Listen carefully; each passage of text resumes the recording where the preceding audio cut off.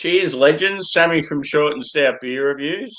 We've got the March edition of Kicks Beers, but we are missing one. So I apologise for that. When I went to Tom's online shopping through Tom's Cellars, I quite often get my Sydney-based brewery stuff from them. And normally I'll buy the whole range for that month. But yeah, for some reason, the pale ale from the series was really popular. You couldn't get it through the brewery, through Tom's, through a heap of other stores. So yeah, I've got 3 out of the 4, and yeah, the reason why it's in the photo, the thumbnail, is I'm having trouble with my phone, so I just pinched that photo off the brewery website. So yeah, you're probably thinking, oh, why has he only got 3 beers and there's meant to be 4? But yeah, bit of a pain in the bum. I hate missing out on one. But yeah, at least it was a pale ale, which doesn't excite me as much as probably the other 3 beers. So they had an ESB, which English Special Bitter. So looking forward to that. It's always cool to get an ESB in like Australia or something different. This one is 5.7%. And then they had a West Coast IPA called Hand in Glove, and that's 6.4%, featuring Nelson Sauvin and Eggers Special. I had that Eggers Special recently. The dog's trying to get up, but he's not getting up for some reason. Come on, quick, up. Oh, God. That looked like the biggest struggle ever. Poor little fella. And then the last but not least is a double dry hopped hazy double IPA called Radio Silence. For some reason, I feel like Radio Silence and Hand in Glove might have been released previously, like they might be rebrews. They just look familiar.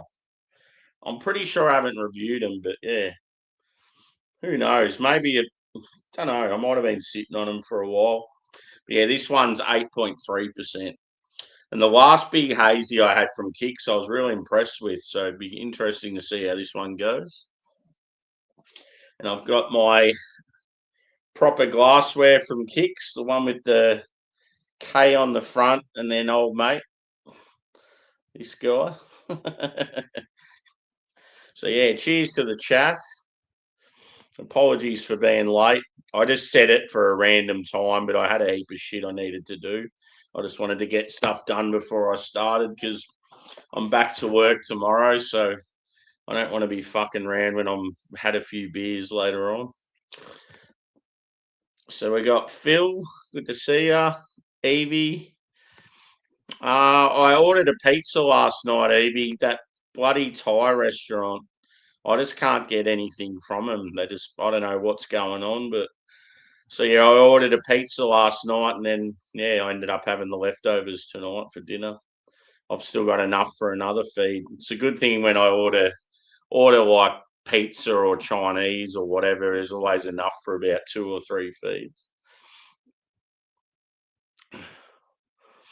Cheers, Lisa.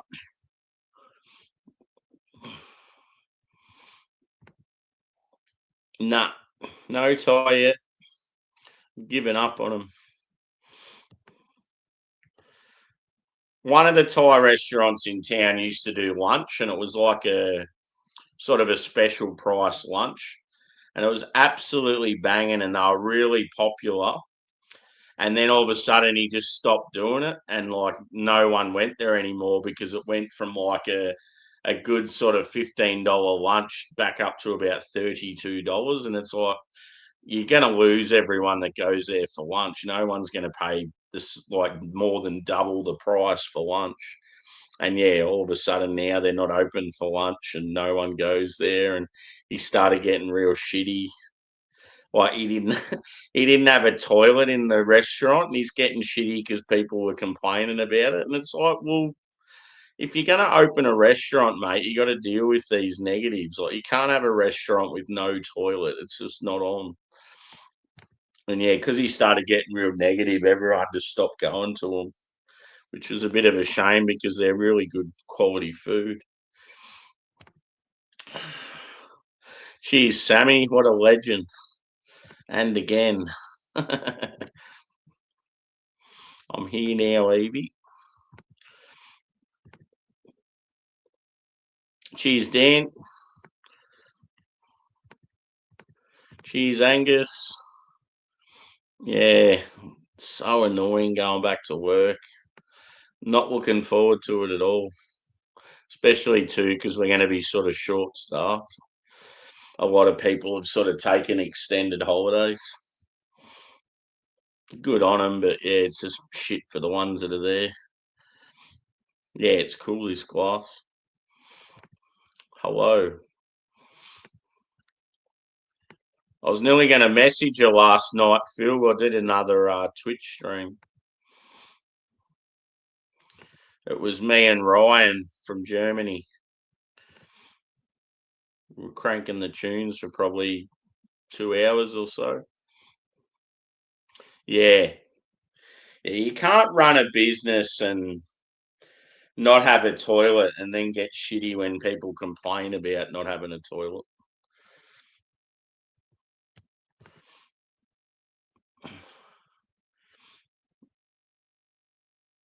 Yeah. Good. Sounds good. Yeah, I'll be going, like, because it's 3 beers tonight, I'll be going for a while. And then I was even thinking if I don't get tired, I might even do a hangout on YouTube after this one, just to see if anyone's around, like any of my sort of English or US mates, like might have a couple of people up. But yeah, just because it's the last night before I go back to work, I just want to be able to sort of make the most of it. I don't start work tomorrow till 1 o'clock, so I could sort of stay up for quite a while. The only thing is, though, is I'll probably get tired. Yeah, afternoon shift this week. It is a good thing because, yeah, obviously, if I was on morning shift, I wouldn't be doing this beer review because I'd have to get up in 6 hours time. It's fucking shit. So, yeah, hit that like button, peeps, and yeah, let's get started. So, yeah, an ESB. Pretty cool that, yeah, they've done an English bitter. So, yeah, this one's called Uncle Keith's Special Bitter. On the back, it says, so yeah, it's 5.7%. Says this special bitter was brewed using Simpson's Maris Otter, DRC, Heritage Crystal, and brown malts. It's hopped with traditional English hops, Fuggles, and East Kent Goldings. So yeah, they've kept it proper. Let's do it.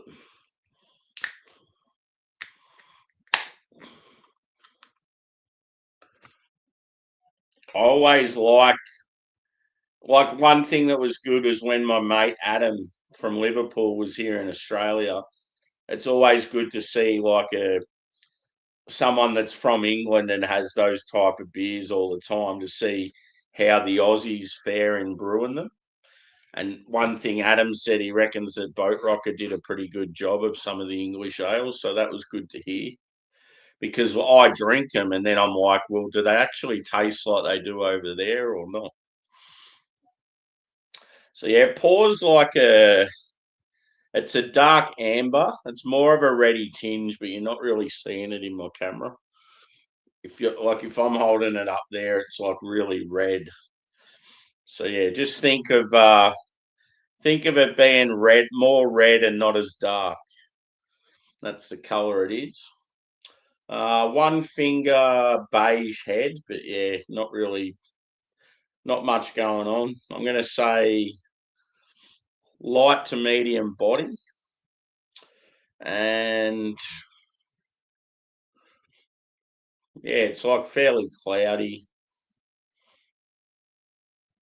Yeah, it looks like an English ale anyway. Red wine. Let's do it. Sweet malt.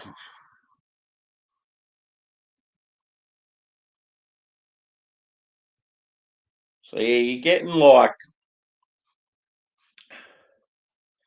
biscuit, like toffee, even like a nutty type aroma.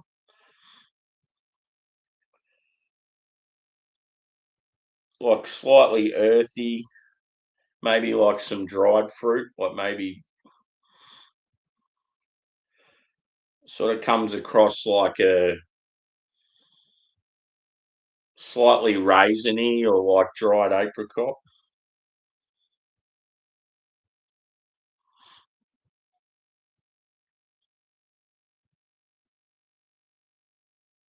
Yeah, it's definitely all about the malt.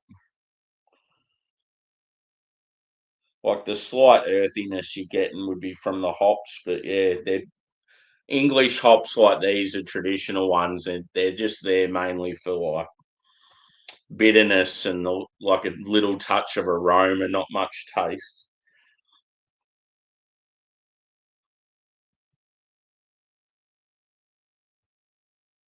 Yeah, it's got like a sort of a honey-like sweetness. It definitely smells like an English ale, looks like one. Hopefully it tastes like one. Cheers, legends. How much should I pour of it? Probably 2/3. I don't know if I'll be doing a cuvee with these three. I could, but it'll taste funny.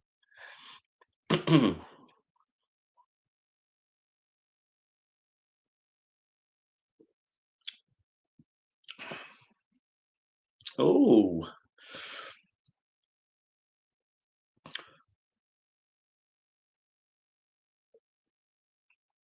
I get like a like I get a lot more sort of toffee caramel than I expected. And yeah, it's got a really earthy, almost like a like that wet soil sort of quality. There's like a peppery note as well.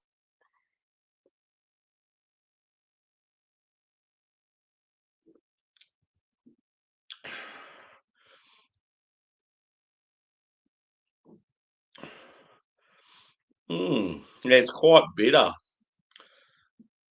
I mean, it is English bitter, but yeah, I sort of it's probably more bitter than I expected, which is a good thing. It's just so different to what I'm used to drinking. That's what's good about it. It's like a refreshing change to have a beer like this. It's just a completely different style to what you're used to. So yeah, I'm just gonna sip away at that slowly. Who else has joined? Ali, how you going? Yeah, hit that thumbs up as Thomas says. Cheers, Thomas. Thomas, do you prefer to get called Thomas or Tom or Tommy? It's one of those names where it's like, yeah, there's a lot of names out there where it's like you don't know whether to pronounce them as is or like me, I prefer to get Sammy over Sam. Yeah, Thomas, cool. Generally, if people sort of prefer to get called something else, they'll normally say. Then you get some people that have real weird names, and it's like, oh, do you actually want me to call you that, or what about your real name?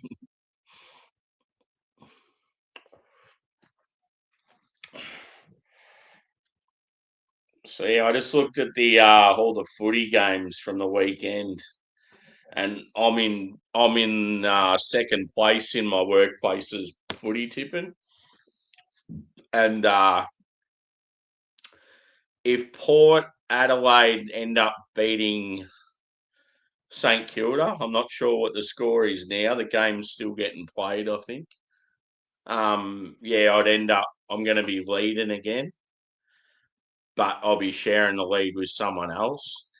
And then if Saints beat Port, I'm going to be second place, and there's going to be a heap of us all on the same score. So I was really hoping Port end up pulling their finger out.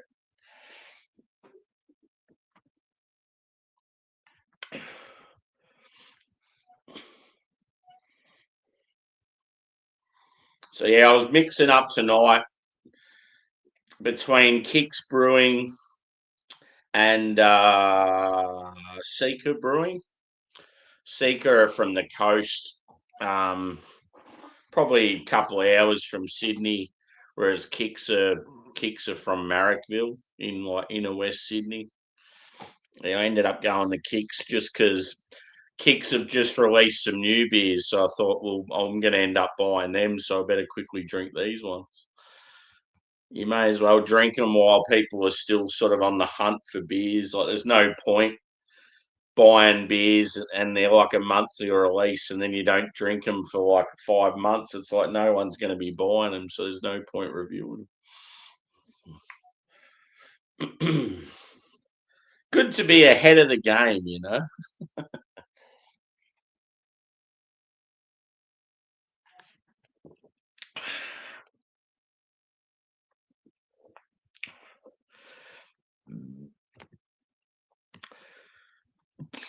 Yeah, it sucks trying to get appointments and all that sort of stuff these days.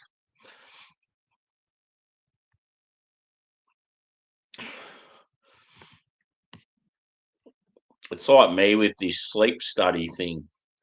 It's been so long since I've been in hospital, and yeah, I thought I would have had the sleep study like within a week or two of coming out of hospital.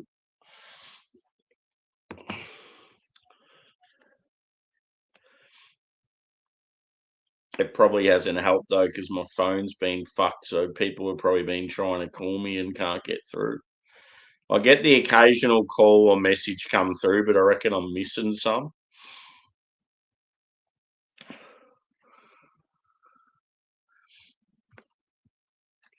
But yeah, I've been feeling all right. I think the fact that I'm on like medication that's helping with blood flow and that sort of thing, I've felt a lot better since.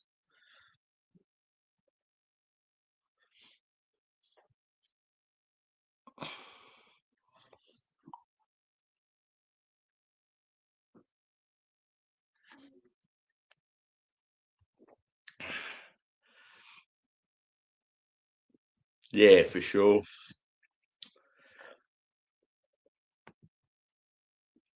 Cheers, mate.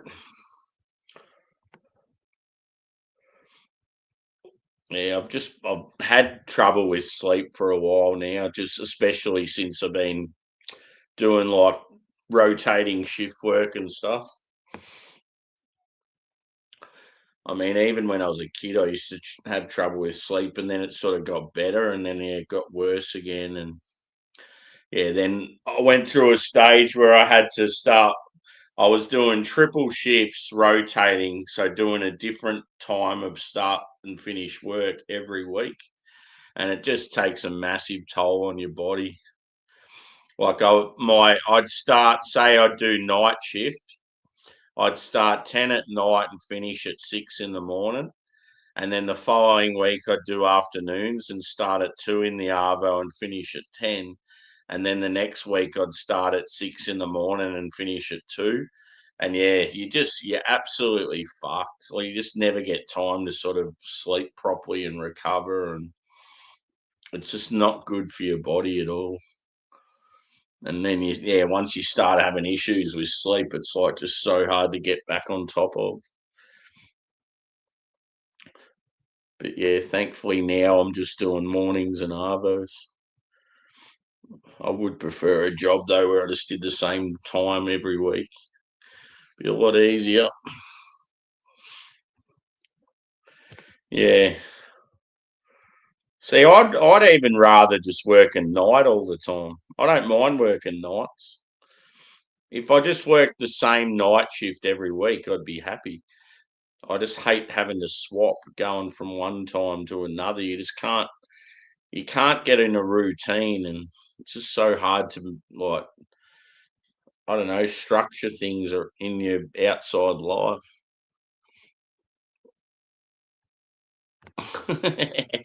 3 days to Christmas. Yeah, pretty much.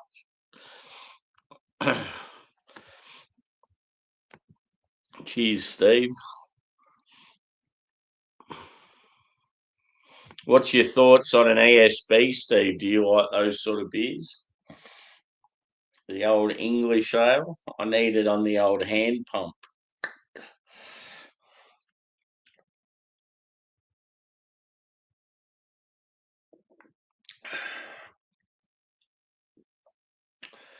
Yeah, I think it would just be a sin to put this in a cuvee with the other two beers at the end. I just think it would be like vomit material. It was like last night when I put the red ale and the saison together with the two IPAs. It was like, oh god, that was rough. Took me forever to get through the rest of those beers because they were all like 8% and that. It was like by the time I finished them, I was like, I'm drunk. I need to go to bed. Yeah, for sure.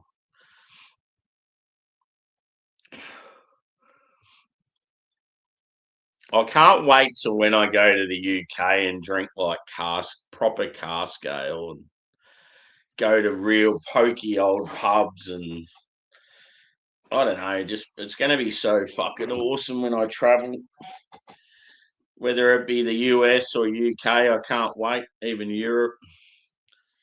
I'm just like, yeah, it's just great to have developed so many friendships with people on here and all these people are like, nah, when you come over, you're not getting accommodation, you're staying with me. And then they're like, no, you're staying with me. No, you're staying.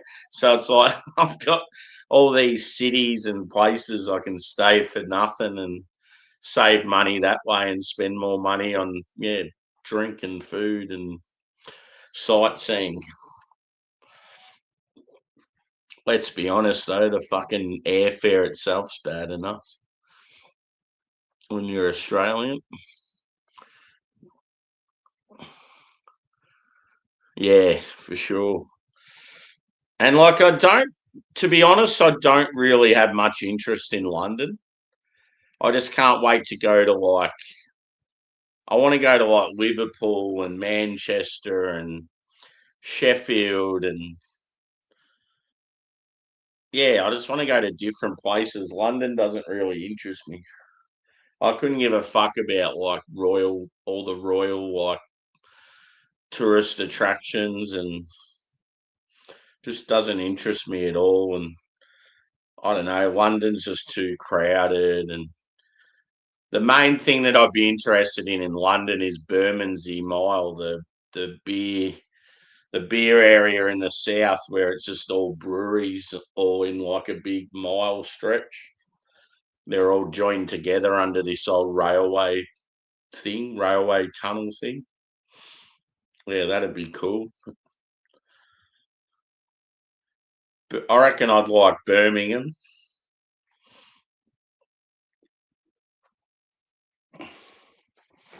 Got to go to a couple of games of football while I'm over there. But yeah, in the US, so yeah, obviously in England, I sort of want to go to cities that are all around because England's a smaller country. You can sort of do that. But US will be hard. But yeah, I don't really have much interest in places like LA and Vegas. Like it's more, I'm sort of more, I'm looking forward more to the other side, the northeast, like New York, Chicago, Boston, Philly, those sort of places. So I feel like I could do probably most of them.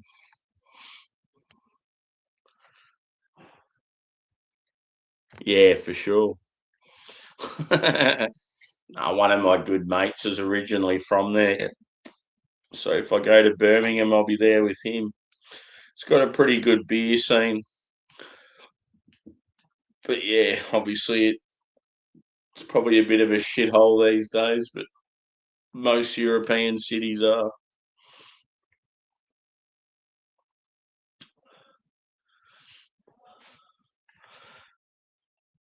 the fucking UN and the politicians and that, they've just completely fucked the world up. All these cities that had this great, I don't know, great traditions and history and just certain things, it's not going to be the same anymore. It's a real shame. It's a shame just watching people traveling through Europe and how much some of those cities have changed.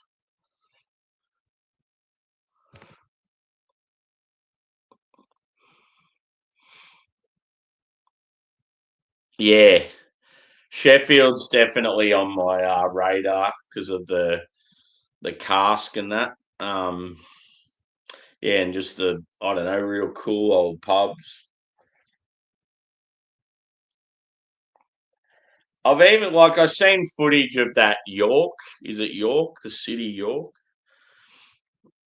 Like just everything's real old and pokey and dark, and yeah, there's that one real known beer place that people go to, and you go upstairs, and I don't know, it just looks fucking amazing.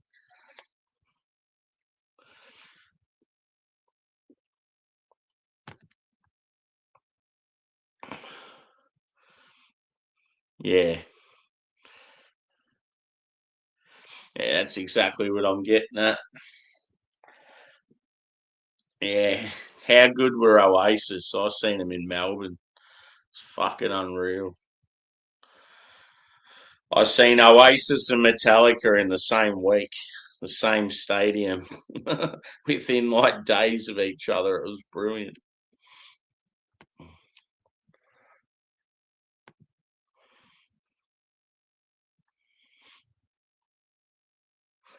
Yeah, all this bullshit, like in London, how there's certain areas they're not letting you walk your dogs and all that. It's like, fuck me.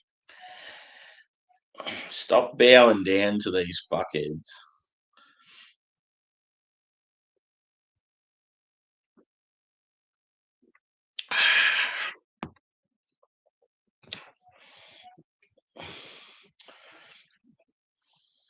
If I was walking my dog through an area and got, or should I say dogs, if I was walking my dogs through an area in like near where I live, yuck! Did you see that? A big fly in front of the camera. It looked like a fucking pterodactyl.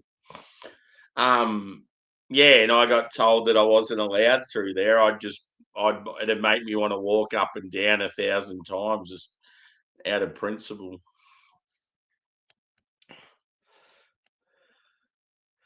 Yeah, don't even get me started on the statistics of sexual abuse at the moment. I had a look at that the other day. There was a very interesting graph. They listed particular countries. They had 3 different years. Every single country was just fucking astronomical rise from like 10 years ago to now. And the one country where it had actually leveled or gone down was Hungary and Poland were both, they were the two. And it's like, oh, I wonder why that is.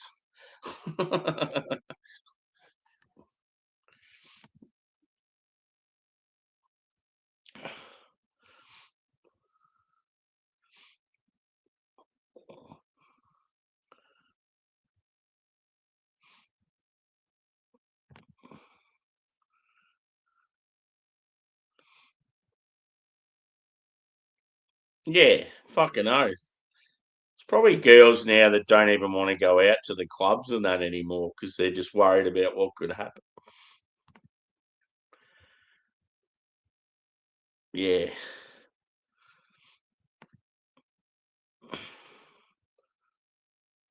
As I was saying in a stream the other day, if I'm somewhere and I see, like, if I hear a girl screaming for help because one of those fuckers is like trying to get her, I don't, I would put my life on the line. I'd go over there and just absolutely beat the piss out of the person.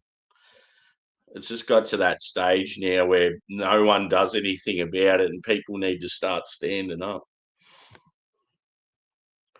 Cheers, Drance. Good to see you, bro. You having a beer?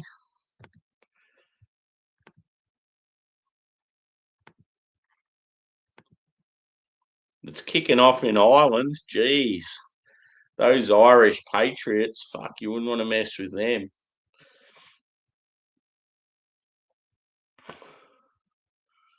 Yeah, Boston's one of the main cities I want to visit.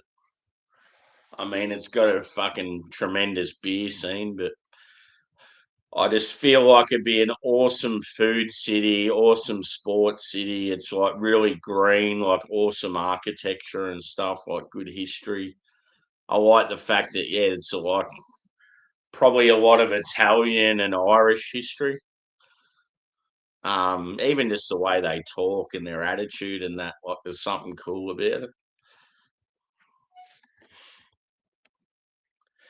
But yeah, I've always just wanted that moment where I can go to Treehouse's original location and just sit there up on the hill, just looking down towards the building, just smashing Treehouse beers and going, how fucking good is this?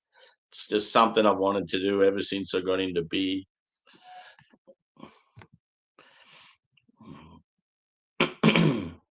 Cheers, Angie.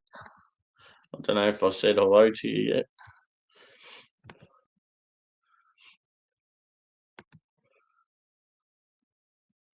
So yeah, hit that thumbs up if you haven't already, legends. I'll finish this one off and we'll go on to the next. Every now and then we sort of have that little shift towards our political rants, but yeah, I'm trying to sort of try not to go down that path as much. It's just so hard in today's world. There's just so much shit going on, and it's like, how can you not talk about it? Yeah, for sure. And I can have your 3 allocated paws.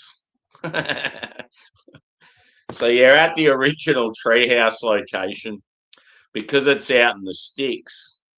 They've got this thing where they don't want drink driving to happen and people to be unsafe, and yeah, they want to be responsible and that. So they've always had this thing where if you visit the brewery, you can buy a certain amount of takeaways. You can probably buy as many as you want. But if you're going to have a beer at the facility and chill and stuff, you're only allowed 3 pours. So, yeah, you could just imagine someone like me. I've gone all the way from Australia. And it's one of the main things I want to do. I get there and they're like, no, you can only have 3 beers, mate. I'd be so disappointed. So it's like I want to go with other people that either don't drink or I don't know, just somehow be able to have more than 3 beers when I get there.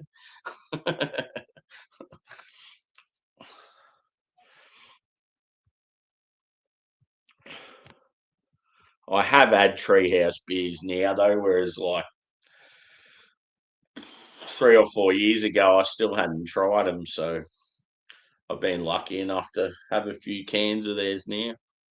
Got quite a few up on the channel. Yeah,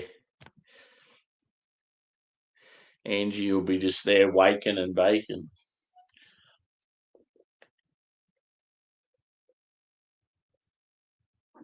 I've always wanted to try a treehouse stout.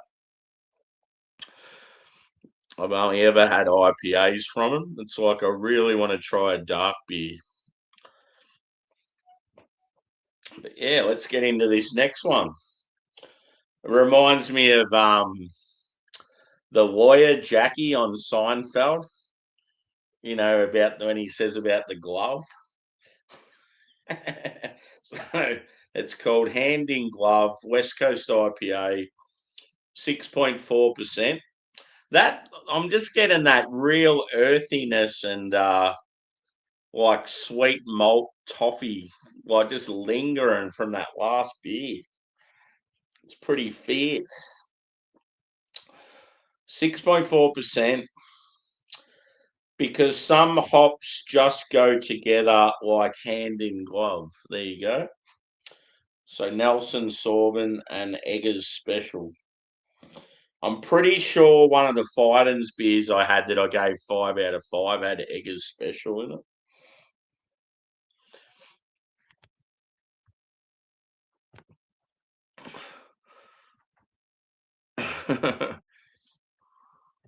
I can't even remember what I said. Beautiful people, hit the like. Yeah, hit that thumbs up, legends. Yep. I'm thinking about maybe doing a hangout on YouTube tonight. But yeah, it's that sort of thing, Angie. By the time you get home, I'm long done.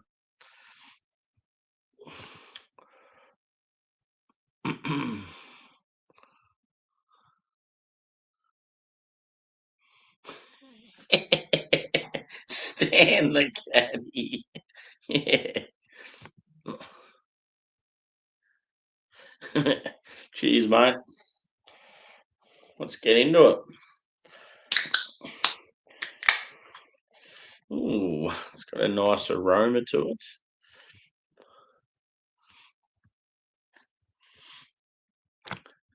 Get some Thai food, Angie, and deliver it to me because I can't even get it in my own fucking town. It'll be a surcharge of about $20,000 to get it from where you are to my place. Just as long as it's still warm, still fresh. I would like a spicy Thai curry, a pad Thai, some roti with satay sauce, and a couple of Thai beers to wash it down.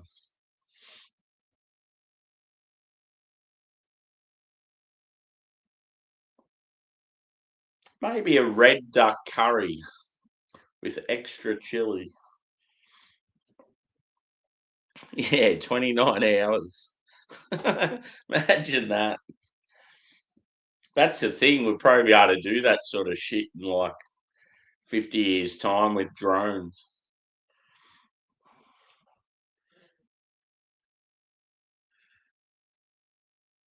Here you go, sir. Your fresh treehouse. Just brewed yesterday.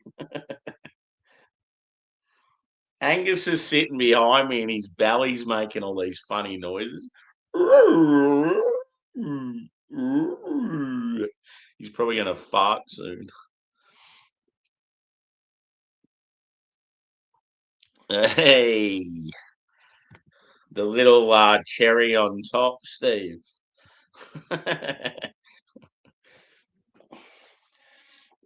Okay, so I've poured this bad boy. Let's just stop looking at it and talk about it. Looks nice.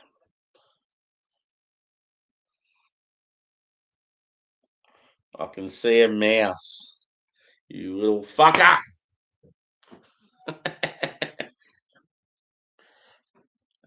I'm gonna get them all tomorrow. They're gonna be gone.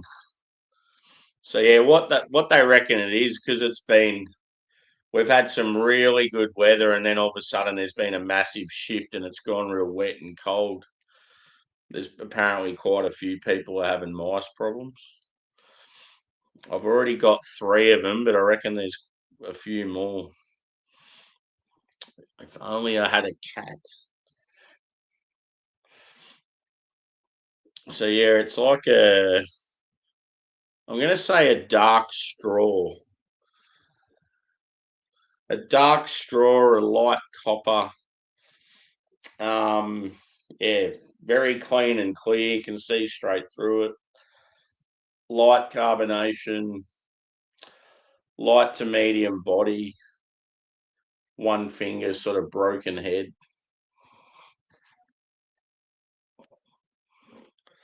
Okay, let's go a whiff. Actually, doesn't have much of an aroma.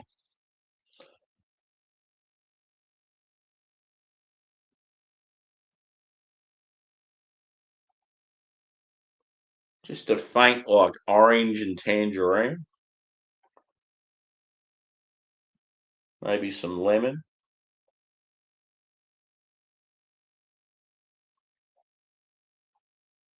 Yeah, maybe a touch of pine.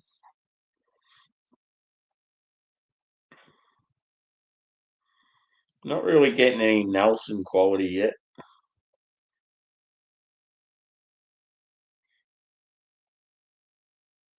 Yeah, it's very subdued, the aroma on this one. Cheers, Lisa.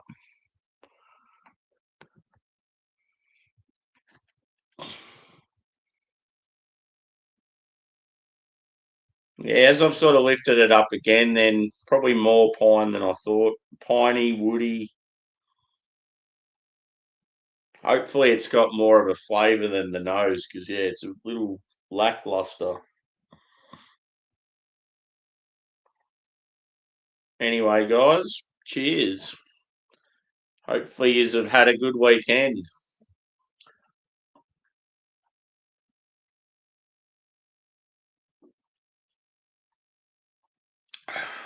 Ooh, baby.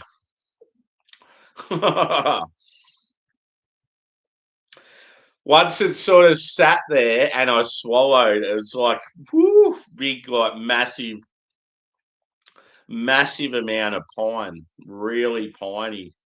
Exactly how I like it. You're getting a touch of white wine character as well, some white grape. It just wasn't there on the nose.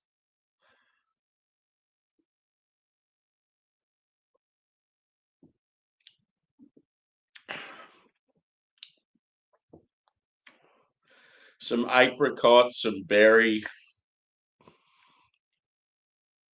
maybe even some like passion fruit as well. There's a tartness there. It's really dry beer, like dry as bone dry, as they say. Like when you get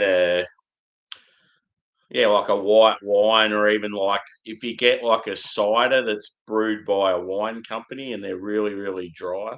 That's sort of what it reminds me of.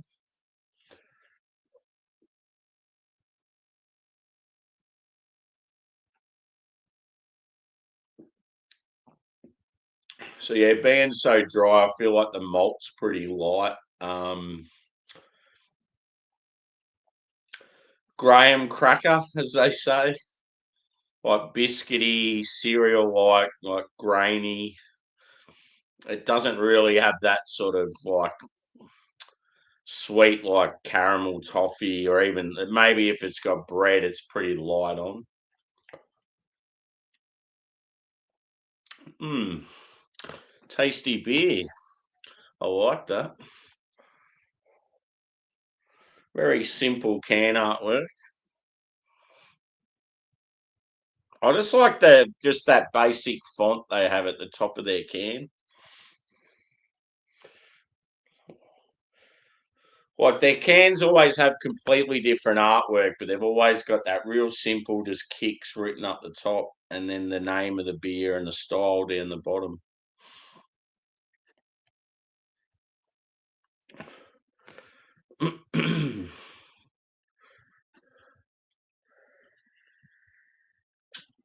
I put a poll up the other night, but we didn't really know how to work it. That sounds dodgy. I put a poll up and we didn't know how to work it, like we're strippers. Like as in a poll that had how many beers is Sammy gonna drink tonight? And it had like 1 to 6, 7 to 12, or the whole case. But yeah, we didn't know how to set it up so it actually you could select it. So it just sort of sat there and no one could even do anything on it. So I'll have to work that out. It'd be funny to just put these random polls in the streams every now and then.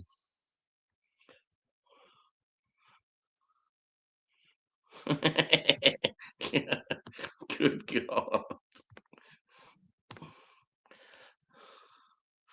Colonoscopy. That's a fun word to say.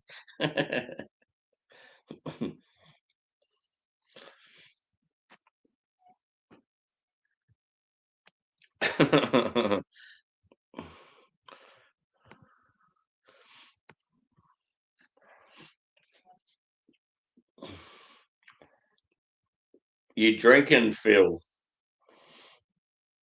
Probably on the. Actually, I'm going to guess that you're. What time is it there? I'm going to say that you're drinking a tea or a coffee, deciding what you're going to have for lunch. Ah, there you go. You're onto it early. Having a sesh.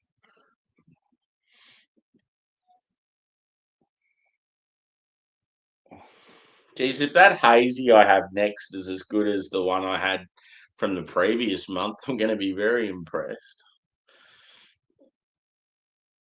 I sent a I don't know if you guys can remember when I did the two bracket West Coast IPAs. Remember, I had the one that was dodgy and I didn't drink it. I cracked it. The crack was real weak. I poured it and it was like a real dark brown. And then remember how I smelt it and drank it and just knew it wasn't right.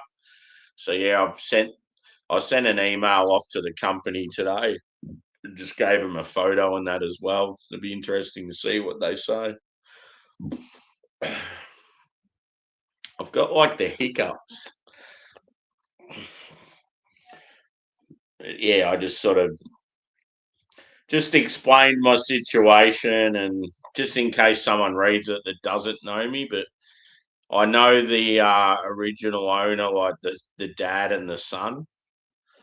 Um, so yeah, I just pretty much wrote, "Hey guys, Sam from Victoria, one of your long, like one of your original Victorian customers, sort of thing.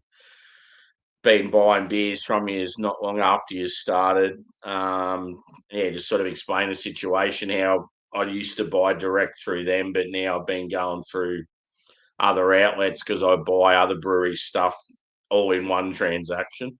It's just easier for me to have it sent that way and stuff. And yeah, I just said how I bought the recent 6 beers from them, and the other 5 were all good, like all great beers, and but I got the one beer that wasn't right, and just explained like how I poured it and knew it wasn't right, and then tasted it still, and it tasted like wet cardboard. So yeah, I'm pretty sure they'll either send me another one back out, or they'll send something similar, or they might even just go, "I will give you a refund." They're generally pretty good with that sort of stuff because you're doing them a favour, you're letting them know when their quality's lacking, and but yeah, they definitely want you to include photos and that sort of stuff because they don't want people to take the piss, but also they want to get on top of whatever the problem is. So if they can sort of see a photo and see what the go is, I just said out too there wasn't any damage to the can. Sometimes the can will be fucked, so that's why you sort of know that something's happened to it. But this just looked like it might have had a slight, maybe a slight sort of air leak in the seal or something. It just, yeah, I just knew it wasn't right as soon as I poured it. Just had that real dark color and there was no carbonation. I'm like, oh no, like I was really looking forward to that beer too. And that's what I said in the email. I was just like, oh, out of anything, I'd prefer that you could just give me a replacement because I still want to try the beer.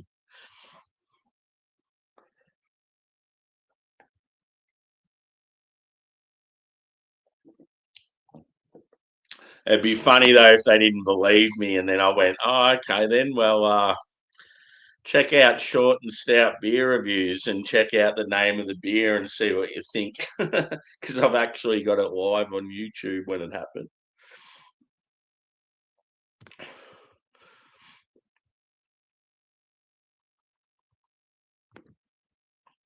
Double lunches, you greedy boy.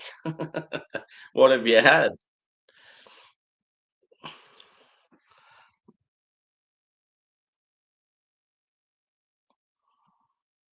Yeah. Yeah, sometimes they'll go, oh, yeah, what we really appreciate your feedback. We apologise for what's happened. We might have had a couple of issues like this in the past. And then they might be like, "Oh, we can't get you that beer. We're out of that, but we'll send you a couple of the next edition or something."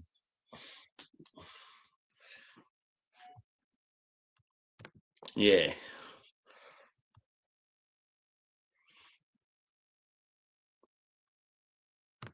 Oh, cool. It's gone past barbecue weather here. If you cooked up a barbecue tonight, you would have got absolutely drenched. Yeah, boy. You been live? I'm guessing on fucking TikTok again. Always know when you've been on TikTok or something because you don't see you for a while and then you just sidle on in. Sidle on in at 10 p.m. My man.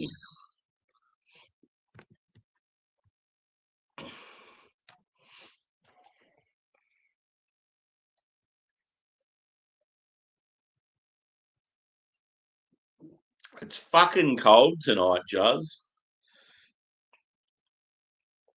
Tonight may be the first night I crank the new the new unit. I've obviously cranked it once when it was warm to cool down, but this might be the first time I use it for heating. It doesn't help because I had the back door open for so long. I only just closed the back door, so it's fucking freezing in the house.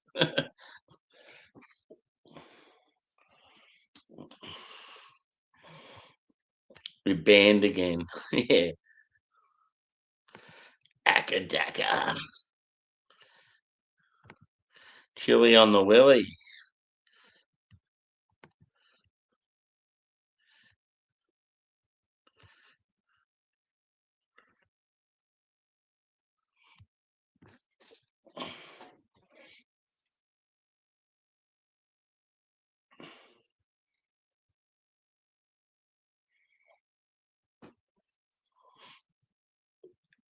I don't want to go back to work.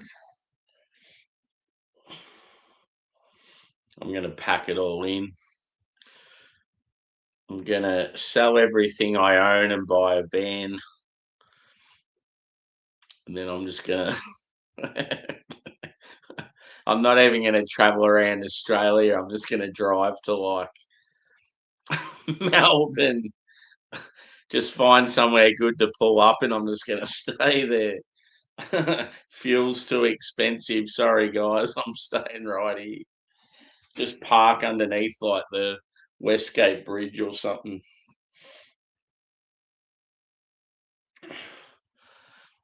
I'm on a brewery called Kicks, one of my favourite Sydney breweries. It's actually their March release, so I'm a little bit late. I only had 3 out of the 4, so I'm just drinking them tonight. I've also got Seeker's March beers, so I'll probably do them during the week. Yeah, I've got to get Kicks' new ones. I've got so many beers coming in the next couple of weeks. Just stuff that I've ordered over the last few weeks, and there was a couple that were like from donations from people. Um, yeah, one of my good American mates, he gave me a pretty massive donation, but yeah, we were talking about some beers and he wanted me to get them, so we put it towards that. They'll be coming in the next few days. Then there's a Perth brewery that I've just wanted to try. They had a bit of a discount on their stuff. Freestyle Brewing, they're called. I was recommended them by the guy down in Tassie.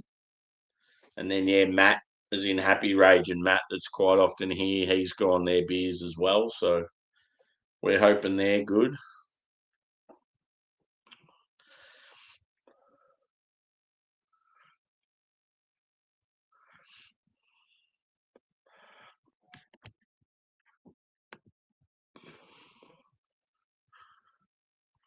Cherie said to say back, you're dead to me.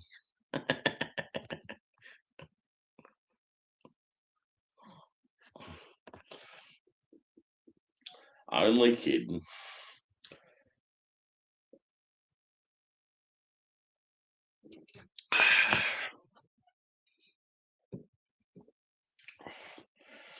So I reviewed another Fidens today around lunchtime.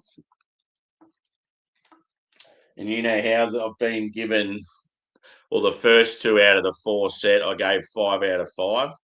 Today's was really good, but just not quite as good as those others. So yeah, it's 5 out of 5, 5 out of 5, 4.8 out of 5. So yeah, it'll be interesting to see how the fourth one goes. And all it comes down to is just the hops. The flavour from the hops today just wasn't quite as punchy, and it just had this very, very faint booze taste. So yeah, it was like I still rated it as a really, really good beer, but yeah, I just couldn't give it a 5. It just wasn't quite as good as those other two.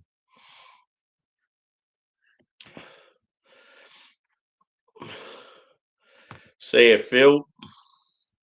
Phil's going for a Tommy Tank.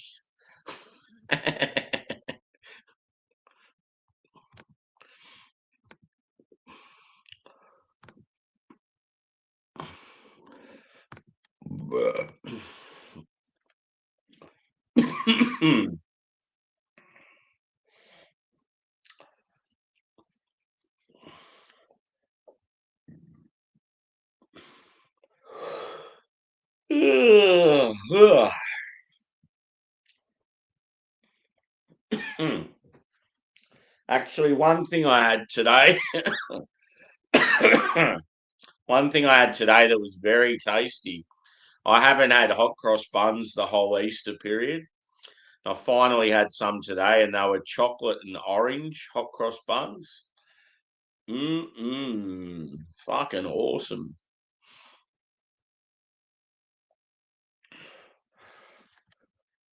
It was like Jaffas in hot cross bun form.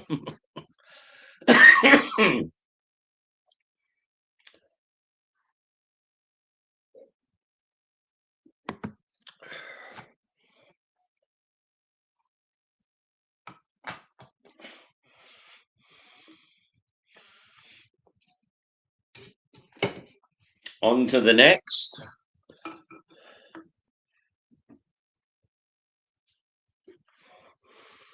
Radio Silence. Pretty cool can artwork, like the old school radio. So this is a double dry hopped hazy double IPA at 8.3%. And it says, for this double dry hopped hazy dipper, we teamed up with the wonderful folks at Ryefield to showcase a couple of their star hops, Up and Centennial. Up. It's it sounds like a rural town in like Western Victoria where like they'd have shearing competitions and the guys like chopping the wood and stuff.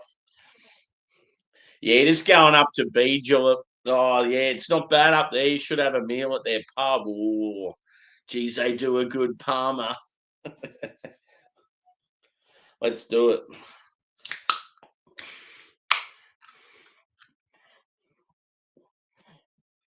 Yeah, it's cool. What song do you reckon to be playing in that radio, Evie? Red, red wine. Nah, it looks like it'd be something real old school, like you ain't nothing but a hound dog. Crying all the time. This looks fucking brilliant. Not going to lie. Cheers, Joey. Yeah.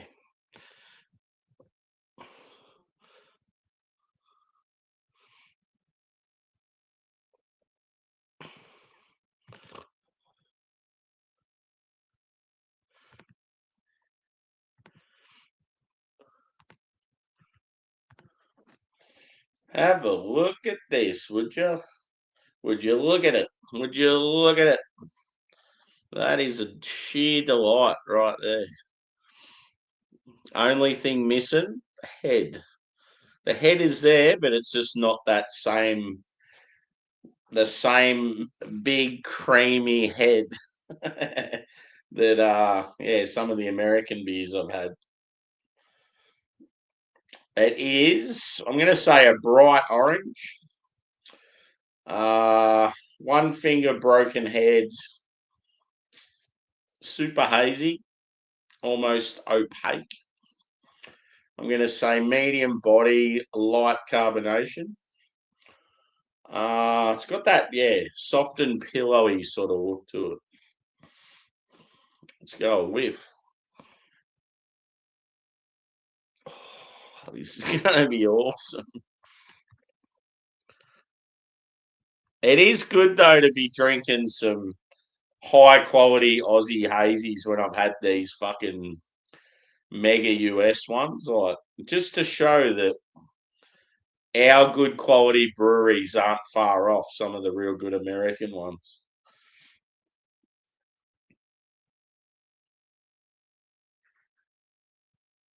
Cheers, knuckleheads.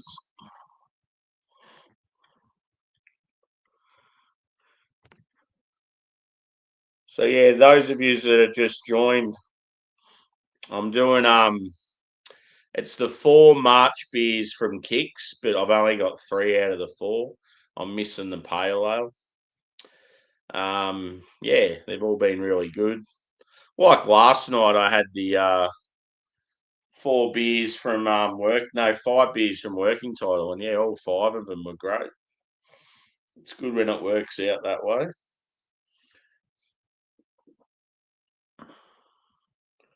So yeah, this is the third one now. I've had about a half of each can so far. The first one, Craig, was an ESB, which is pretty cool. It had all English malt and then like Fuggles and East Kent Goldings. It was Maris Otter DRC Heritage Crystal and brown malt, and then hopped with traditional Fuggles and East Kent. 5.7, called Uncle Keith's English Special Bitter. There's a lot of breweries here, dude, doing English style ales, and I feel like they're doing a pretty good job of them.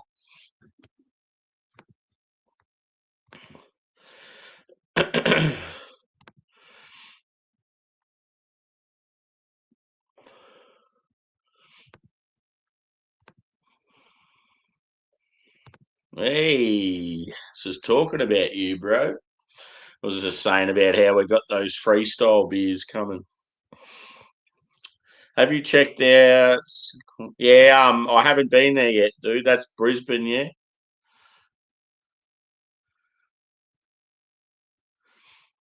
Oh, okay. So they're good for beer orders. Yep, I'll keep that in mind. It's probably a good one to if I want sort of working title and range and some of that stuff when I can't get it. I have found quite often with working title, I miss out on a lot of their stuff. And also, I used to only have to pay $8 Australia wide with working title. And now I've been decided that I'm a remote location. So all of a sudden it's gone up to like nearly $30 delivery. So I can't afford to buy through them now direct. I'm not paying $30 for a fucking beer delivery. It's ridiculous.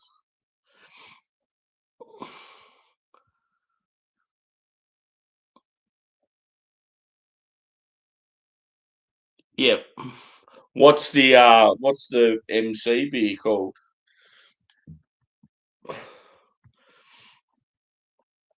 I've got that big order coming from Mountain Culture this week.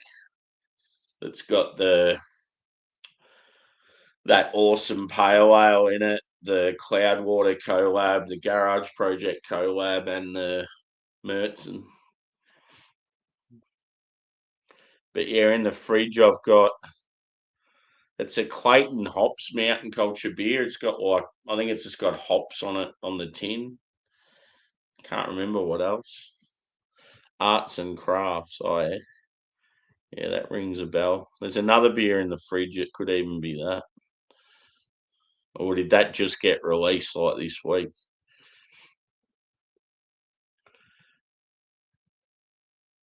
Stereo MCs on the show a while back.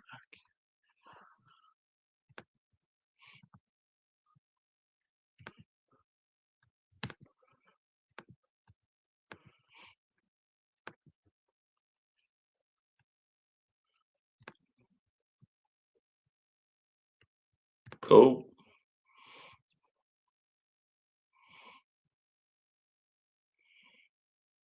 Your ears were burning.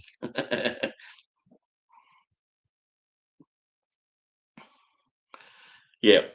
Hopefully they've got like an Australian wide price for delivery, and then I'm right then. Yeah, when I went to Brisbane and did all the beer scene, that was one of the places on my list. And I went there and they weren't open. They were due to open in like, I got there a little bit early on like a weekday or something. And it was the only time I could sort of go there. So it was a bit disappointing. But then one of my mates was in Brisbane not long, maybe about a year or so after, and I told him to go there because I was like, I missed out. Let me know how it goes, and he's like, yeah, it's real good. They have a lot of events there, sort of a bit like Carwyn Cellars in Melbourne.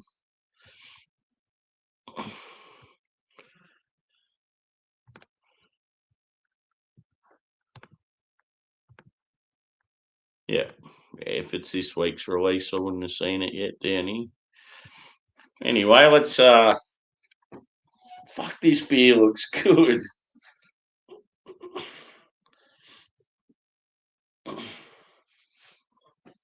Let's have a good old whiff, shall we? So here's a hop if anyone wants to research it. I know Mersey Beers normally likes looking something up if I'm not sure about it. The hop is called Beedelup. Beedelup. I have heard of it, but I know nothing about it.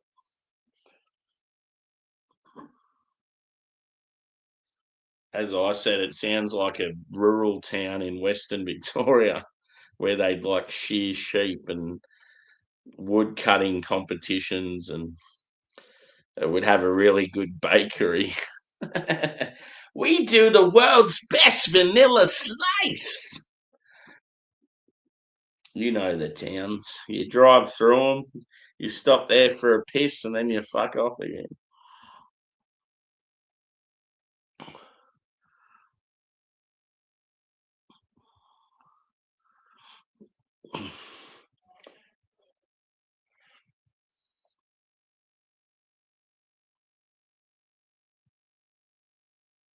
I'm getting like mixed berries, like blueberry raspberry. It smells really good, like really sweet and juicy and tart. But yeah, it's like real confusing.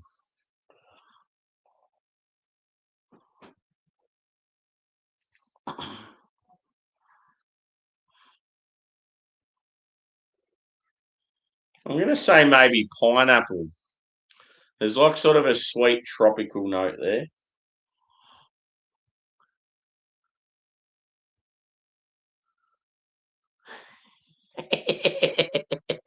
Exactly. You've nailed it on the head there. It's like, nah, you don't see any crime around here, brother. We all look out for each other. Old John there, he's got a house full of guns. You don't want to fuck around here. And then they've got like a football team, and everyone's left their town, all the young ones, and the football team's just made up of all these random like overweight dudes that used to play like in Geelong or somewhere like 20 years ago.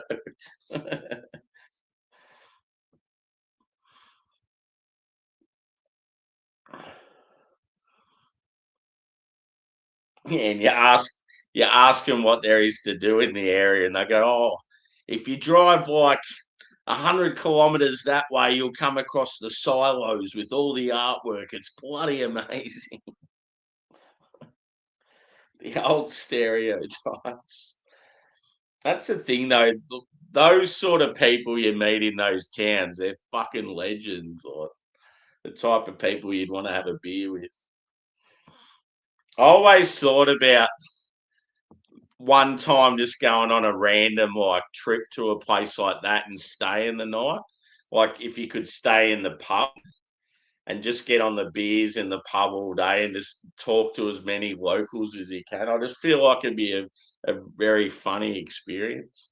Imagine filming it like that would actually make for really good videos, actually, if you just said like a Sunday session St. Arnold, Victoria, or something like that, and you turned it into a series where you went and hung out with the locals in different towns. Fuck, I might be onto something.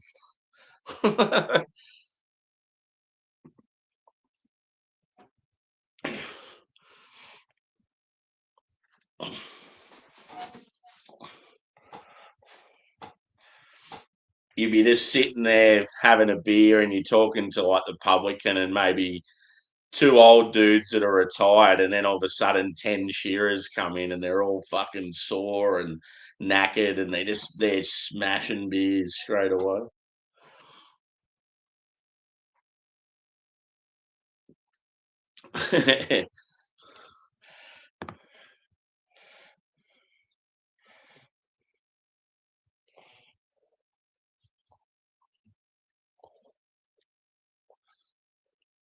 One thing you don't want to see these days is two Aussie guys going at each other. We need to be side by side.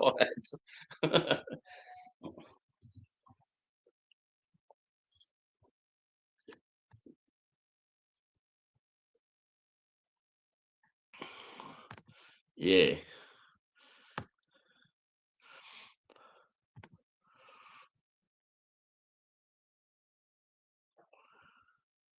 yeah,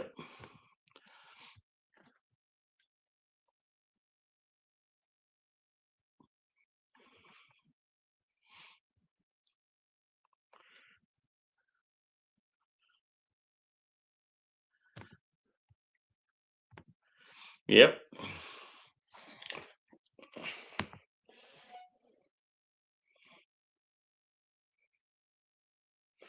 You wait, Joey. You wait till the shithole our country becomes in about 50 years.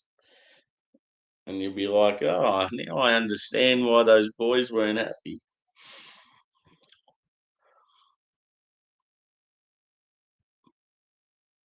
Fuck, this beer smells good. I need to drink it. So what am I getting? I'm getting berry.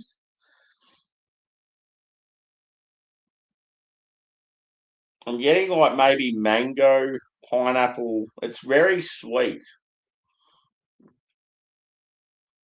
like bready, biscuity.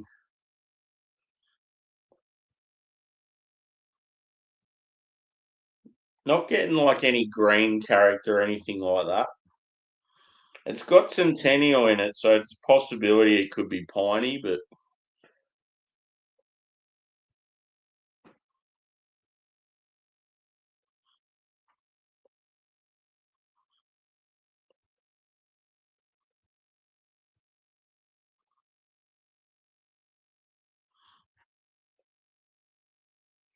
people don't realise how close Australia is right now. Not really. We're fucking miles away from anything. Oh, we are close to Indonesia, which is Muslim, but it's not that with us. It's not dodgy immigration. It's the ones they're actually letting into the country legally.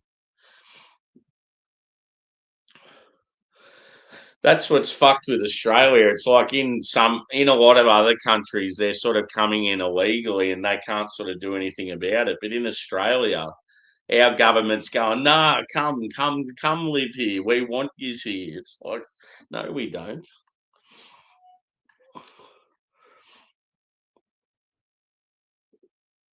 Yeah, I feel like Australia would be one of the hardest countries to sort of enter illegally. It's fucking in the middle of nowhere.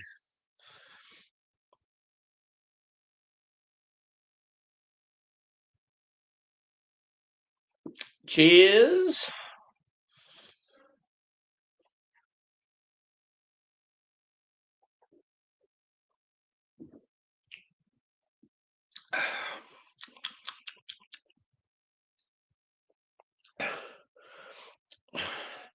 Yeah. And if you don't like the way the new Australia is, maybe you need to move country. I'll never forget that guy, seeing that guy on Instagram. I just wanted to crush his little neck. Some Indian guy telling Australians that they need to work harder, and if they don't like the way the country's going, well, they need to move. Whack.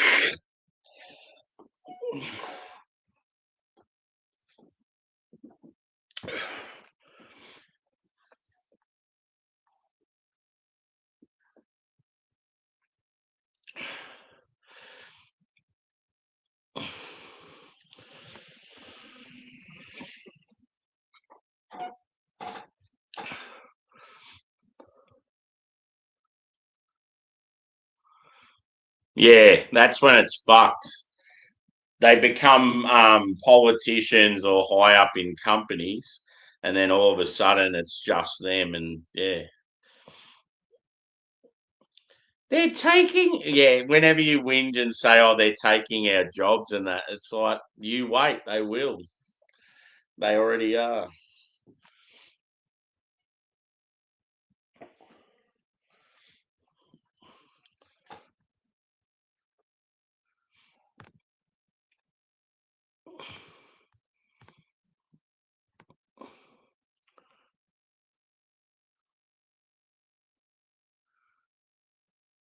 Yeah.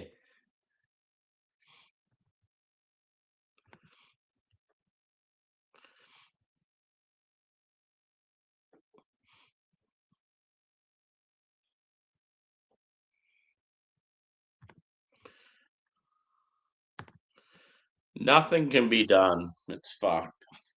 When your own government's the one that's calling the shots and you've had your guns taken away from you and you can't even, your free speech is out the window. It's like, what can we do? As soon as you go to attack them or anything like that, you're fucked. Like, yeah, there's no capable way of us to win. We just got to bend over and take it.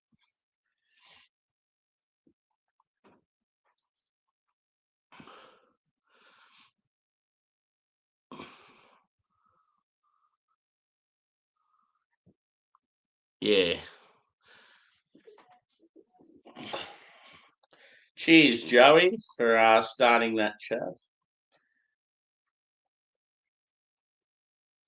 Back to the beer.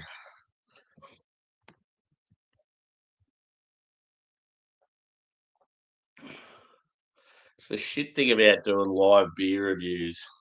Someone talks about something and it's like it just shifts the whole thing.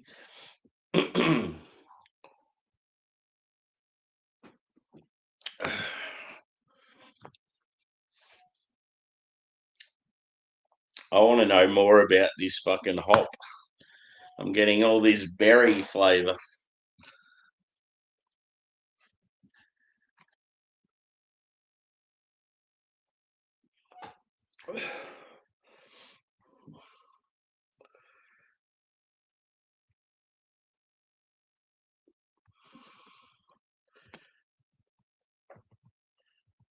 It's because you don't drink.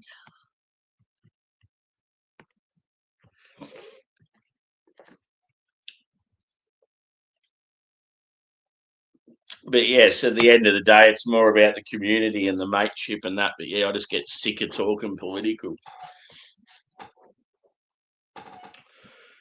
If you want to talk political and I'm not in the mood, go do it somewhere else. Because it just makes me fired up and angry because I just hate the way that's going. There are some days I don't mind talking about it, but just, yeah, it starts to get to a point where it's like every fucking stream.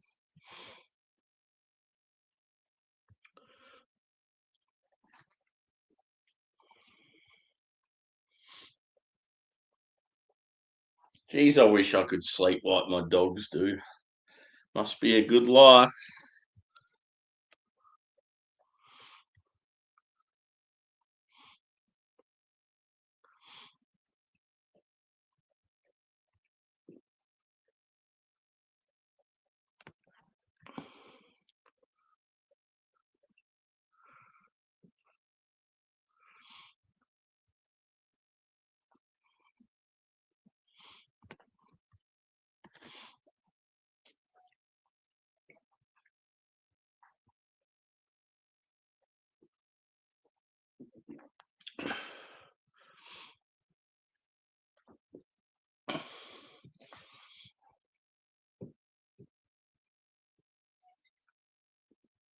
Oh, I don't know where to go now.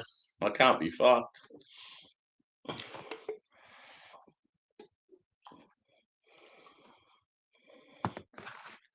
Twitch music. It's like I just want to tune out. I don't want to hear about it. Do-do-do-do-do.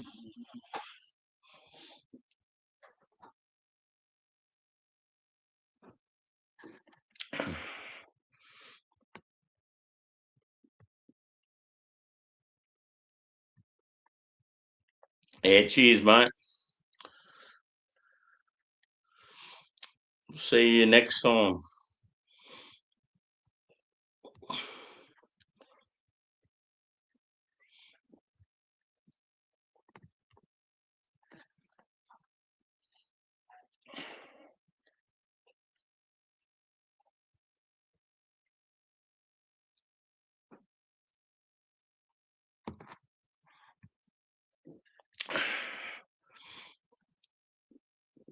I reckon out of the three, I'd go the Westie. This is good, but it's got like a funny sort of, I don't know, like a tartish flavour to it. Tarty boy.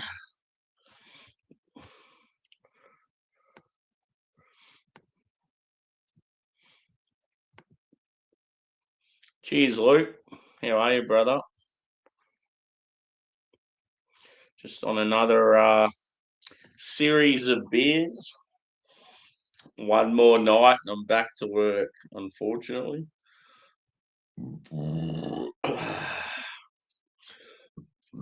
How's your weekend been?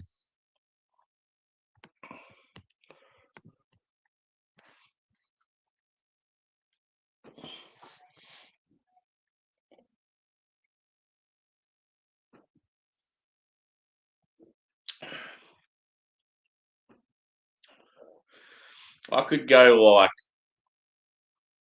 a big bowl of nachos or something right now to be great. Something with a bit of spice to make up for my craving of Thai food that's been going for about 2 weeks.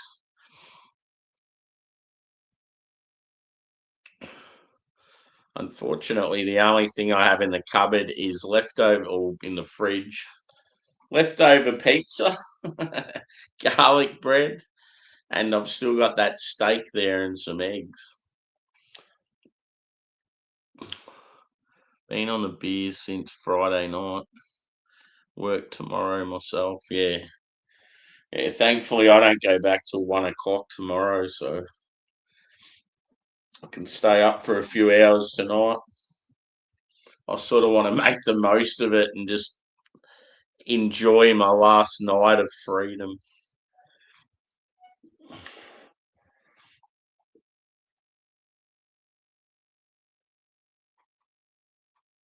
No, I'm not eating the pizza because I had it before. I feel like more of a snack sort of thing. Actually, what time is it? Yeah, I thought I might be able to get something, but it's too late. I just feel like a bloody yeah, like a lighter sort of snack. Give it to the dogs. As if I'm going to give the pizza to the dogs. It's still worthy of eating myself. I'll be smashing that pizza in the morning. That'll be my brunch before I go to work. Cheers, Jimmy.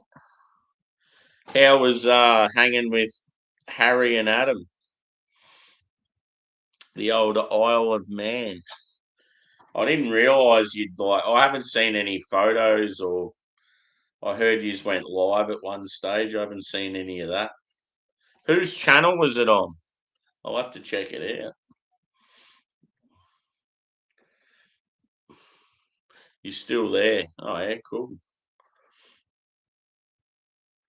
Yeah, I had no idea what was going on. I just heard you were going there. I didn't know how long for. Or... Cool, dude. Taking boat to Liverpool shortly. Awesome. So are you staying in Liverpool for a while, or? Cheers, Bill. Yep. Yeah, I'll have to check it out. It would have been during my night time. Someone, I think both of them were trying to ring me or message me or something. It's like it's the fucking middle of the night, you dumb cunts.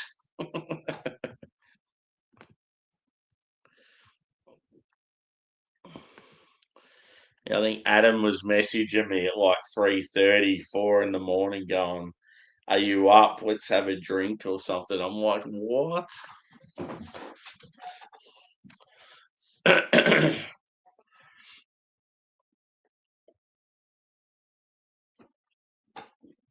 Good to see us hanging together.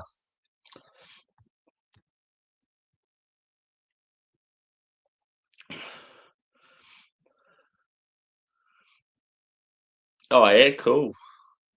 That'd be interesting. All of yous going there, or it's quite the trip.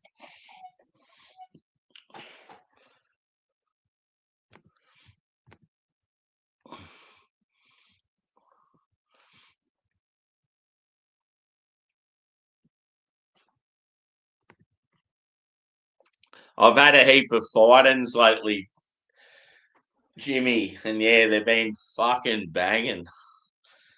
But that's the thing. It's like I want to try other styles from them. They're, I just feel like you only ever sort of see the hazies, and it's like I really want to try some like a stout from them or a West Coast lager. Not so much, just due to your awesome review back in the day.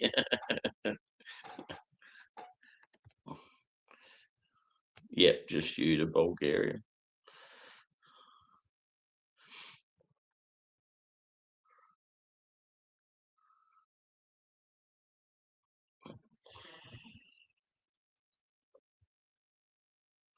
Yep.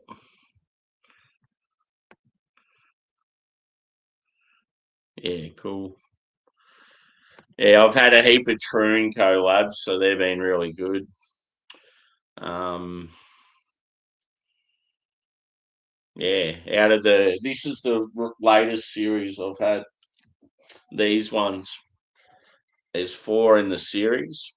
It's Parliament, Congress, Wisdom, and Stare. So far, I've had Parliament, Congress, and Wisdom. I gave Parliament and Congress a 5 out of 5 and Wisdom a 4.8. So that's how good a quality they've been. There's been some other stuff I've had from them. An Eggers special, I gave that a 5. and then a couple of others that were really good, but then there was some that were a bit too boozy. You know, sometimes you get a triple IPA and it's too much.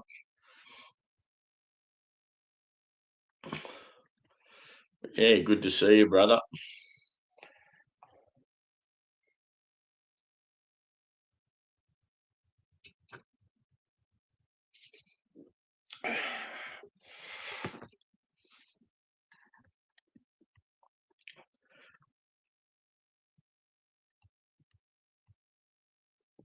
It'd be unreal if I could get some fight-ins around the time you get them. I always tend to be able to get some really good US hype stuff over my Christmas time, but yeah, the rest of the year, most of the American stuff's more through stores and not quite as hyped. A lot of the, obviously, the fight-ins and the treehouse and the brew hosts and all that sort of stuff I'm getting is more sort of like black markety type stuff.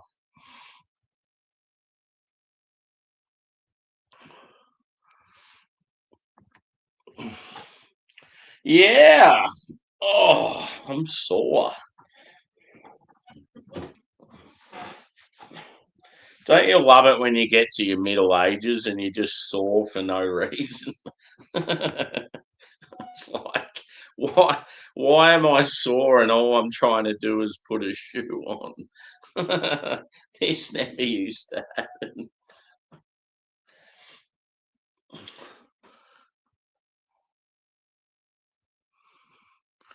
Yeah. Do they have laws against selling booze on Sunday in Australia? Only you're not at 9 a.m. every other day of the week. Sundays 10 a.m. That's the only thing I can think of. So yeah, if you go to a place that sells liquor, you can't get it till 10 on a Sunday, whereas every other day it's 9. Northern Territory, they're different again though, because of the Aboriginal population. They have some pretty harsh restrictions up there. Even just normal like Saturdays and stuff, there's only certain times of the day you can buy alcohol, and you're like restricted to how much you can buy. And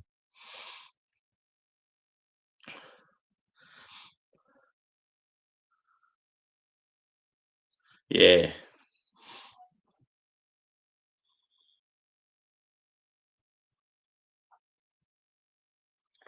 one thing that always sucks in Australia, especially in like country towns and that, it's really hard to get alcohol in like different hours. Like you'll get shops that are open from like, I don't know, midday through to about 7 at night, and then it's like you can't. It's really hard to get a beer sort of at night time, which is fucking ridiculous because that's the time when most people want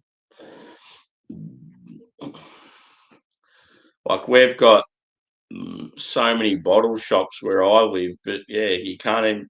You finish work at like 8 o'clock at night, and you can't even get a beer at fucking 8 o'clock. It's so stupid.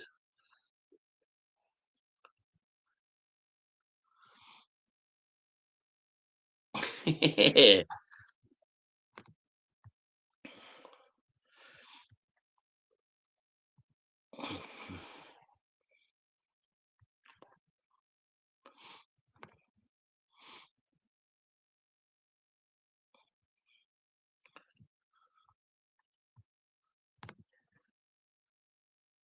yeah,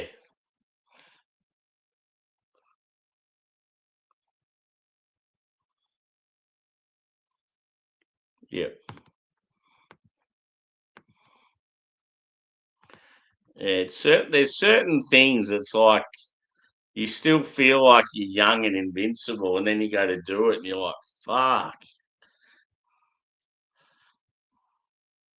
Like I couldn't get over when I got out of hospital, and like obviously because of the fluid and all that, I could barely bend my fucking like my hamstrings and calves and that like I normally would. And I just remember how hard it was just to put my work boots on and all that sort of shit. And I'm like, fuck, I don't want to get old. This is fucked. Like, just to put my work boots on, I was having to get in these real awkward positions just because it was so fucking awkward.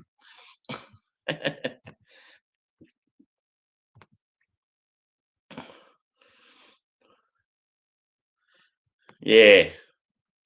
I don't know. I just feel like a lot of cities and that in other places, you'd be able to walk into a store at like fucking 1 o'clock in the morning and get booze. But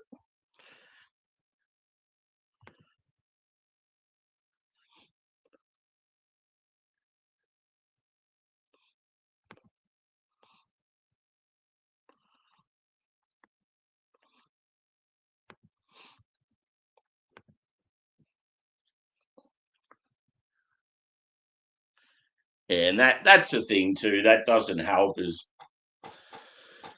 a lot of us these days are fucking yeah, like even kids and that, they're not as active as they were. They're bloody sitting on looking at screens for fucking hours on end. And God, I miss being a kid, just always outside doing something and just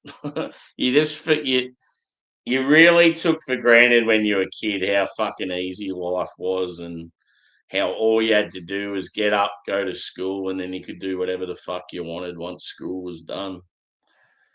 And like, yeah, you'd just be whinging the whole time, like, oh, I can't wait to grow up and not have to go to school anymore. And then you just like, fuck, I'd give anything to go back to those days. Yeah, definitely something people don't do enough of.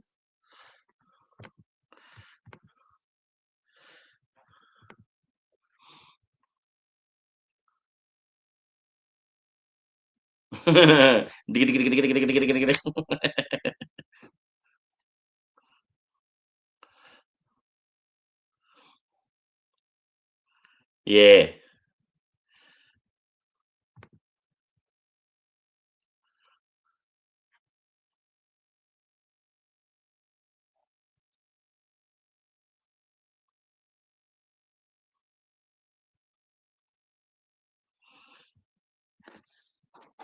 Yeah, I don't know. I just don't like the. Yeah, I guess when. Yeah, I think at the end of the day, I think you've just got the situation you're in now. You're quite happy with, and you're probably lucky. There's a lot of adults that probably aren't in that situation where they're in a job and most shit's going well for them in their life, whereas they don't have to stress about much. But I just hate the fact that I bust my fucking ass and just feel like I'm not getting anywhere financially. It's just like, why am I doing this? When you're in a job you don't really like either, it doesn't help, especially when it's physical as well.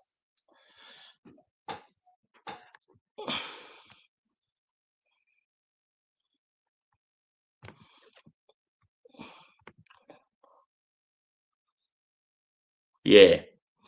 Yeah, quite often breweries are open on those days.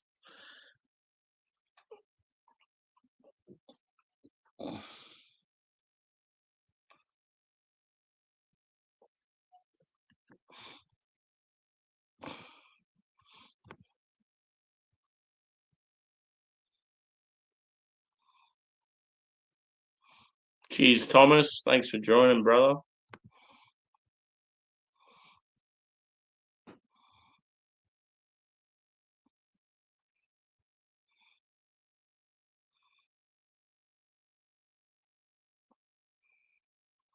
Mm.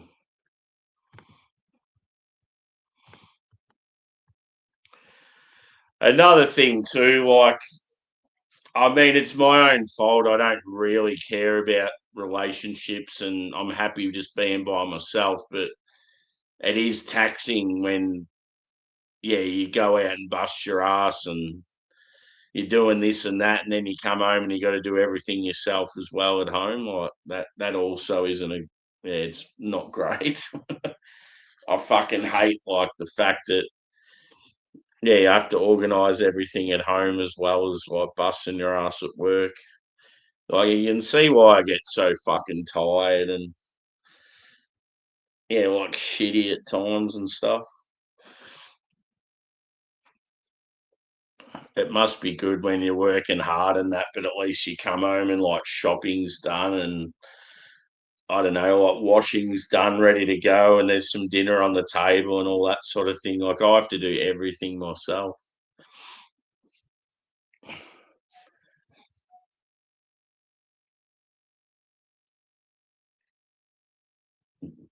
But yeah, it's the life I choose. I don't know, I'm just more comfortable just doing my own thing at the moment. Let's go back to this ESB. I just think at times being in a relationship, it's like I don't know, there's just a lot of times I've been in a relationship and you feel like I'd just rather be by myself. Like some of the shit you have to deal with. I can be quite stubborn too, and it's like if you're chilled, if you're stubborn but you live sort of a chilled life and you just constantly got someone hounding you or whinging about minor things and that, it just like you just like, is this really worth it?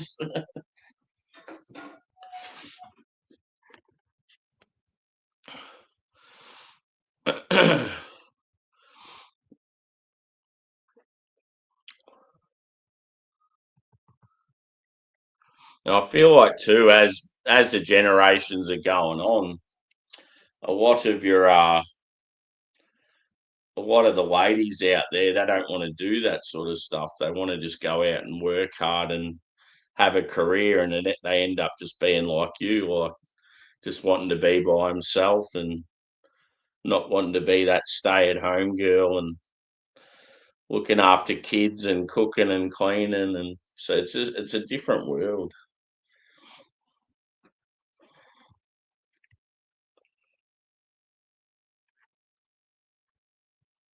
Yeah,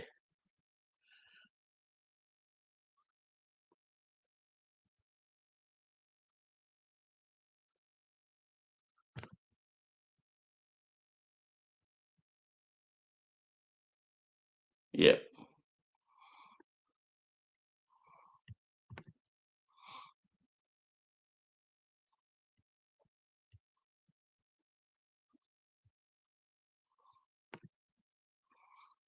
What do you mean, Juzzy?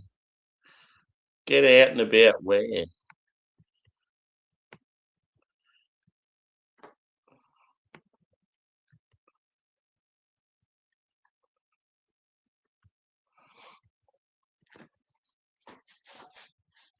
The opportunity I had to get out and about was this week, but I didn't have the money to be able to do it.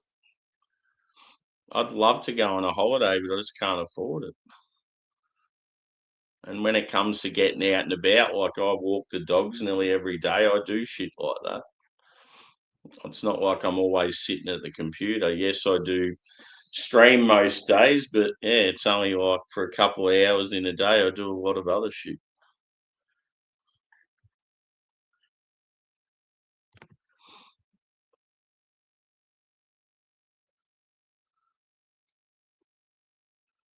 Yeah.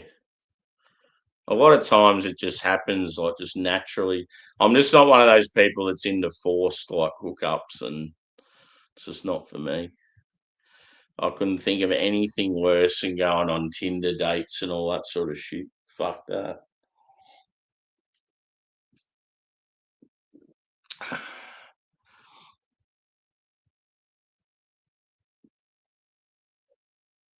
Yeah.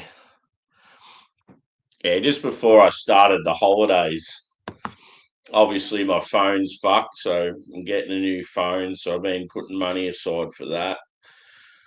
Um, yeah, I had to pay a shitload of bills, so yeah, just put a massive dent in what I wanted to do. I was going to hire a vehicle and take the dogs and go for a holiday somewhere, and yeah, it just went to shit.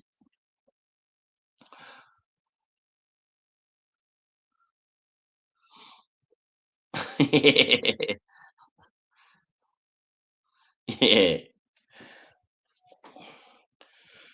The worst thing is, I feel like a lot of them out there, they've just got such high standards as well. They're used to watching shows like the Kardashians and that, and they want this and want that, and it's just not realistic. And like, yeah, I don't know, you go out on a date and they're just like, no, I'm not happy with them, and then they just go on to the next one, and yeah, just it's a very fickle world.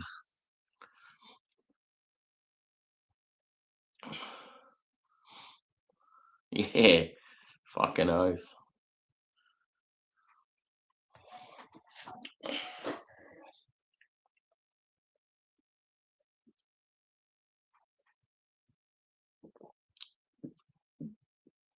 Yeah, that would be good. No, in all honesty, I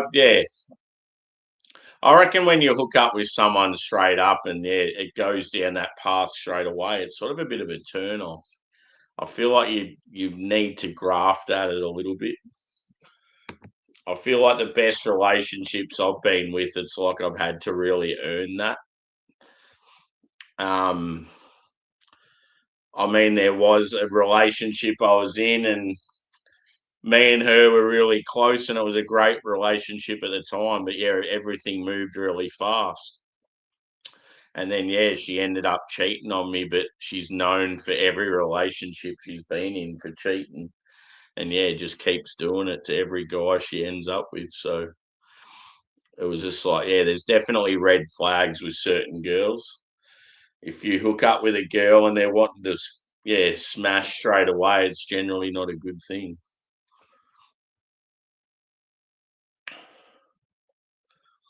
That's where it sucks though, because sometimes, yeah, you fucking a chick like that, yeah, it, it's annoying that, yeah, sometimes you can really get feelings for a girl like that, whereas you should be like, you should see it from the get go that it's a person you shouldn't be with.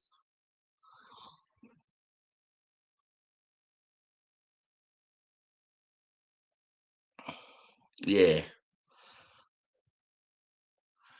The best ones are generally ones where you're friends with them for a few years and then all of a sudden, like it's sort of, I always feel like the best relationships also from like friends of mine and I don't know, like family and other people that I witness. I feel like the best relationships generally stem from friendships.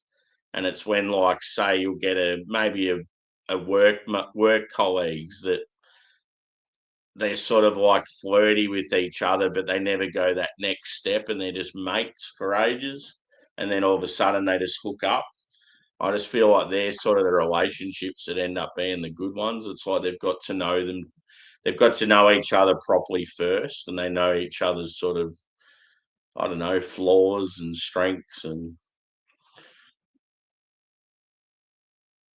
yeah, it's funny though, like how sometimes opposites attract. You'll just get these two people that are completely different, but they make like a good couple.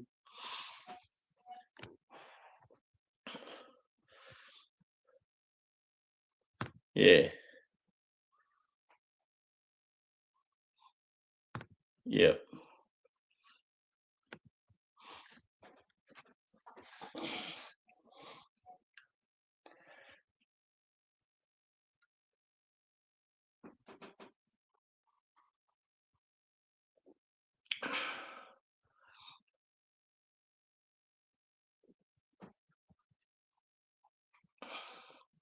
yeah. That's fucked. I can't like one of my best mates at school. He actually rocked up to our school late. So he was from his dad was a banker, like a high up banker, and would have to move cities every couple of years. So this guy's rocked up, and I've started talking to him and made him feel real welcome and got him part of like our friendship group and that. Become real close with him. And like, yeah, spent like not only our last 2 years at school together all the time, but a lot of our late teens, sort of early 20s together. Even ended up like living with him. It's like for a while with other mates and stuff. and absolute, really rad friendship, unreal. But as soon as he got girlfriends, you just never see him. I think because when he was younger, he didn't really have any girls. It was like once he started to get in relationships, it was like all he cared about. And yeah, it got to a stage where I don't know, he'd just always be hanging with the girl and just never hang out with his mates. And then he'd be wondering why you sort of were shitty with him, or he wouldn't get invited to stuff. And it's like, well, you're not really putting in the effort with your mates anymore. You're just spending every fucking second of your life with your missus, and it's just a perfect way to lose mates. And every time he'd break up with a girl, then he'd come crawling back. And it just got to a stage where a few of us just got fucking sick of it. And then, there was a couple of times where, you'd get phone calls and it's like, oh, you don't talk anymore and all this crap. And it's like, well, it takes two. You gotta be there. And yeah, it's one of those things. I've had a lot of mates that have been like that.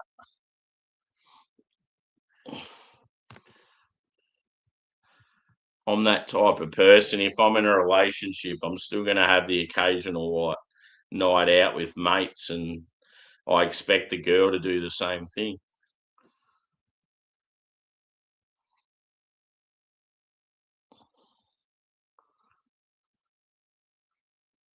Yep.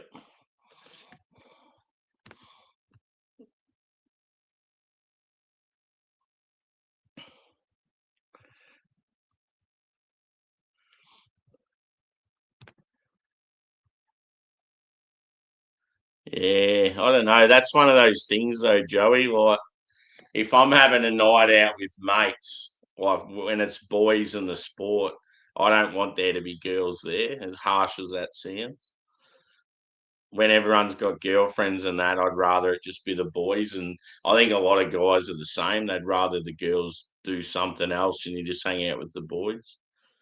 You might be wired differently in that way, but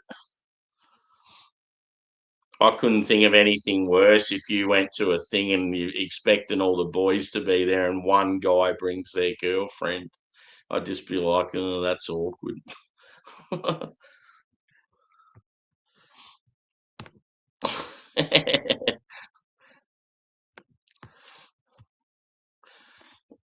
And to the females watching, I have nothing against you at all. I just feel like at times guys have got to do their thing, girls have got to do their thing.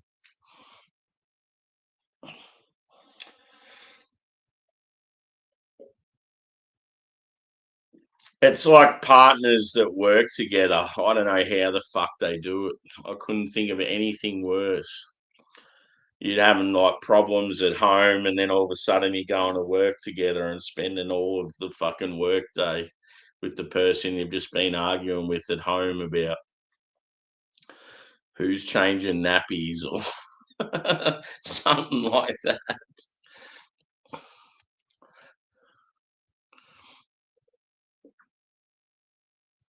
Yeah. Depends on lifestyle too.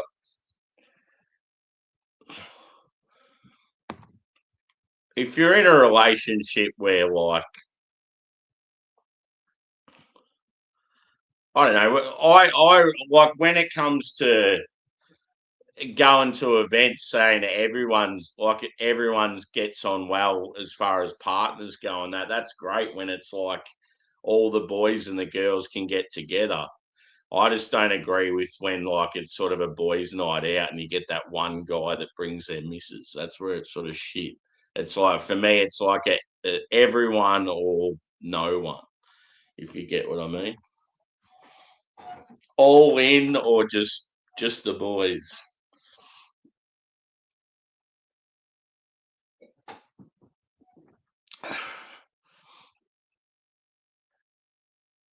Yep.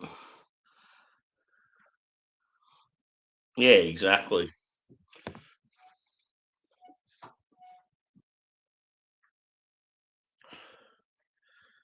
Like, yeah, in a relationship I was in, whenever my partner wanted to do something with her friends, I was like, "Oh, brilliant! Like, good on you. Happy as for you. Go do it." And I just let them go. And the only time I'd contact them is if like they'd message me first or rang, and then it's like just let them be, let them do their thing. Maybe if it got later in the night, you might just message them or ring them just to check on them and make sure they're okay. But yeah, it just seems like when it's the shoes on the other foot, and I was going to like a party with mates or something, you just like every fucking 5 minutes you'd get a message, or how long are you going to be? When are you coming back? And like it just, that's when it used to irritate the fuck out of me. It's like, why can't you do what I do when you go out? Why do I have to keep getting hounded and like made to feel bad when I go out and do stuff?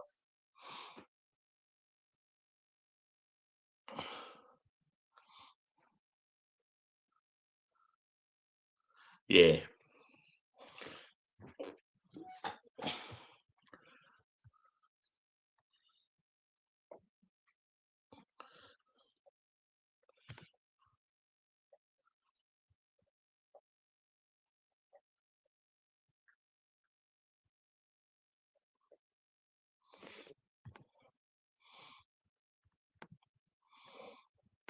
Hash it, hash out,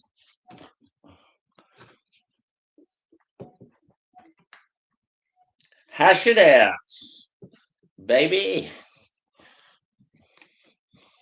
Let's go this West Coast.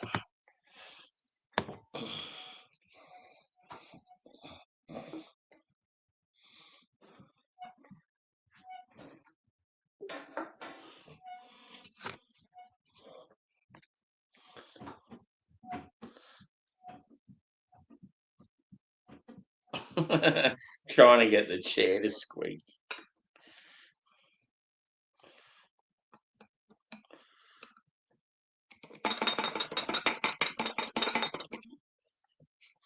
I was thinking too the other day we were talking about when I get a beer and I give it a 5 out of 5. I was saying how I need something to like celebrate its 5. I was saying how I should get like a cowbell or something like that. Any suggestions? The two things I thought of was a cowbell or a triangle. How funny would it be just having a triangle going ding ding ding? But I reckon a cowbell would be awesome. Like if I just smashed it like 5 times.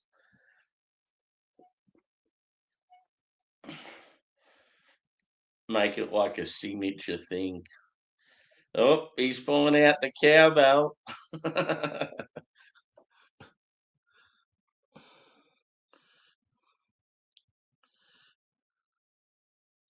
Yeah,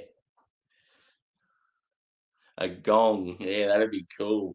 On the wall behind me and just fucking bang it. And then, like, Red Simons used to do that on a show we had here called Hey Hey It's Saturday.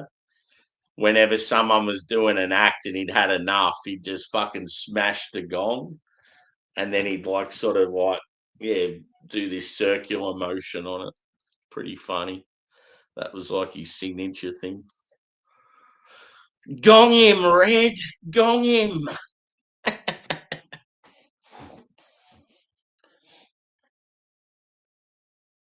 Red Simons. That is a blast from the past. From the great band The Skyhooks and Shirley Strawn.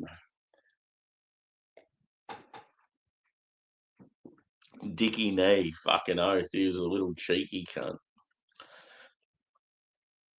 One person, another thing that was cheeky as fuck, and you sort of you don't realise, like when I was a kid, I knew he was cheeky, but you go back and watch it now, and you're like, fuck, Aggro, Aggro's Cartoon Connection.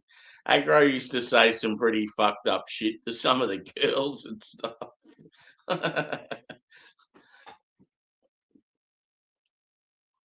The Gong Show, yeah. Yes. Aggro.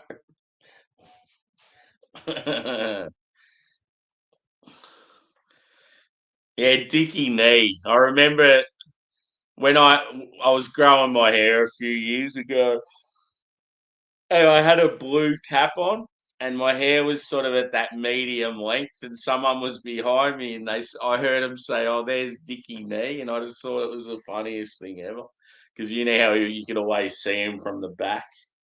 Always had the blue hat and the fucking hair sort of down to like his neck, sort of thing.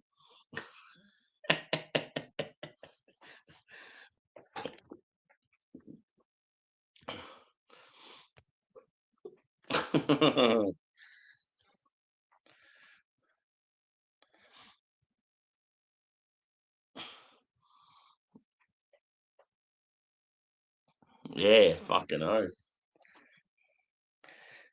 It always had like good looking girls on there as well, from what I remember. A lot of my early childhood crushes were probably girls from aggro. Practically any girl that was on like Baywatch, maybe Home and Away, Neighbours, and then like aggro. I remember I used to. What was the girl's name that was on the funniest home videos? I used to have a huge crush on her. Was it Tony Perrin? Fuck yeah.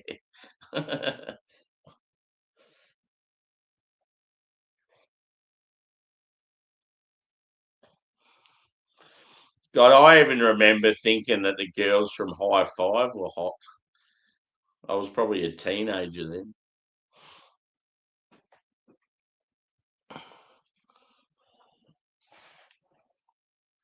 But yeah, I definitely had a huge crush on like I remember watching Baywatch and just being blown away by half the women on that. Let's be honest, I think every guy that was my age or older would have had crushes on those chicks. I'll be there. I'll be there.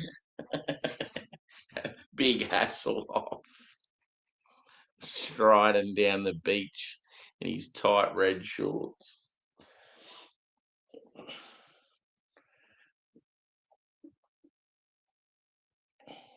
I actually still think the hottest Baywatch girl's the original. I can't remember her name, but she was the one that was in Under Siege, where she comes out of the cake. Joey will know who I'm referring to. Adriana Xenides. Fuck yeah. Fuck, I haven't heard that name for a while. Oh, another show that had hot birds on it.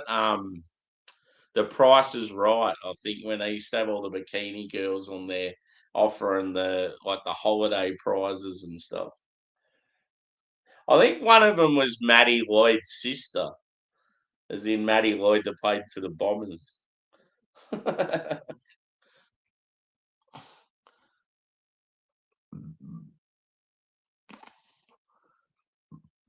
Yeah, the chick that pops out of the cake in Under Siege.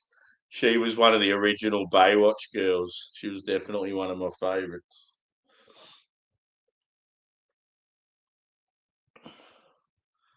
I don't know if it was Under Siege 1 or 2. When they're down in the, I think is it down in the submarine, and it's a party, and she comes out of the cake, but it's been taken over, and it's just fucking old mate there, bewitched. Yeah,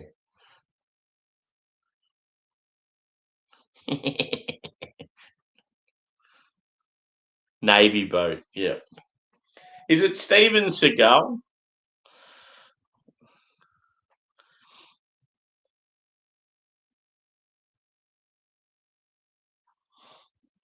I've never. The first time I seen that, funnily enough, I'll never forget because it was. I would have been early secondary school, like it would have come out when I was in primary school, I reckon, that movie, maybe even earlier. But the first time I seen it, I was hanging out with a mate whose family were real religious, and I went round to his house, and his dad was forcing him to do piano lessons. And he's like, "Why do I have to have him when Sam's around here?" Sort of thing. Like, you've let Sam come round and hang out, and here I am. I have to have a piano lesson. What's he going to do? Just sit there, sort of thing. And then anyway, after he'd finished his piano lesson, he's like, "Oh, we're going to put a movie on," and he put this Under Siege on. He's gone, check this scene out. No, I just that's a vivid memory of seeing that scene sitting there with him. And it was just funny because his family was so religious. And he's there watching this shit like it's porn.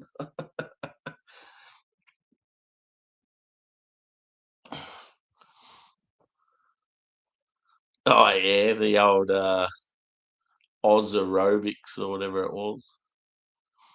The grandma was hot. On what, Bewitched?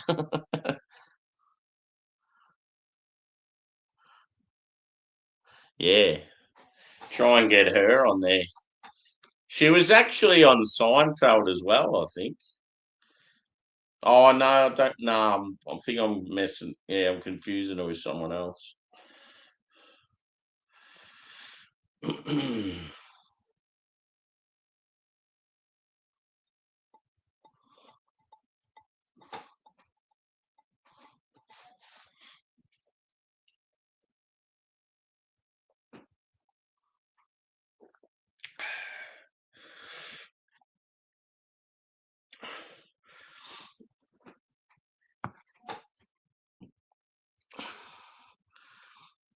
SBS late night movies. Yeah, there's always these fucking like some sort of French smut.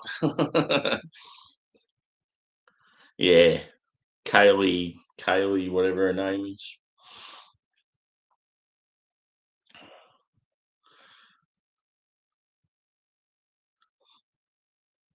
Penny. Yeah, she's phenomenal.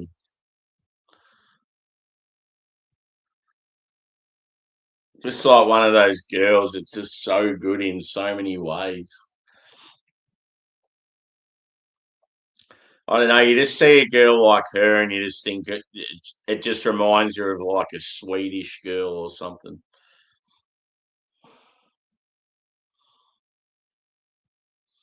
It's funny to think though that her and the guy she was with in the show, what's his name? Like they actually dated for a while in real life, and you just sort of look at him and think, how the fuck did he pull? I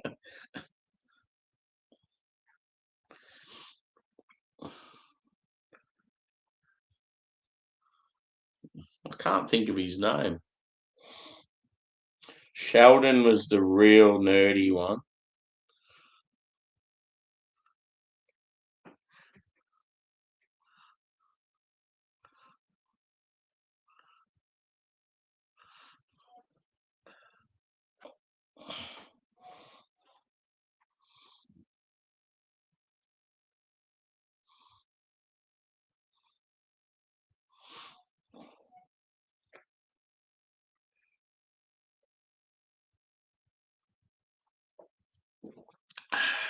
Going for 2 hours. Good God.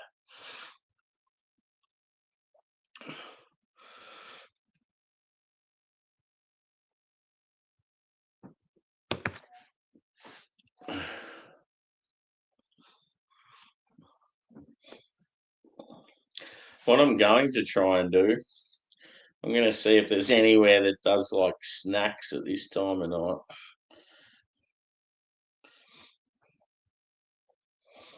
I highly doubt it.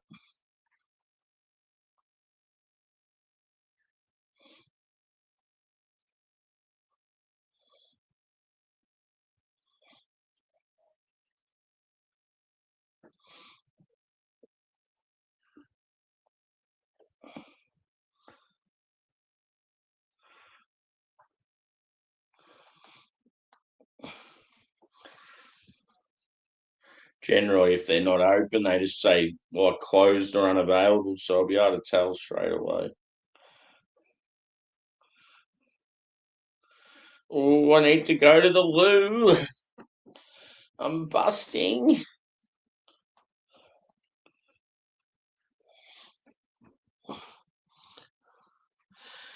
Yeah, the servo. Unfortunately, the servos here you can only get service through a window at a certain time, and I think they don't encourage Uber to be there after you have to go through the window. So I don't even think I can get that. Oh, it keeps going back to this other fucking site.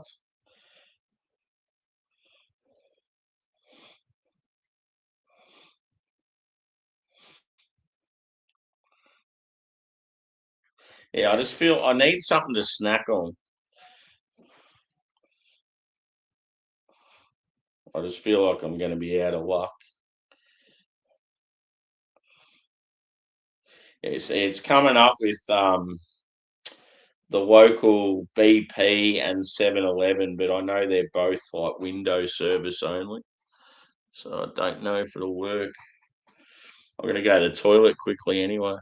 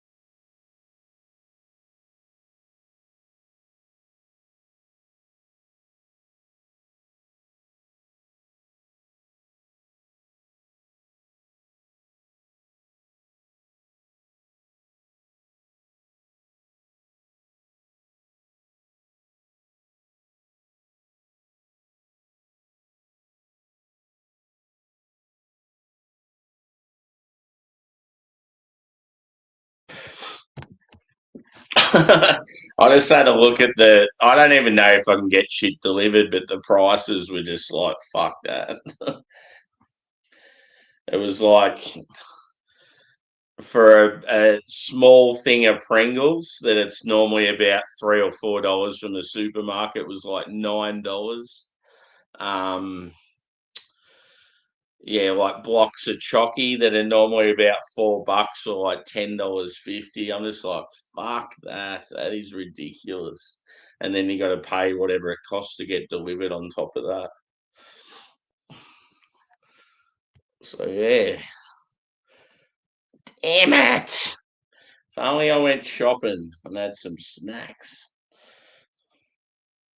I just feel like, yeah, like, I don't know, like some chips or, I don't know, like a chocky or a fucking, just shit trying to get stuff at this time of night. Like, I don't feel like a meal. I just feel like something to snack on. Something that would be perfect could be like Bickies and dip or like some cabana and cheese or something like that.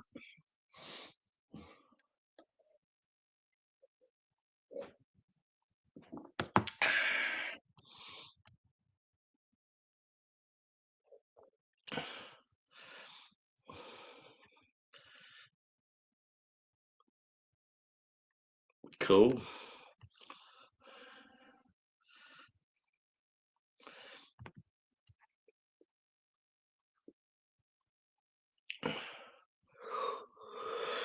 Yeah, a Canadian series.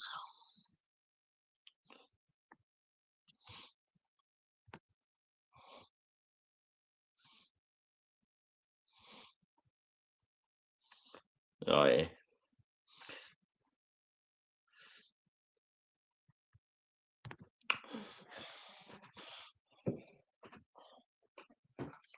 On to the next.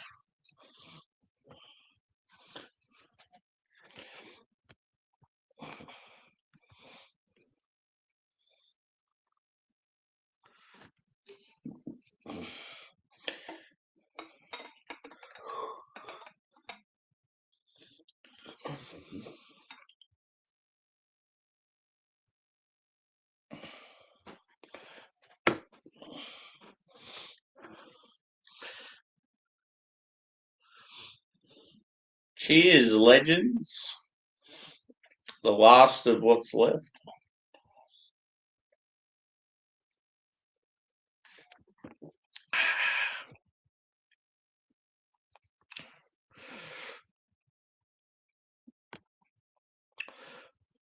The old numbers dwindled a bit when I went to the dunny. Oh well.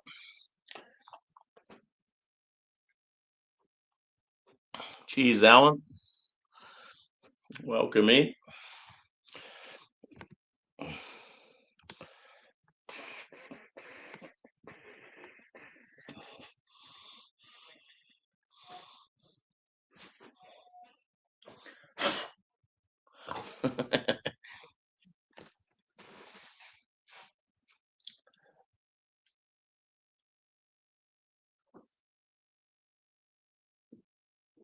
Oh, a fucking hater.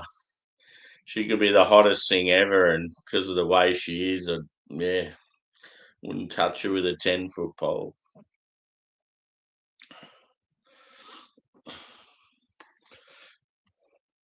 Funnily enough, I used to think that the New Zealand Prime Minister was all right. But then there'd be other people saying that they thought she was real ugly because she had the big sort of horse teeth. But I don't know, there's something attractive about her.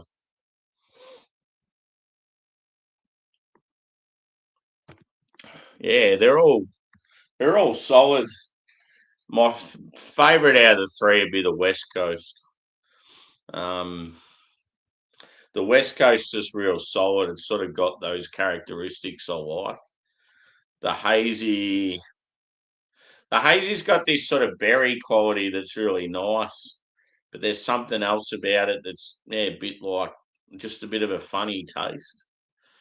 And then the ASB is really good, but I just can't have an ASB being better than a Westie because Westie's like one of my favourite styles. I mean, for what the ESB is, I think they've done a really good job. Yeah, kicks are good. Kicks mix it up. Good on them. Kicks do really good lagers, in my opinion, like Czech style pilsners and stuff.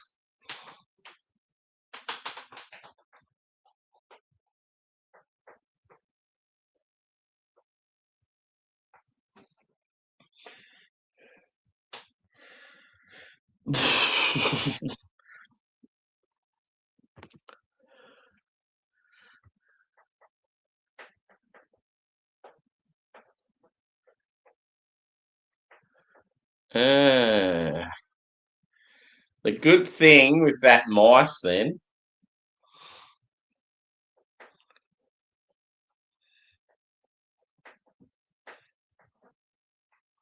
I just spotted a mice again, and he's got something in his mitts.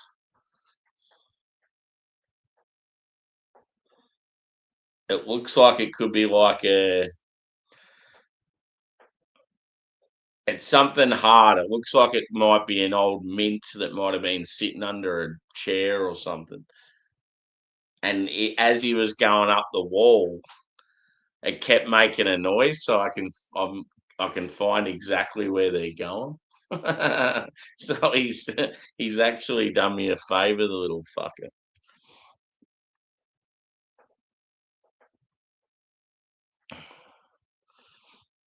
Okay, where are we at?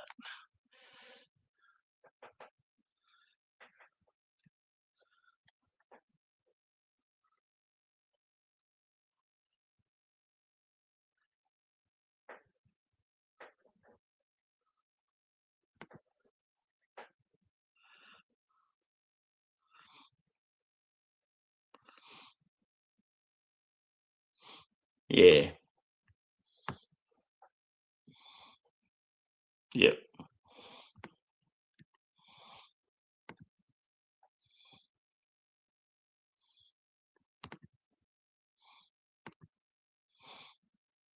yeah.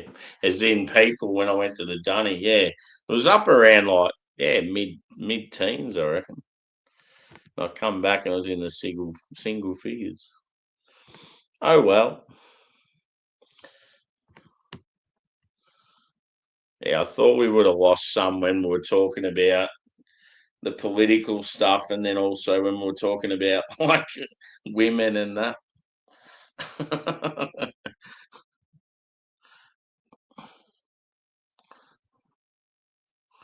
Yeah, yeah. I don't know. Part of me wants to hear music and just chill on Twitch, but then another part of me wants to sort of stay on YouTube for that engagement with people. I might even just keep this stream going and just open it up. Because yeah, these beers don't really mean too much to me. I think just the fact that they're good, but they're not like world beaters, and I'm like missing one of the series anyway.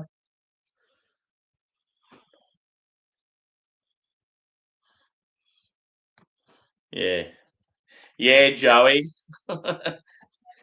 Joey's always up for everyone else doing panels and that, but won't do them himself.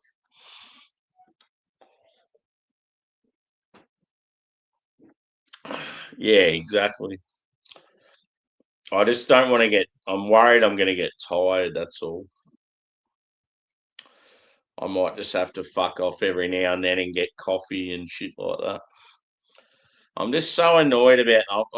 I'm fucking hungry. Like I want something to snack on, and there's nothing available. It's very, very irritating.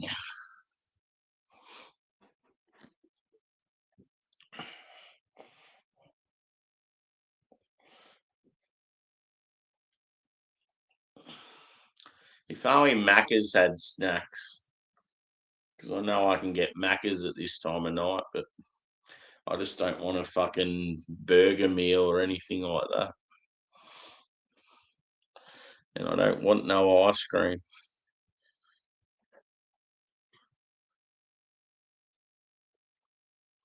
Coffee. Yeah, see, donuts would be awesome right now.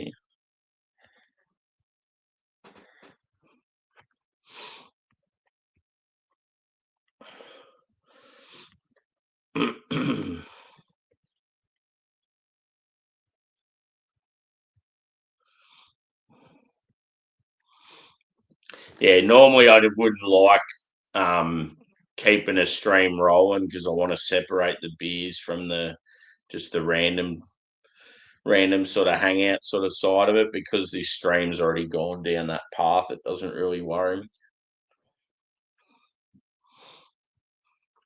They have muffins and sweet biscuits. Oh, is that as in the McCafe?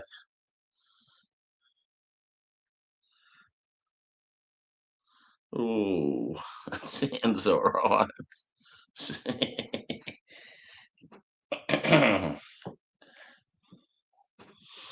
Yeah, actually, let me try McDonald's. I'll see if they got any fucking McCafe sort of stuff. That's the thing with our McDonald's. You can't even go in there after 10 o'clock unless you got a car. I live in such a shithole.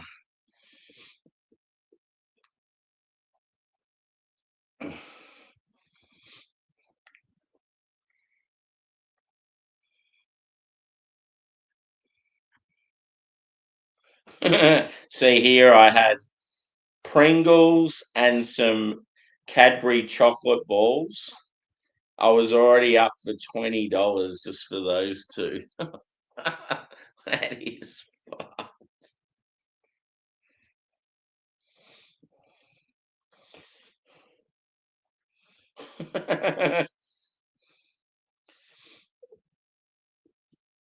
I got a feeling you can't get McDonald's after 10 p.m. Pretty sure.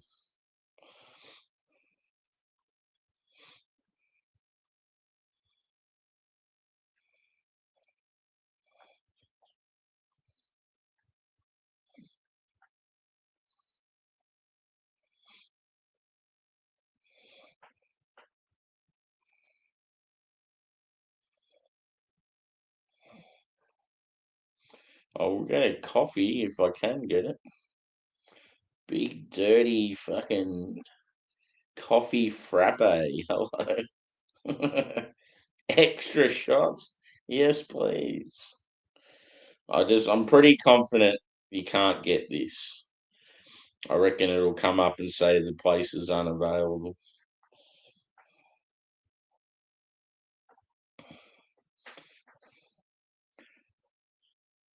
Extremely confident. I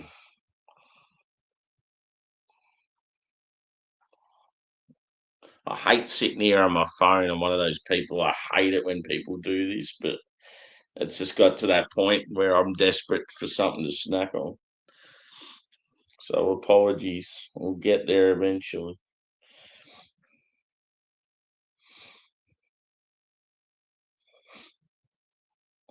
Condiments.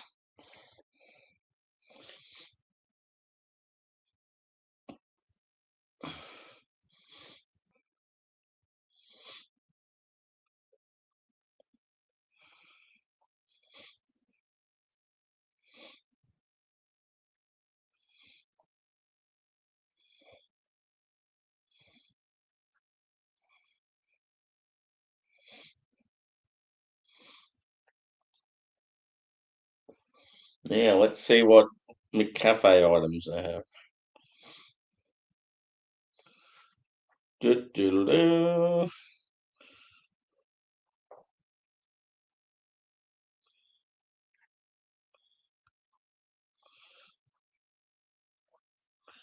Double chocolate muffin.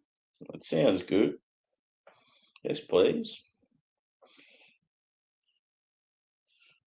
Apple crumble muffin, berry McPop, choc McPop, Biscoff McPop.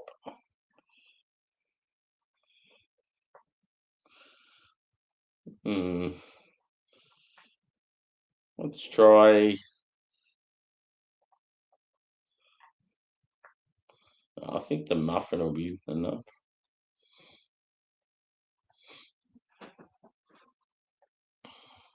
Yeah, that's what I'm thinking. That's exactly what I've got. But a coffee frappe as well, because the coffee frappe will keep me awake.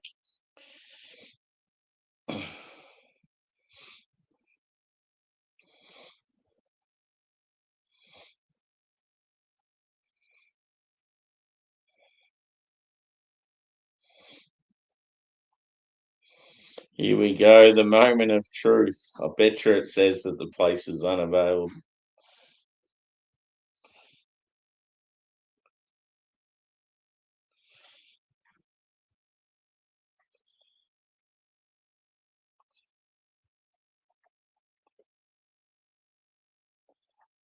Ooh, please work. Oh, we might be in business. I could be smashing down a double quarter pounder and a chocolate muffin and an iced coffee very shortly. It'll probably cancel my order. Oh well, hopefully it works. Then that way I'm going to be more inspired to stay up for a while. Oh, I should have got the cookies. Too late now. I don't mind the little McCookies or whatever the fuck they are.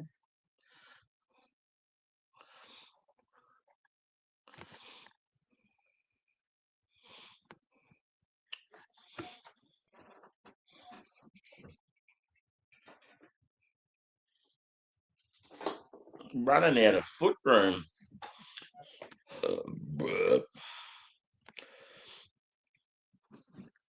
Let's see if it went through.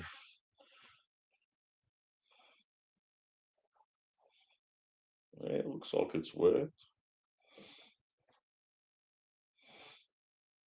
Yeah.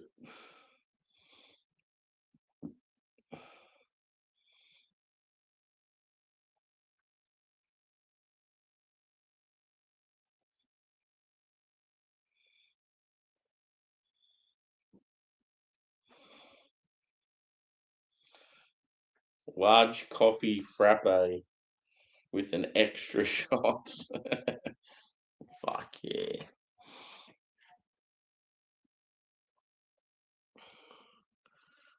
Really? How do I do that?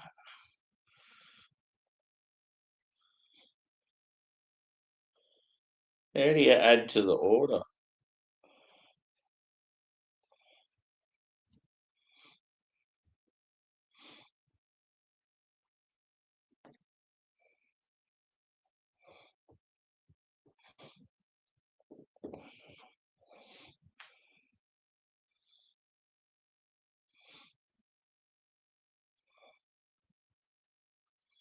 Yeah, it won't let me do anything.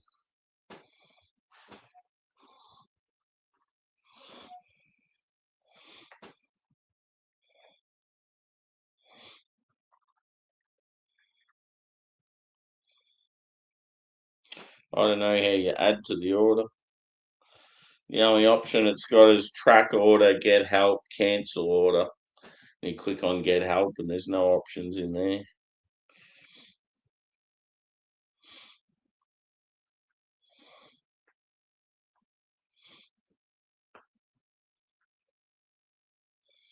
Yep.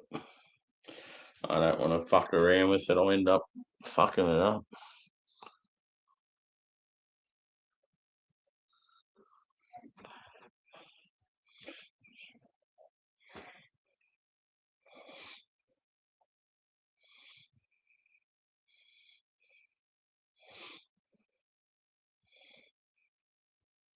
Yeah, it doesn't have another option like that.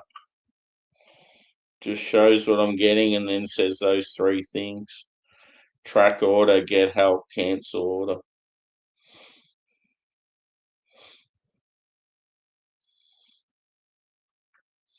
And then the other page it just says get $20 off when your friends try Uber Eats.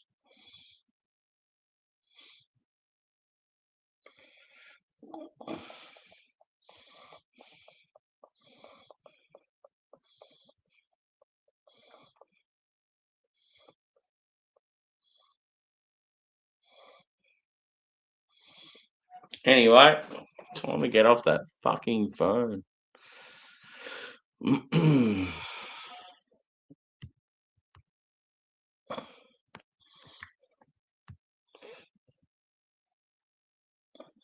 Let's do it. Let's do this shit. So who wanted Joey and Juzzy? I'm not putting it in the private chat. I mean, in the normal chat, because I reckon I'll get fuckheads at this time of night.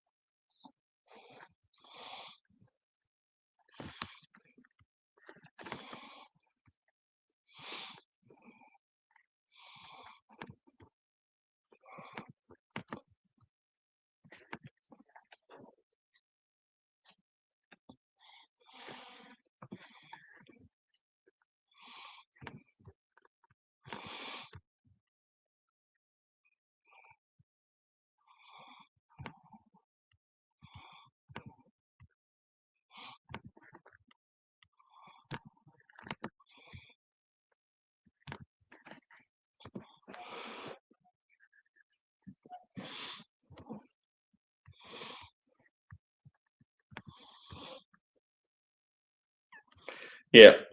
Yeah, I've sent you the link, mate, so just join when you get back. And Juzzy, I've sent it to you. You were asking for it as well.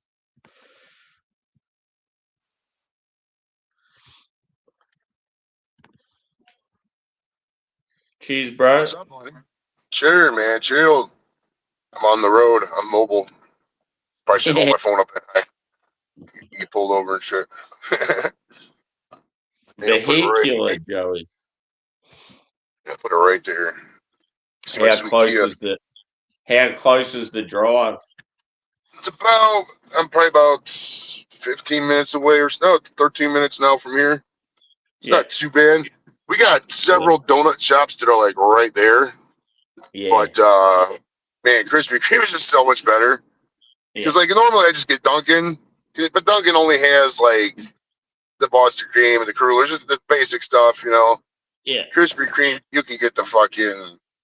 They got the spaceship donuts, then they got these cheesecake donuts and truffle donuts, and it's just so good, dude. Cool.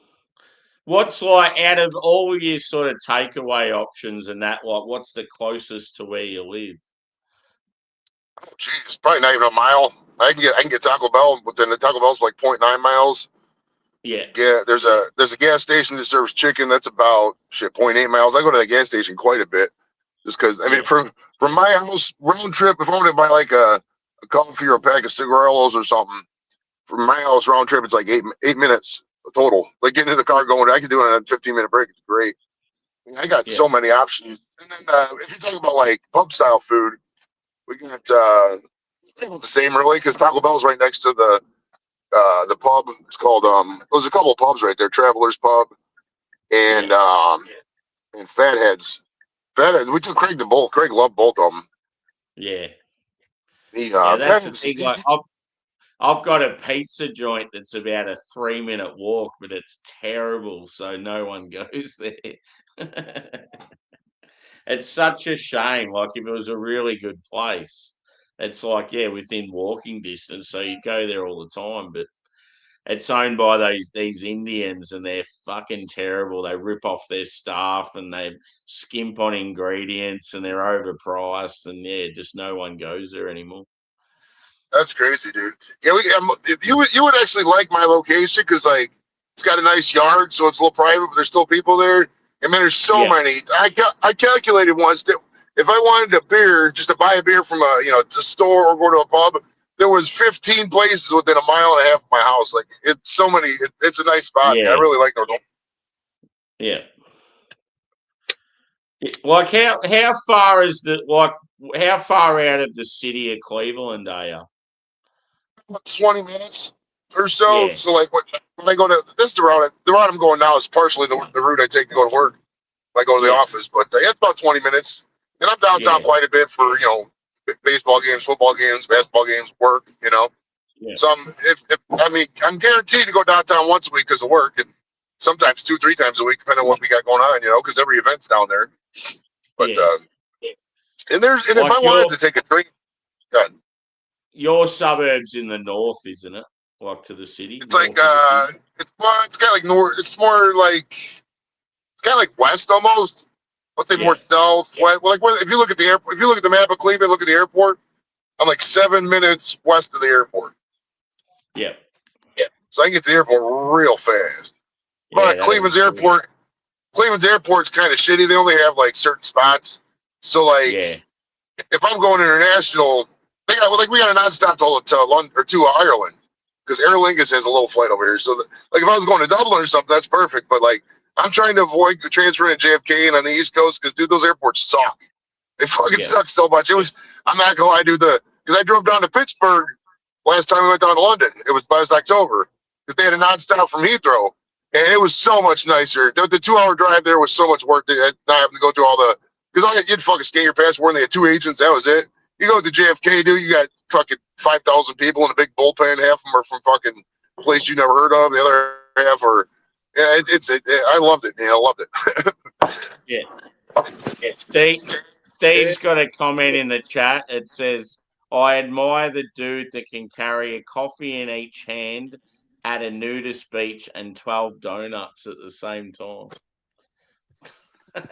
What the? In other words, he's got a big schlong.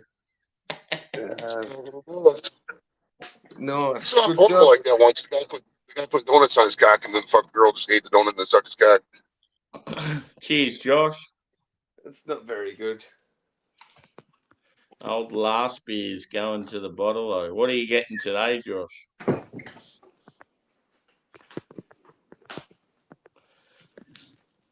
Josh was up late last night. He's up early now. Yeah. Yeah, especially being Sunday. You lucky fuckers. Good morning. It's Monday. It's Monday here Dude. soon, so I'll be off to work. I know. Yeah, Easter break's ending for everybody, bro. Everybody's got to go back and shit. Yeah. Let's go, peeps. My Make sure you Mr. like. Donuts are the best. Don't do crispy donuts. Where I've heard that before. I don't know. We do have Krispy Kreme donuts in Australia, but yeah, they've like got locations in the city and stuff, but I've never been to them. Yeah, you got there's because Krispy Kreme does a lot of shit. Well, they'll put the donuts at like gas stations and whatnot. And Yeah. you know what I mean. But those aren't. You got to go to the shop. You go to the shop, you get the specialty donuts and all the good ones. That's so much better. Yeah. Yeah, 7-Eleven here in Australia has Krispy Kreme. Yeah, we got the gas station. I washed my hair today. Oh yeah, what first time since what 1993? About a month, maybe more. Yeah. Yeah. Does your hair would feel completely different after washing it properly, wouldn't it? It feels light as. Yeah. How long does something like that take, Josie? 12 years. No, how long does that when you just wash your hair? How long does that physically take? Because I know there's got to be a lot of shampoo in that shit. About half an hour, like scrubbing hard. About half an hour straight with scrubbing hard. Yeah. Yeah. Being in the job you're in too, it's probably a good thing you wear that big hairnet thing you got. Yeah, I know, but shit, I can feel the shit still gets in there. Yeah, still get in there. Yeah. The fine little speckles and bullshit gets in the freaking dreads. It does get dirty no matter what, even no matter what you have on your head. But yeah, that's why I can wash it once a month.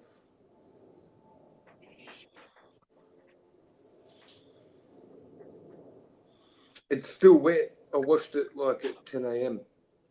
Yeah. Yeah, it doesn't help with how shit the weather's been.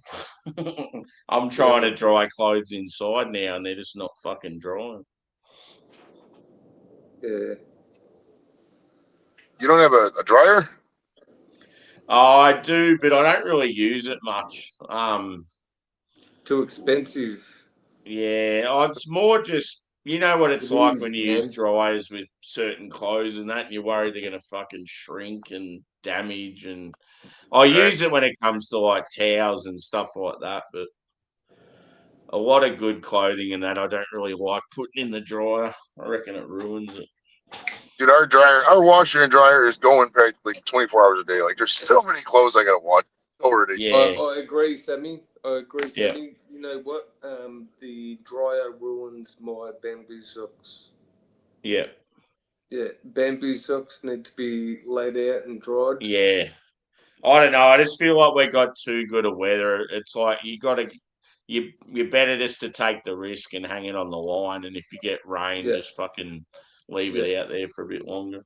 Yeah, we'll turn the heater on, or bring them inside, or put them on the Yeah, clothes, or do something. yeah, yeah. I've been going the bamboo option with the socks and the jocks lately. It's fucking good. Oh, it's the Good quality best. stuff.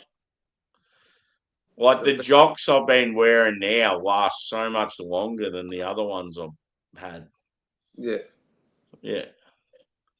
Yeah. When you're in a physical job, you just go through fucking socks and jocks so quick. So if you can get anything that lasts twice as long, it's a massive thing.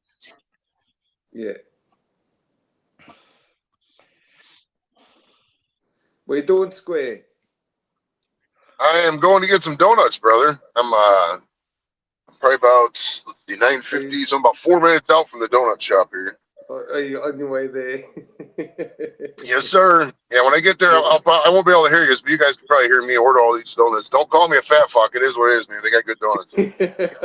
Nah, you're probably buying them for the whole family, though, You won't you? fat fuck. I'm gonna buy 2 dozen because I don't want to. Because I really like these and fucking. I know we could have them for a day or two. You know what I mean? I'm not. Gas is really expensive, so Yeah. I'm not trying to waste the trip all the way out here. You know. You are getting What? a big So gut. what time is it You have a there, big Joey? gut, man. It's like 8 in the morning, isn't it? 9:47 a.m. Oh, You've got a big gut, Square. You're getting fat. Oh yeah, this is a bad angle, man. It is what it is. I can't. You are, man. You're getting fat. I'm going to get more donuts. See the hotness, but yeah, when I'm driving, it's not. I never really stream drive. I'm not really a guy who drives and streams, so this is kind of new. Man. Oh God. Josh just goes, "You've missed out, boys. You didn't get tickets to Coachella. You could have seen Justin Bieber sit at his desk and play videos of his hits from YouTube." Oh, nice. What an awesome experience that sounds like. People pay fucking thousands of dollars to see that shit. People, what a waste of money. Dude, concerts are so expensive. Oh my gosh, I can't even fathom how expensive these concerts are now, dude. It's ridiculous. Yeah. Luke just said, buy 10 boxes, Joey. Make it worth the trip. 10's a little too much. But we will get the 2 dozen in. I'll get my delicious coffee I've been craving all morning, so that's gonna be amazing. Sounds like a long trip for a. No, it was only 13 minutes. It's about 17 minutes total. I mean, it's and I was telling Sammy there are other donut shops between here and there, but man, these are just so much better. God, general admission tickets for Coachella was $700. Fucking hell. Yeah. That's ridiculous. Dude, that's fucking Jesus. I just 3 days of work. To me, it just seems like Coachella is just a festival for fucking social influencer girl types, like Instagram girls and that. Pretty much. Yeah. I think everything is becoming that now. It doesn't really seem like it'd be the type of, like, they don't have that much music that would appeal to me. Most of it's like fucking shit radio stuff and every now and then they'll have someone, and I think, oh yeah, that's pretty cool, but yeah, I'm not going to pay that sort of money and hang out with these fucking losers just to see one band I like. Exactly. Exactly. Pulling up close on the donut shop, boys. I can see it. You can smell it. Here we go. Let's go. Let's listen to the order, I can guys. smell the buttercream, bro. I'm gonna fucking love. Oh, Let's listen to this order. fucking hell, this is gonna be great. I'm gonna have 300 donuts, please. 4,000. How many donuts you got left? Let's just cut to the chase. How much time you got? How many donuts you got left? How much dough you got in the back? Now, what you say to them is you're like, nah, I don't want any of these here. They've been sitting for longer than a minute. You got to do them fresh. Yeah, ask for fresh ones. Yeah. The Krispy Kreme's known for it. They have a light. Put the light on when they have the fresh donuts that says freshly made within that hour. You can get the hot donuts if you want. It's like a big thing. You might have to wait a little bit. Just wait. Ask for fresh ones. Try that. I'm good with 4-day-old donuts, dude. I don't give a fuck. They're good. Shit. Donuts last a while, bro. It's about a week. After a week, donuts tend to fucking get. Because like in the office, sometimes. Just say if you're getting them now and taking them home, if they were made like an hour ago or 4 hours ago, it's not going to make much difference. Well, when were these made? Be honest. Well, in the office, I only go in once a week. So like sometimes like people bring in donuts on a Tuesday, they go on a Thursday. I'll still eat the donuts. They're still good shit. Yeah. I'm the biggest eater of office food, dude. I eat everything people bring in. I don't give a fuck. That shit's so good. And it's so free. One thing you'll love when you come to Melbourne, Joey, when you have the coffee here, you'll just be like, wow. Every American when they come to Melbourne just fucking froths over how good our coffee is. Coffee's pretty good. You guys will be able to hear me. I'm not going to be able to hear you. All right? Don't mute this the radio. Go for it. Don't mute it. Okay, the Krispy Kreme, what can I get for you? Hi there. Can I get an extra large coffee with 3 creams in it? And then I'm going to get 2 dozen donuts, and I'll tell you what I want. All right, can I get 4 New York cheesecake donuts? Then could I get 2 Oreo cookies and cream? Okay. Then could I get 3 strawberries and cream? 1 second. That's going to try to keep up. Oh, for sure. I'm so sorry. Strawberries and cream. All right, and then let me get 3 banana pudding donuts. Oh, God. And that'll be the first. Okay, so that's the first one. Let me do the second one. Could I get 3 glazed, 3 cinnamon apple filled, Okay. and could I get 3 custard filled? This guy. And could I get 3 chocolate iced with spring sprinkles? And then? Alrighty. No more ending. What's the order, gentlemen? Wow. And then? And then. How much is that? Oh, look at that's the thing. Yeah. It's America. It'll probably be like $12.50 or something. Each dozen was like $20. If you ordered that in Australia, you'd be up for about $150, I reckon. No, I reckon that's 200. Probably even more. Right there. No, $136. I can't wait for this coffee. Would you like a $9 coffee and a machete in your face? Welcome to Melbourne.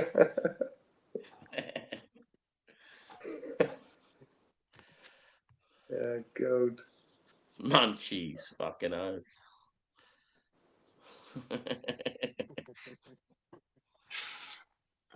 Fuck me. and I get you something else.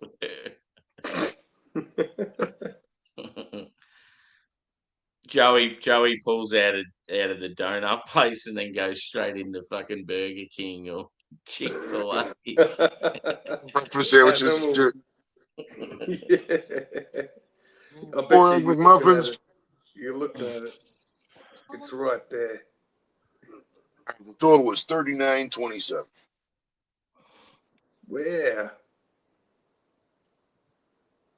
Which really isn't that bad if you think about it. 2 dozen donuts and the coffee. I dig it. Pretty good.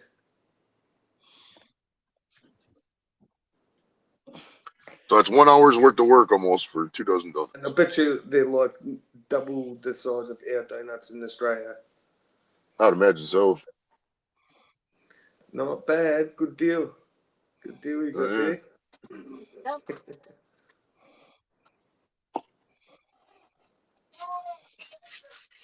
Can barely carry it. It's got like one. All right, thank you so much. You're welcome. All right, take it now. 2 or 3 kilos of weight in the box. Wow. Boys, we got the donuts. I need to drive back to North Olmsted from Parma. One turn around the Pearl Road. This is always a mess here. What are you doing, Sammy? You can't even use that phone.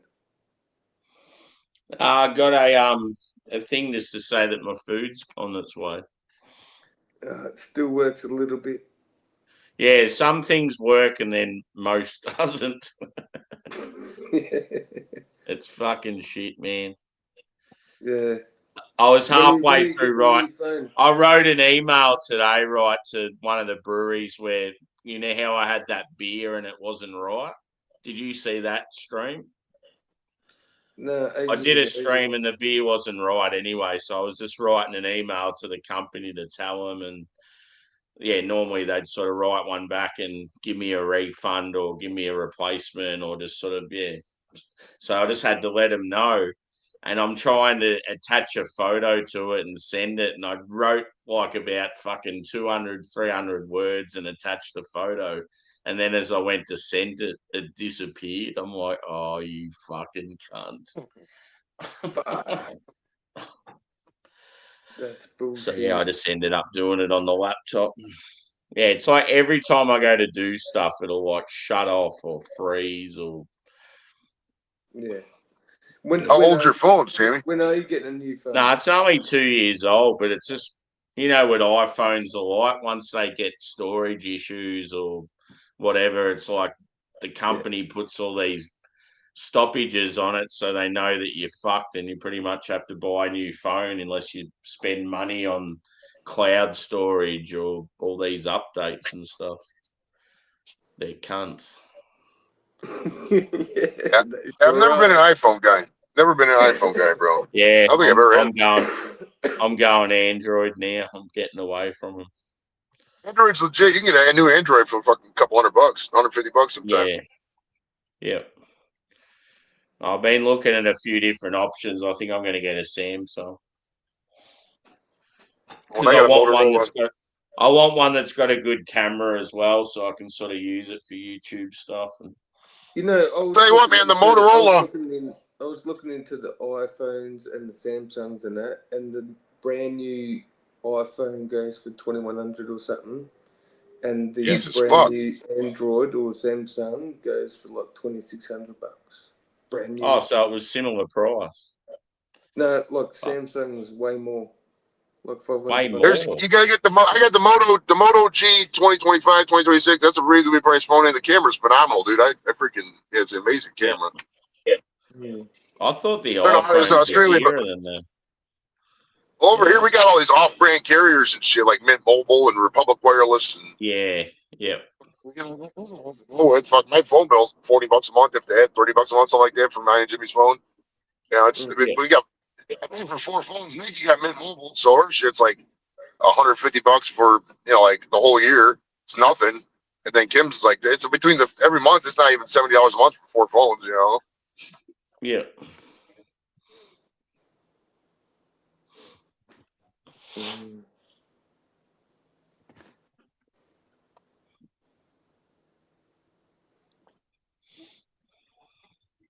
So you're not even eating donuts yet? No, not yet. Wait till gets picked the first ones, then I'll get into it. Kids still might be sleeping. Kids still might be sleeping, mate. He's teenage. Well, usually also too. I'm holding a cigar and driving too. And if I was trying to eat the donut, I'd probably fucking wreck. Yeah. Yeah. You know, it's a stoner Nah, stuff, bro. What you do is you put the cigar through the hole in the donut and eat the donut while you're smoking the cigar. Yeah. You'll be like Kramer when he's drinking the beer and smoking at the same time. That's funny. That was the sniffing accounting episode. I had that guy in the show, John Capellos. He was on.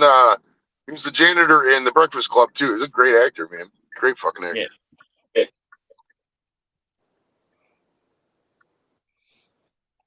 Yeah, doesn't your family sleep in real late? You'll be waiting for ages, won't you?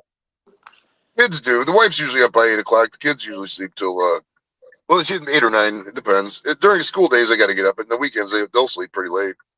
The kids because Jimmy stays up, plays video games. They go fuck around on Snapchat and shit like that. Yeah. But it's cool. Jimmy's birthday is coming. Jimmy's gonna be 16 and Jimmy's gonna be 16 on the 15th of this month, and then Nikki's gonna be 17 on the 1st of May. So pretty much 16 and 17. So they got one more. Good. Do they get on well? Oh yeah, they get along great. They have the teenage problems. They get yell every now and then, but it's not bad at all. Yeah. Like I'm blessed with decent stuff.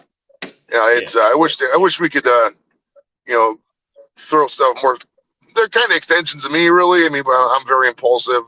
I like a lot of random stuff. Not expensive stuff. They're pretty much the same way.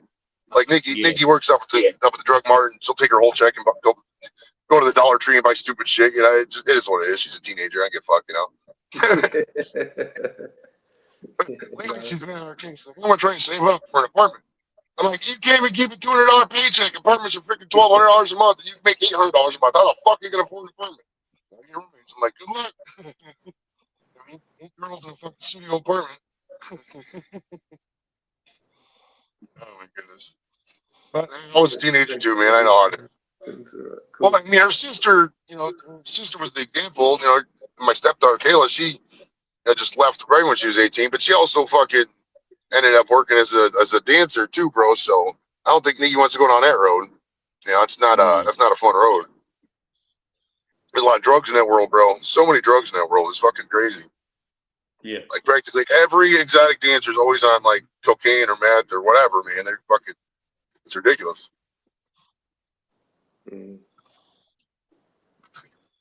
It seems like there's probably way more strip joints in America than I think. I would say so. It's weird because back in the day we used to kind of go to them every now and then, but dude, since I've been married, I probably haven't been to a titty bar maybe 2, 3 times at that. It's just like I don't know. After maybe it's just me, but the older I got, the more I realized these girls are kind of nasty at the strip clubs. Like last time I went, half of them smelled like Crown, and it's like, come on, man. Like you can't at least fucking smell like a bagel or something. Why you gotta smell like Crown? Nasty ass Crown Royal. See, in Australia, I feel like strip clubs aren't really that popular, but one of the major reasons is they're so fucking expensive. Like just to even get in the door, you're paying like fucking $60 or something, and then drinks are about $20 each, and like most guys can't be fucked with that. It's like it's not worth it. They go to a fucking regular bar and hang out with regular women, and fucking go to a strip bar with fucking gold diggers and shit. Yeah. I mean, when you're a rock star, dude, you go out and fucking, I'm not saying I'm a super rock star, but I'm kind of popular. When I go out, we have fun. I'm not trying to go to, I don't know. It's just I feel like those places are for guys who just don't know how to control what they want in life with their libido. You know what I mean? They want to be able to buy it. It's either awkward guys that don't really know how to talk to women and they're probably like accountants and jobs like that. Or it's like guys that just can't, that all they do is think with their dick and they can't fucking, Yeah, I've right, got like mates like that, and it freaking does my head in seeing my mates like that. I've got good mates like that just dive down into that and don't want to miss it and want to just go to strip clubs and do all the shit. It's like, man, you're getting nowhere, bro. You're getting nowhere. What are you doing? Yeah. She doesn't love you, bro. It frustrates me to say it, but it's like, go do what you want to do. I've got no say. Whatever. Do it and learn the hard way. You don't teach how to navigate women in grade school, bro, and that's a big issue with a lot of guys. You know, just basic decorum, how to talk to chicks, how to relate to them, knowing where they're coming from. There's so many young men that don't know that shit. So many old men that don't even know it. Some guys never learned that shit. Yeah. Yeah, exactly. I'm just going to go. I think my food's here. I'm just going to go check. All right. What do you got? Jimmy's ravioli's coming. I ended up getting nothing was open. The only option was I just got I got a burger and a muffin and a coffee from Macca's. Yeah. Nice. I'm not that phased by it, but I'm just real hungry, and I knew I'd get sleepy if I didn't have something. Yeah, get stuck into it. I'm gonna get stuck into my feed too. I've got a feed waiting for me. I should have eaten when it was warm, but I didn't. But it's still in the oven, warm. Go us, go gentlemen. Pat yourself on the back, men. We're all good men, and we all do good things. We've got good intentions, and I can hear it from everyone in the house. Everyone is amazing, man. And I really appreciate being a part of it and everything like that. There's some amazing people. It's good shit. Good shit, my man. Square. Yes, sir. You donut machine. Go. When you get hungry, man, well, that's the thing. You got to put yourself in a place in life, Josh, where you can buy what you want. And if I want donuts, I'm going to go to the store and buy some fucking donuts. You know? That's another thing, too, is too many people, they get these hobbies they can't afford. You know, why are you getting hobbies you can't afford in life? That makes no sense.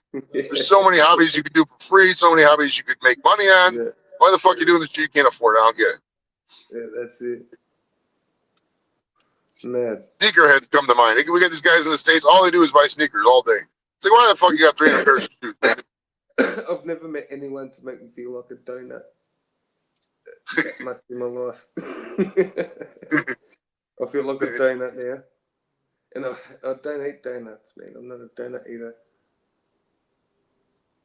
During Lent, donuts on Fridays were fucking a godsend. You get some donuts, you don't have to worry about fucking eating meat. Because it's hard to, when you eat a lot of meat, like, you know, we eat a lot of meat, dude. Chicken sandwiches and wings and pizza and all that. There's meat on it constantly. So, like, you got to find stuff that tastes good that doesn't have meat in it for Lent. So, like, donuts become popular. Yeah. You just develop a taste for donuts sometimes. Yeah, I don't eat meat, though. I only eat fish and that. I haven't eaten meat in about 8 years. Maybe 10 years. It's a great way to lose weight, man. Shit. Great way to lose weight. Red meat's not I've always been thin anyway, so it doesn't matter. But yeah, that's why I don't feel like donuts. I don't eat meat. Yeah, I eat quite a bit of meat. It just steaks, pork chop, shit like that, bacon. I'm not one of those guys who is gonna be like, oh, I gotta have meat every second. If I don't have to eat meat that day, I can go without it. It's not that big a deal. But I mean, pretty much everything, everything we get, it's kind of impossible sometimes to, like, I'll tell you what, Josh, on Good Friday, we was out for the baseball game, and we was out tailgating and going to the different stuff and partying at the bars and shit like that. It was really hard to not eat meat, but I did it. I mean, I think I got the shrimp. Shrimp was so good, dude. Fuck, that shrimp pounded, man. It was like these little popcorn fried shrimp. Fuck, that was good. And then there was fries. So hard on Good Friday not to eat meat. You're an animal. Yeah, that's funny. Yeah. Well, it's all about basic discipline. That's why sometimes the wife's like, why are we doing this meat thing? I'm like, it's about discipline. If you can't just eat meat one day a week, come on, man. You're not just disciplined. Basic life discipline. There's not that hard. Yeah. No, it need more seafood. A bit more, like half seafood, half meat or something. Do something like that for yourself. Sure. I am 2 minutes away from the house. I can't wait to smash. Well, what a journey. 1 hour trip just for donuts. That's pretty amazing. Sir, Gas is $3.88 a gallon at the gas stations here. Here's the fuel. The diesel is $5.45 a gallon, and a premium, or not premium unleaded, but 87 octane is $3.88 a gallon.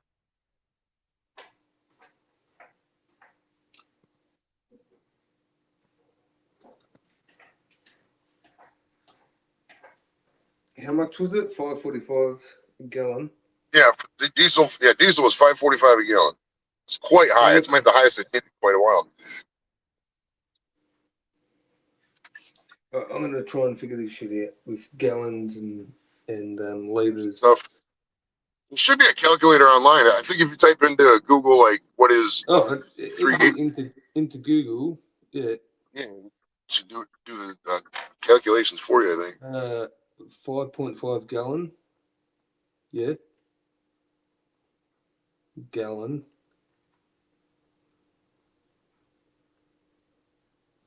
To 1 litre.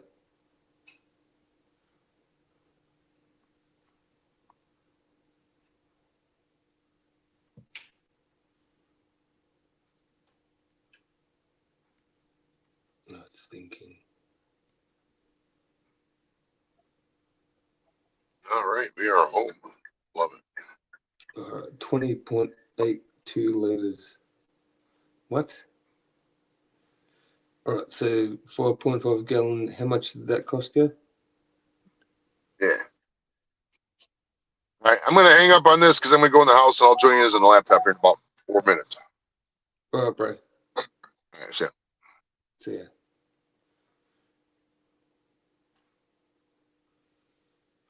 $5.5 gallon is 20.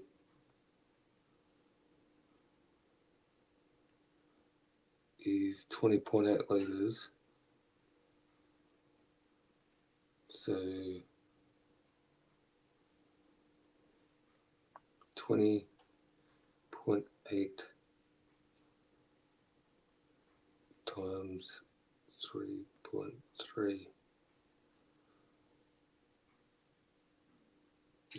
68, 64.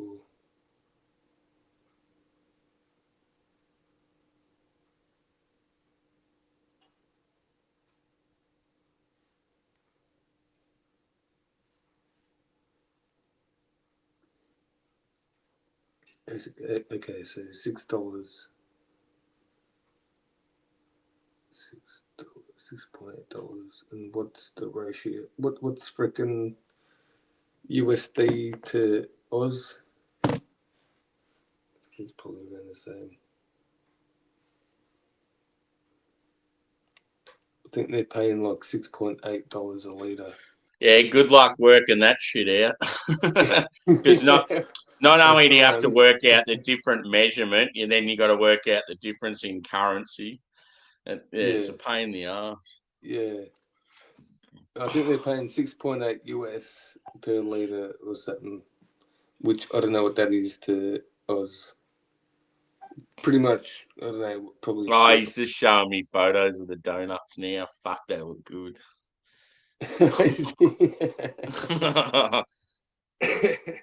Nice. Machine. How many has he eaten? I bet he's eaten heaps. Yeah, I'm just about to tuck into this burger, and I've got the burger, like a iced coffee and a muffin. I just wanted like a snack. I didn't really want like a burger, but it's just like there's nothing else available. All right, let's all tuck in together then.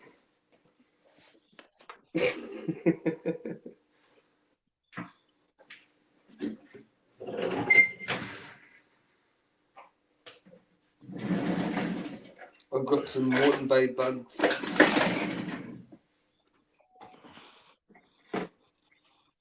Check it out. You can't see. This shit'll keep me awake. Oh, you got a frappe? Mm. Nice. See, I wanted to do a little hangout after tonight, but I just thought I'd get real tired. Are you tired? I ended up having a bit of an arvo nap today, so that helped.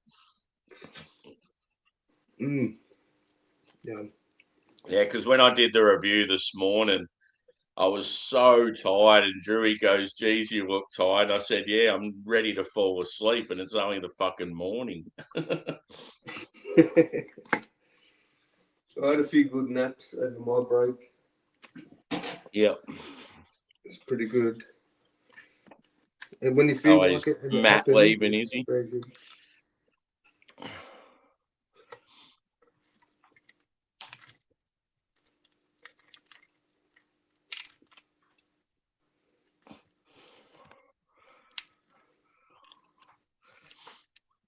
Yeah.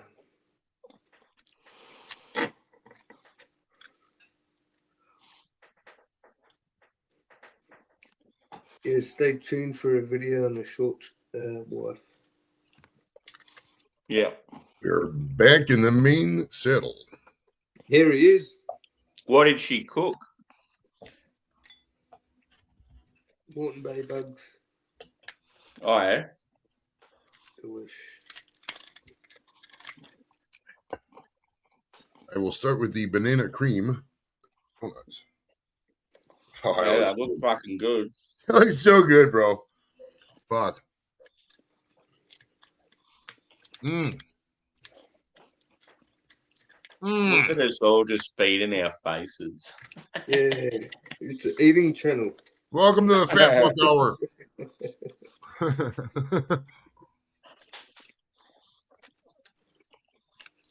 For those of you watching from Pakistan, Bangladesh, etc., you can't afford donuts, I sincerely apologize.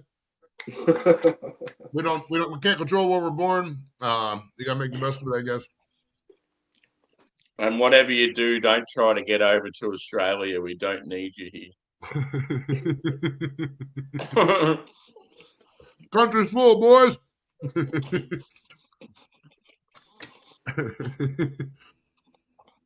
Oh, man. I got a buddy from Bangladesh. I met him in the one Vespa group. Nice guy. He loves his Vespa, though, man. He posts these things on Facebook about like the Vespa and how it changed his life. I'm like, Devoted Vespa. Yeah. I'm pretty sure he saved up a while to buy that fucker. I know guys looked at. I talked to him in a while. I wonder what he's doing. I can't remember his name now off the top of my head. I remember what he looks like. I can't remember his name though. Tanzir, that was it. Tanzir was his name. Nice guy. God, that was good, bro. Fuck, I got 3 more too, and then a whole bunch. I better be careful though. I don't want to eat the whole 2 dozen before the kids get up. Shit. What's the donut you're looking forward to the most, and which one are you least? Is there one there that you don't care about at all? No, not at all. I only got donuts I like. I heard one creamy. I mean, if I was gonna rate the donuts I picked out to eat right here, it's probably this one's 1, this one's 2, this one's 3, but it's they're all good. Yeah. Then you want to eat all the really big stuffed creamy donuts because there's a lot of calories. So like the glazed, for example, there's only like 200 calories in that bad boy, but it's still really good. Yep.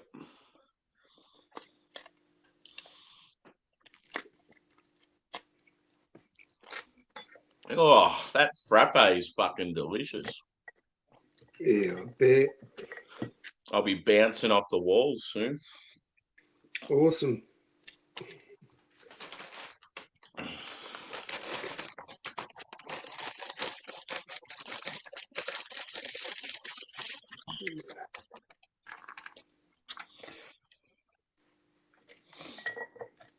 Ah, man.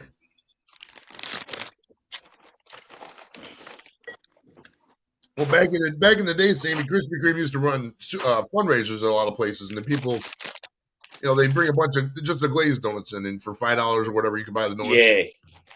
But then the price kept going up, and they couldn't do it. So I don't know if they still probably do it here or there, but it's nothing like it was back in like the mid 2000s, the early 2010s. They did so many of those fundraisers for Krispy Kreme.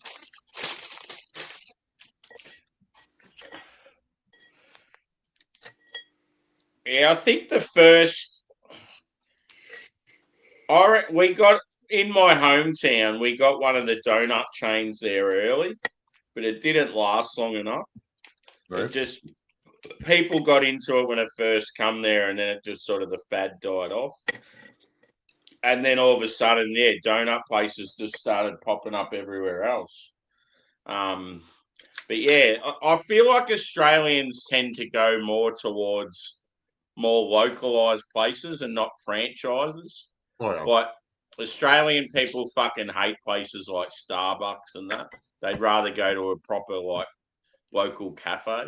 Oh yeah, we got small donut shops, and we got there's Becker's Yeah. Donuts, and there's a bunch of them. There's a place called Peace, Love, and Little Donuts. They got they're smaller donuts, but you get 100 different toppings you can put on there, and they custom make it right there. But those are a little for like the dozen. It's like $25. So it's like it's a little expensive for me. We'll get them every now and then.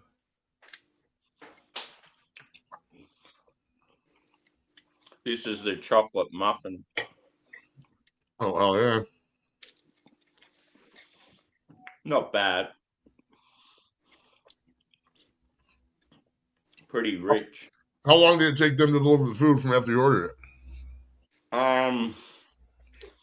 About 25. Damn, that's not bad at all. Yeah, because it's a time of night. It is. I probably got it pretty quick. Right. Nobody else is ordering the shit. Oh, Man, this coffee's smacking, buddy. I love that first morning coffee and that first morning weed, bro. Fuck. Does Yeah.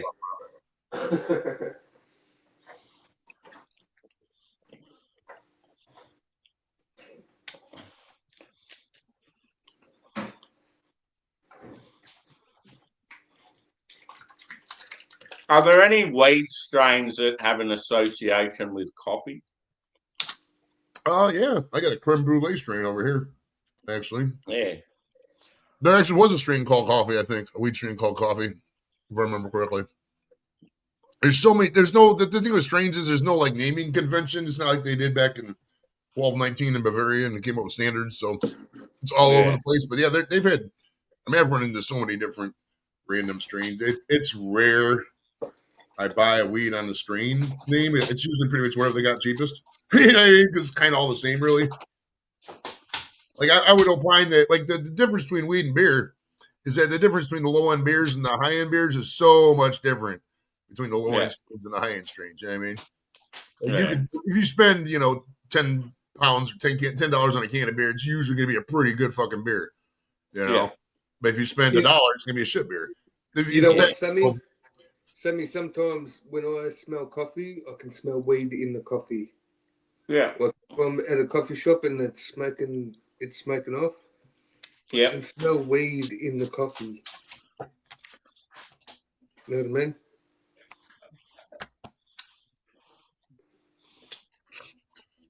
It'd be unreal going to Amsterdam and going to one of those weed cafes. I heard they cracked down and they changed it now. It's a little different. I don't know. That's what I heard. I've never been there, but. Spanian did an episode there yesterday or something, and it seems like they're still pumping. So okay, one of the countries in Europe, I think, legalized it. Was it Portugal, Spain, maybe? I don't know.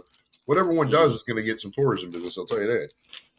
That's the thing with weed is that everybody legalizes it, but nobody lets it. There's no places to smoke it. You know what I mean? If you go into a dispensary here in Ohio, yeah, sure you can buy it. Where the fuck are you going to smoke it? Unless you have a private residence, you just can't smoke anywhere. You got to sneak it. I ran into that problem. The first time I bought legal weed was up in Seattle in 2014. And there was no place to smoke it. Because I was at the hotel, just walking around the street, smoking, hiding it. But I guess that's kind of part of the fun if we're being honest about weed. You know what I mean? It's it's underground. It's from the people. It always will be. Corporation. That's why I laugh when people are like, you gotta buy these weed stocks. I'm like, fuck your weed stocks. Yeah, it's weeds from the people. It's not a corporation thing. You know, if most of the provisions that have passed for legalization in a lot of these states for recreational weed, the home grow provisions are right in there. People can grow their own shit. People can grow their own shit while they can buy the corporate shit. If people realize this about tobacco, there's no, like in Ohio, for example, I looked it up. There's no laws about growing your own tobacco in Ohio. You can grow as much as you want. Interesting. Yeah, Ohio's a nice state when it comes to like you're familiar with the libertarian ethos, just do whatever you want kind of thing. Ohio's pretty good for that. Like you got legal gambling, legal firearms, legal weed, legal abortion if you want to go down that route. But then everything is it's a pretty hands off state for the most part. Yeah. Ah. Fuck's sake. Come to Ohio for the legal weed, stay for the shitty football. That's what we always say. Your college team don't come goes to all right, Victoria. don't Say again? Doesn't your college team go all right at football? Yeah, Ohio State's really good. It's funny too because you'll get people who never even could pass the test to get into college claiming Ohio State, and they live like 3 hours away, and they never even been to Columbus. Because like Cleveland, if you take where Cleveland's at, we're kind of. I could get to Ann Arbor in like 2.5 hours. I can get to Columbus in about 2.5 hours. So we're like kind of halfway between because of the state dividing lines where everybody roots for. It's where you get some people root for Michigan. Like the wife was a big Michigan fan for a while. She doesn't really follow sports, but she liked Michigan more than Ohio State. Yeah, Ann Arbor's where Michigan is, isn't it? The blue and the yellow uni. Mm-hmm. Yeah. Ann Arbor's a fun kind of town, man. It's very Caps might be a little overwhelming, but they're pretty eclectic, nice college town. If you were going to visit a college town, I would definitely go to Ann Arbor. Pretty fun place. What about the Green Michigan team? Where are they based? Oh, Michigan State. They're from East Lansing, Michigan. Another college town. I've never been up there. It looks pretty nice though. Michigan's a fun state. Michigan's huge, man. Michigan's a lot bigger than a lot of people think in some of these states because like they got that whole upper section. They call it the Upper Peninsula, the UP. It's not connected by land. You got to take a bridge to get up there, the Mackinac Bridge, and it's there's a place Marquette, Michigan up there. It snows so much. You're talking 300 inches of snow every year because they're like right in that snow belt by Lake Superior. Fucking hell, they get smacked, dude. It's great. But if you want like untouched natural beauty and national parks and everything, fuck, nothing's gonna beat upstate Michigan because they didn't forest any of it. It's all the original trees and very off grid type kind of people and shit. That'd be a place you would love. You would love the Upper Peninsula. Besides, if you got used to it, it would be on the coldest. It seems like people that live in Michigan would be like, yeah, you're real outdoorsy type. Mm-hmm. Michigan's got a lot of. What about Wisconsin? Same vibe, pretty much. I would say Michigan, Wisconsin, Minnesota. Same vibe in a lot of that. It's usually really cold. Most of the year. A lot of outdoor stuff, a lot of lakes, a lot of college towns. I would rank them probably Minnesota or Michigan's probably one because they got the cheap weed and it's a little bit more less restrictive. Minnesota's kind of like a little California-ish. They tend to tax stuff in a weird way. It's a little expensive. They got a lot of I've heard it's pretty woke. It turns me off. Yeah, they got the it's okay. Like I party up in St. Paul, party up in Minneapolis, but like it's not I never really partied in Milwaukee as much, but for the reputation, it's not nearly as good as Michigan, I would say. Yeah. And I'm pretty sure if it's Wisconsin or especially Minnesota, it's legal weed, they're going to fuck it up. Well, because in Minnesota is where they dumped a lot of them Somali immigrants. There was 3 towns they dumped them in the States after that crisis. There was one in Columbus, then one up in Maine, and then down in Minnesota. And it's pretty. Minnesota's a lot. That's a place I got offered cocaine when I was just walking down the street. 3 times that night, people tried to sell me coke. I was in the club, dude. I was in this club, just whatever, just standing there. And this guy looks at me, he goes, and I just look at him like this, and he leans up to me, and goes, "I got the cocaine for you." I was like, "I'm good, buddy." And then I was walking out of that same club. I was walking down the street. This guy just yells at me, "Hey, buy a gram of cocaine for $65." I was like, "I'm good, buddy." What kind of sales approach is that? Yeah. I guess it's just the area. It was funny. The other day I was up it was 5:00 in the morning. I was up there at the gas station on my way to work getting coffee. This guy's just sitting there in the car with this girl. He's like, "Hey man, you party?" I'm like, dude, it's 5:00 in the morning on a fucking Thursday. No, I don't party. Fucking. Yeah. Oh man. I guess cocaine just distorts reality. I've never done if I ever go to Minnesota and go to an NFL game there, I'll be sharing a hotel with a heap of Somalians. I feel like a donut. I got 20 left. Do you want one? Like a military. Joey's got plenty there for you. Right? I'll just sing a digital donut and get a 3D Yeah, printed. digital donut me.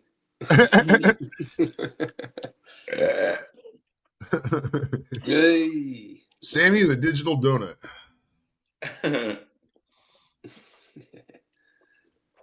Oh, man.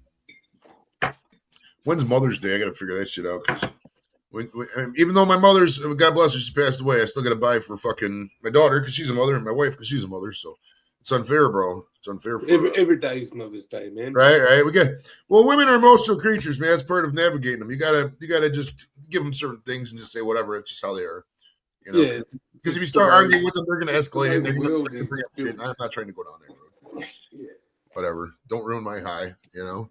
Here, go get yourself some flowers and candy there, babe. Don't ruin my high.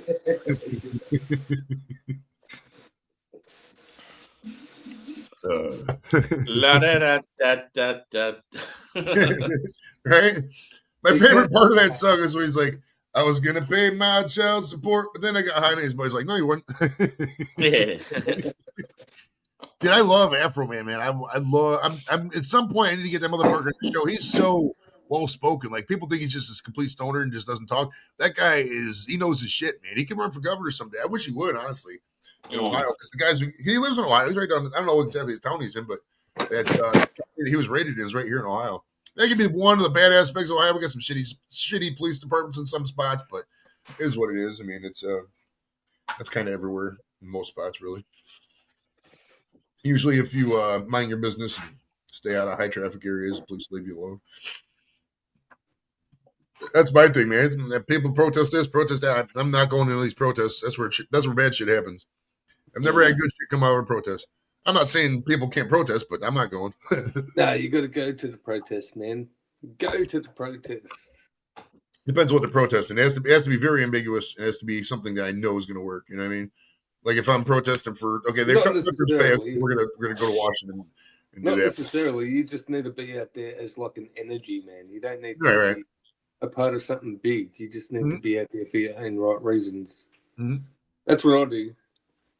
Anyway, I'm going to sign off. I think it's no worries, dude. All right, Josh. Take it easy, brother. Be safe out there, man. You too, my man. Later. Sure. Good to see you, gentlemen. Much love. Yep. The average length of hair on the stream just dropped. Yeah, well, mine's only. I've got a bit of length in mine, but it's still only sort of medium. Used to be real long. Yeah, I was looking at some of those pictures when I had that beard. Yeah, that's I'm probably not gonna go down that road again. It looks silly. But it's fun to look back. I'll look back in 10 years like, ha ha ha, look how I was. What color was your hair when you were a kid? It's pretty much this color right here, just the brown. Yeah. When I was like a baby up until like 2 or 3, it was blonde, and then it changed over to brown. It's pretty much how everybody goes. And I've pretty much shaved my head since high school. I mean, I'm back in high school. I used to shave my head, and then going to the service, I did the same thing. And then, 22, 23, I started going bald, and I tried covering up for a while, and then after a while, I just said, fuck it. What's your eyesight like? Perfect, actually, because I had that back in 2007. That's one thing I got to get checked out now. I'm starting to get shitty eyes. If you can, man. I don't know how it is over there, but if you can get the laser surgery, I highly recommend it. Yeah. I had that shit in 2007. It's been perfect ever since. Like I've never seen it. Like sometimes if it's bad lit, I mean, it's just part of getting old. I'll have to shine a light on it, but I can still see everything. Yeah. Now, quite often at work when there's particular things I'm trying to read and it's on a wall and there's a bit of glare and I've got to really get up close to fucking be able to see it properly. Right. Yeah. And obviously if I'm more tired, it's worse.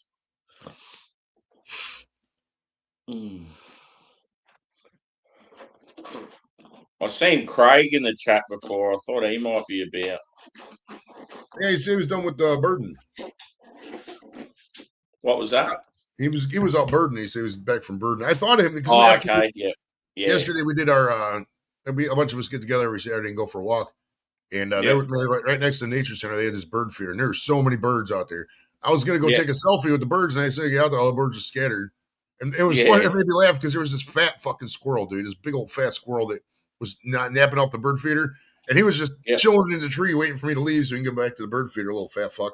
He was a cutie though, man. This regular sized squirrel had a big old belly. Yeah. He loved his beer. Right? It's pretty much us in squirrel form, right? Yeah. Yeah, there was all kinds of birds there, colorful as Yeah, it would have been cool if you were there, if you took all these photos and then you go to Craig, I'm just out birding. Right. Oh, he would love it. I mean, if he's into the birds, there's so many spots. And we took him to a couple spots before in the parks, but around here in Cleveland. Yeah, I reckon he said something about how Ohio is really good for bird life. Oh yeah, we've because the all the river valleys we turned into parks pretty much, which made it perfect. It's like anytime there's a dip, it's all still natural shit, all parks and all that. And so that part worked out really nice. They call it the Emerald Necklace because it goes around the whole valley. We got the river on there's 2 rivers on each side of the county, and then there's one down. So it's fucking badass, man. It's really cool. Yeah. A lot of people bitch like there's nothing to do in Ohio. I feel like you fucking left the house. You know what I mean? Cheers, Allie. Thanks for joining. Have a good sleep, Allie. Dream of sheep and emus.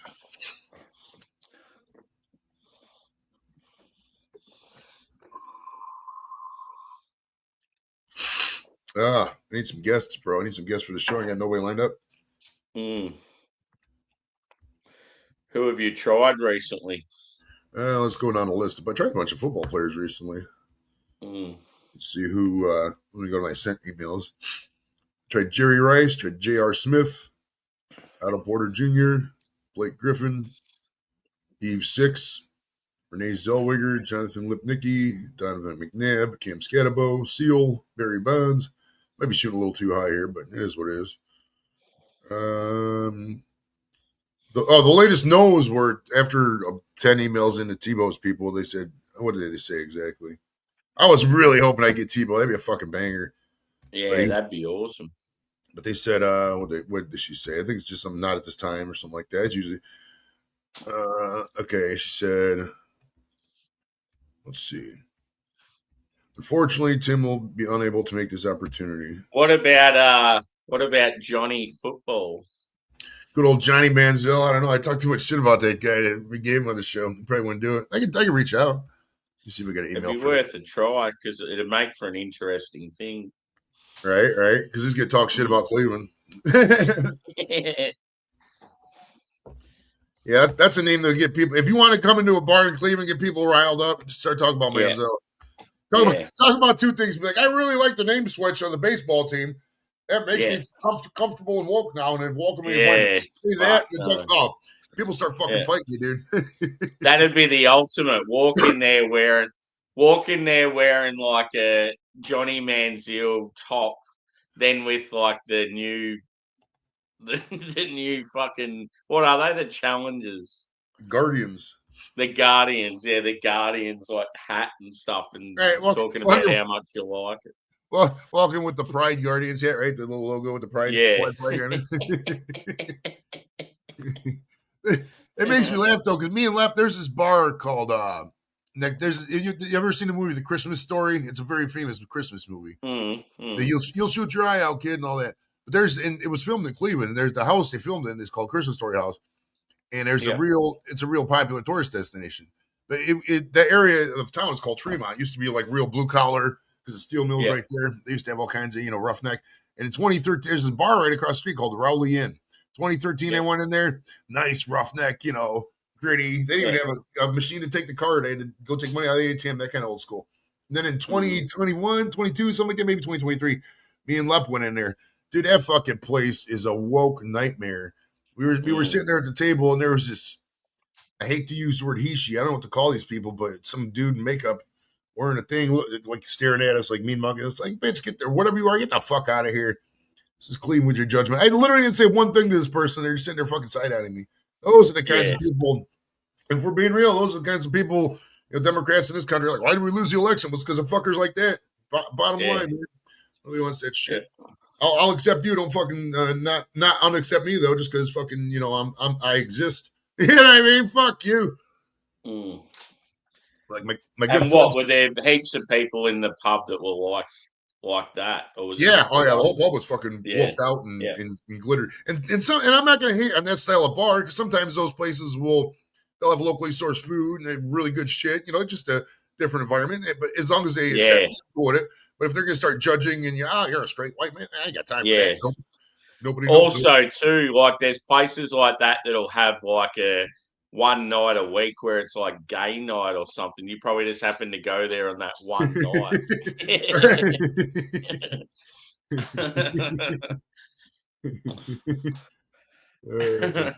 Because there's a brewery I go to in Melbourne, and they just do mainly like Czech pilsners and that sort of style beer. They're a small, like sort of industrial shed operation, real little, but they're like that. They're normally just in it for craft beer and the love and a little bit of food and music Right. and stuff. But one night a month they have this like gay night or something, and I just happened to be there one night when it was that, and I'm like, Best what time you ever had. Yeah, what's going on? I mean, I'm not gonna lie. I've been to a couple gay bars in my day. It's a good. I mean, it's a fun spot because like gay people are non-judgmental, dude. So if you're doing some below board shit, like if you're out with somebody you're not supposed to be or something like that, gay bar is the perfect spot to kick it, bro. Because nobody's judging you, bro. You can have free love. If you go in there and you know what you're expecting and that, it's all right. It's just when you don't, when you go to a place, yeah. Like there's been times where I've been to some clubs in like Collingwood and not known that they were gay clubs, and you walk in there with your mates, and then you're like, oh, okay, I think we'll turn around and go somewhere else. New Orleans is like that. The Bourbon Street, couple bars. You guys got to look. All gay bars have the neon rainbow in the window. They know what's up, but yeah.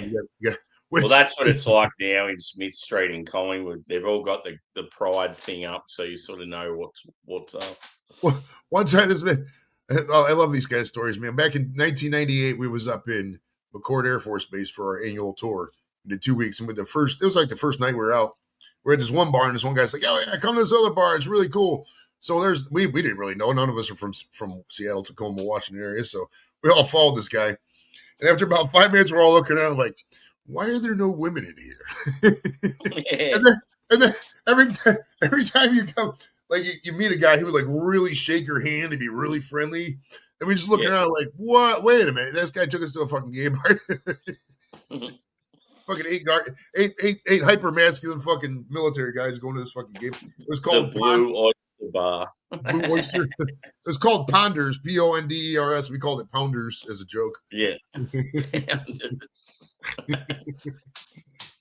Oh my goodness. Why is everybody so nice here? Where are all the women? Yeah. Now, if you're in a gay bar, though, the best place to go to the bathroom is a women's bathroom. Just have your girl watch out and just go take a shit in the women's bathroom. I've done that many times. Yeah. That's the thing, though. These days, they probably don't have them. It'd be all unisex. Yeah, just all the bars do that. Well, I honestly have no problem with that. Make all bathrooms unisex. There's a bathroom. It's a place to go take a shit. We don't sexualize bathrooms around here. You know what I mean? I don't know. Part of me just feels uncomfortable though, knowing that a grown man can go into a bathroom where there's young girls. I agree with that on a holistic sense, but I would opine on that. I mean, if anything ever did like happen, the women in there would beat the fucking crap. You know what I mean? So common sense. It's just common sense. I've used women's bathrooms. I've been in the men's bathroom, and a bunch of women are using it. It's a fucking bathroom. It's a place where you go to piss and shit. It's not sexual. Sorry. Yeah. I mean, some people might want to sex. I think a lot of times people reach for that. Like, is it an issue on a fringe basis? Has stuff happened? Sure. End of the day, it's a fucking toilet, dude. It's a goddamn toilet. You know what I mean? So I like, but I'm make every toilet just an individual room with the door that goes to the bottom of the top. Problem solved. They ain't got to worry about it. Yeah. You know? Like in my house here, I don't have a men's and women's bathroom. We all use the same toilet, right? Yeah.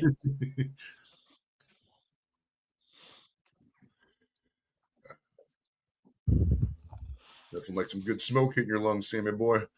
Yeah, you're gonna love when you come over here, dude. We gotta start planning this. We gotta set a target date. It's probably realistically gonna be 2028, and just come over here Something like that. Yeah, we'll fucking plan it out and get the route going for you. I mean, you have to figure out who you want to. Who's going to be available. Two, who's going to have money to do things because people are broke.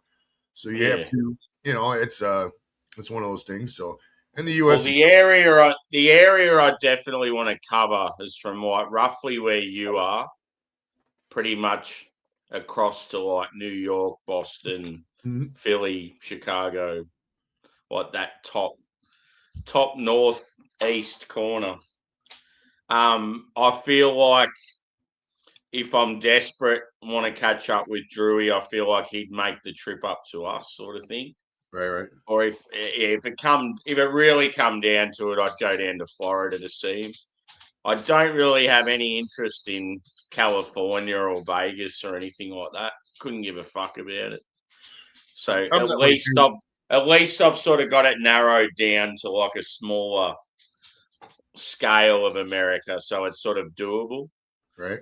I feel like if I go over there, I'm going to go for a fairly long period as well. So have plenty of time. People say 2 weeks, probably got to be 3 weeks. And it sounds ridiculous. No, I reckon because if I'm able to stay with people and save on accommodation, I feel like I'll probably go for like 3 or 4 weeks.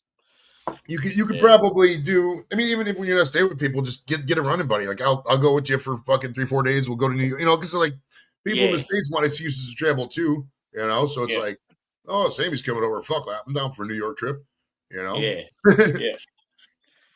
One thing I really want to do in New York now, they've got an actual bar that's owned by a heap of our Australian celebrities, and it's called Old Mate's Pub, and it's everything in there's Aussie, and they even play like cricket out in the street and like. Oh no shit! Yeah, it's fucking unreal.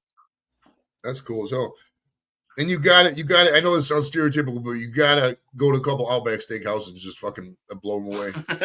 I'll go to one. That'll be it, I reckon. I'll go to the one where you live just to experience it with you. They'll love you, that motherfucker. Like an actual person from Australia. They got a steakhouse named after Australia with nobody from Australia in there. Not one person has any connection to Australia at all.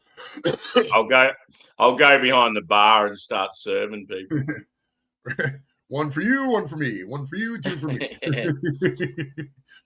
Right? You'll guilt him, be like, I didn't come all the way over here from fucking Melbourne to not share a beer with you. Why don't you buy me one? Oh, I got you, mate. Next thing you know, you're fucking lit. See, I'd absolutely love to go to an NFL game at Minnesota. Like to be able to go to a home game there, it'd be so cool. But yeah, it's just like apart from going to an NFL game there, nothing else really. I mean, yeah, it's probably just one of those things. It'd be such a bucket list thing for me to go to a home game. I think I'd just try and make it happen. For sure. Well, regular season games can be pretty cheap too. Half the time. What I'd do too is I'd probably contact the club in advance and just say, look, I'm a long time Vikings supporter from Australia. I'm thinking about coming over to the States for a trip. I really want to do the whole like home game experience thing. Like, is there any way I could, like get like a special ticket or like, and they might sort of look after me. They might think, oh, that's cool. We're getting someone from another country that's interested, and who knows? It's worth a try anyway. Right. Fuck. That's why I say all they can say is no or ignore your email. Yeah. And that's why. I mean, using that ethos, I could theoretically email anybody, but I'm going to be realistic about life. I mean, actors and people that do shit for 60, 70 hours a week and make, tens of millions of dollars a month, they're not going to have time for a fucking, a show out of a garage. So I get that part. You know what I mean? Yeah. But, like I said, all I can say is no, All they can say is no. But yeah, we should plan for 2029 because that way that'll be when the Browns will play the Vikings in Minnesota that year. We can go to that fucking game. Cool. That'll give us a lot of time to save up money and shit. Yeah. We'll have a new administration in here, so maybe a little bit easier to travel and get in and all that, and have the good time. And by then, shit, who knows how much? Because we can save for 3 years. Put $200 a month away, something like that. Fuck. Hopefully by then I'm living somewhere else and I'm more comfortable than what I am now. Right. And the next guy who comes in office in Australia reforms shit, and you guys get more money and stuff. I fuck with it. Yeah. Dream big, baby. But yeah, that's because I never been to. I've been past the stadium in Minnesota. I never been to it though. Yeah. What's it? Is it US Bank Stadium? Yeah, and I Yeah. got U.S. Bank. I got U.S. Bank is the bank I use, so maybe they'll give me some connections there. Who knows? Mm. Because back in the day it was Ah. Star Bank. I've had that bank since 1997. Back in the day it was Star Bank. Then it changed to First Star, and like Yeah. in 0203 it changed to U.S. Bank. It's been that ever since. The big Viking horn and all that shit would be fucking good to see live. Badoo! Yeah. Badoo! Imagine that. They're like, oh, actually, we were wondering who we were going to get to do the horn. We might get you to do it all the way from Australia. Oh, yeah, no worries. We have Sammy from the famous beer channel, Short and Stout Beer Reviews, Yeah. doing the horn today, coming all the way from Australia. Give a big Vikings welcome to Sammy. And then he's like, "Aroo." And Sammy goes like this and blows the horn, just drinks 3 beers right away. Yeah, You know, you just get so chug a beer. the problem. I know this sounds weird, but the problem sometimes with the tailgate in the NFL is that we start so early, and if you start, you Yeah. get into the vibe. You gotta watch it because you tend to overdo it, and half the time you don't remember the damn game. It's Yeah, happened yeah. so many times, dude. Fuck. Yeah. Oh my Yeah. God. I could see myself too because it would be my first time. I'd get carried away. Dude, one time back in the day at Ohio State, man, I came down the night before, came down on the Friday, and pounded beers that night. And got up in the morning, and just started pounding. I was drinking Bud Heavy. I had a fucking case of bottles I brought down that bitch, dude. And man, I got so lit, I ended up passing out in a museum. Like there was this health museum because it was I remember the day we're playing the University of Indiana, and it was the day they were retiring. If you remember, Eddie George used to play for the Tennessee back in the day, real good running back. But there was a day they were retiring his jersey. That's the only thing I remember because I was trying to buy tickets and nobody was selling them, so it was whatever. And I literally ended up getting so drunk I passed out in this fucking health museum. I remember there was a giant tooth display right next to me. Somebody woke me up like, hey. And I lost my coat in the field. I just dropped it because I was fucking drunk. And my buddy actually found it and picked it up and then tracked me down. Yeah. I'm pretty sure half the time they're like, oh, we're drinking. Who's babysitting Pharrell today? Make sure this guy don't get arrested. What's the biggest margin you've seen the Browns get beaten by, and you were just fucking disgusted by it? Oh, geez. I mean, you're talking 40 plus points half the time. There's been some games. Yeah. Ridiculous, man. It's fucking hell. Yeah, that's why I have to. I always have my lead. With the Browns, it's good to beat the traffic because that sounds silly, but if you stay at the wrong point, you could fucking be stuck in traffic for an hour and a half, 2 hours. It can get ridiculous. So like half the time, I always tell my buddy because I went through some shit with the Browns. I'm really into this football. Like it's life and death. Half the time, I would just. Oh man, it's frustrating. People are like, why you put so much emotion? Well, I mean, look at the fucking record. Look what they did to our team. Look how long it's been. It's like, so after like 2018 or so, I had to learn how to balance it. Once the Cavs won the title in 2016, that kind of lifted a lot of the ghosts off my back. But like after 2018, 2019, there's a point in the game. Well, like if we're up by 2 touchdowns, I'm like, let's just go because we got it. And if they come back, I'm not going to want to see this. I'm going to start beating shit. So I just go. So it's I usually end up depending because every now and then it'll go down to last field goal, something like that. You got to stay, but most football games by the middle of the fourth, you get a vibe of how it's going. And if we're down by 2 touchdowns, 3 touchdowns, I'll stick around for that bullshit. Yeah. Do fans have much access to the players? Do you guys have sort of training days and stuff where? Oh yeah. And every summer they have training camp, and there's times you go up there, watch them practice, and then stand in the area, and they'll come and sign autographs, shit like that. Yeah.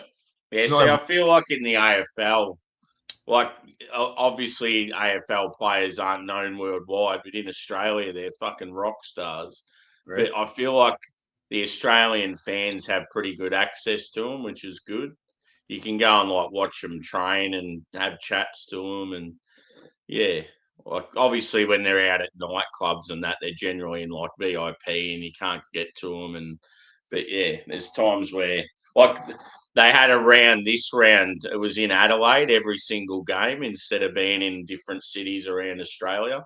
They had a specific round where all the games are in the same city. and it's just a way to boost tourism in that city and get everyone together, sort of thing. And apparently, it's the best round to go because it's great for kids getting to meet their favourite footballers, and I think it's cool, that sort of stuff. Oh, for sure, for sure. I mean, Cheers, Angie. They do as much as they can. I mean, these people will come to events. They'll have events, Taste of Cleveland, shit like that. You know, it all depends. It all depends. They do a lot of stuff with the kids, for sure. Angus up there.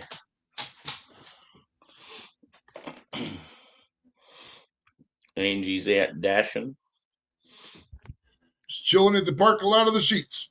Sheets got some really good food though, so I can see why she would do that, because like a lot of people will just order DoorDash from the Sheets and then get it just in the parking lot and boom, just go walk in, you know. Yeah, what Sheets? Did you say the Sheets? The Sheets. It's a gas station with food. Oh, okay. Yeah. Sheets. I gotta get some water. Give me like a minute and a half. Yeah, no worries.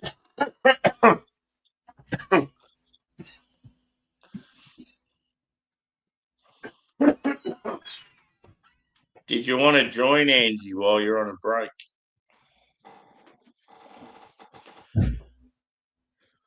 I don't think I'll be going for too long tonight. It's already 1 a.m. I've been going for fucking hours. I'm starting to get a bit tired.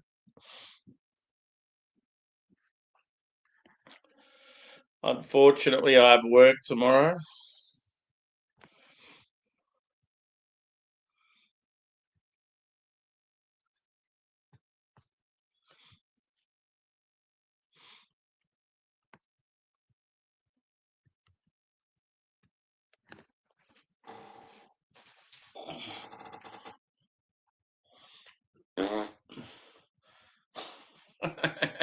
It's funny tonight, like my older dog's real unsettled and the young one's snoozing and like real chilled. Well, every other night this week, it's been the complete opposite.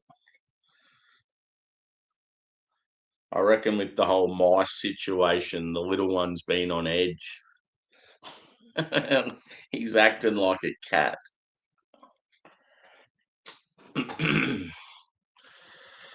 Oh, fuck. I am dreading work so much. It just makes me not want to go to bed. Because I know when I wake up that it's all I've got. I've got work.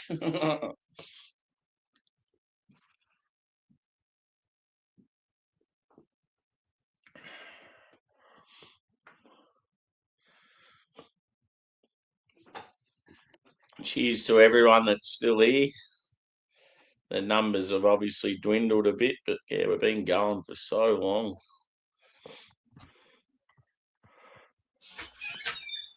Yeah, I was just like, fuck it, we'll just keep going on the end of the beer review. It's all good. And we are back. Hell yeah. I just asked Angie if she wanted to join, but haven't had a response. Yeah, she's taking a break. She's probably just sitting in the parking lot.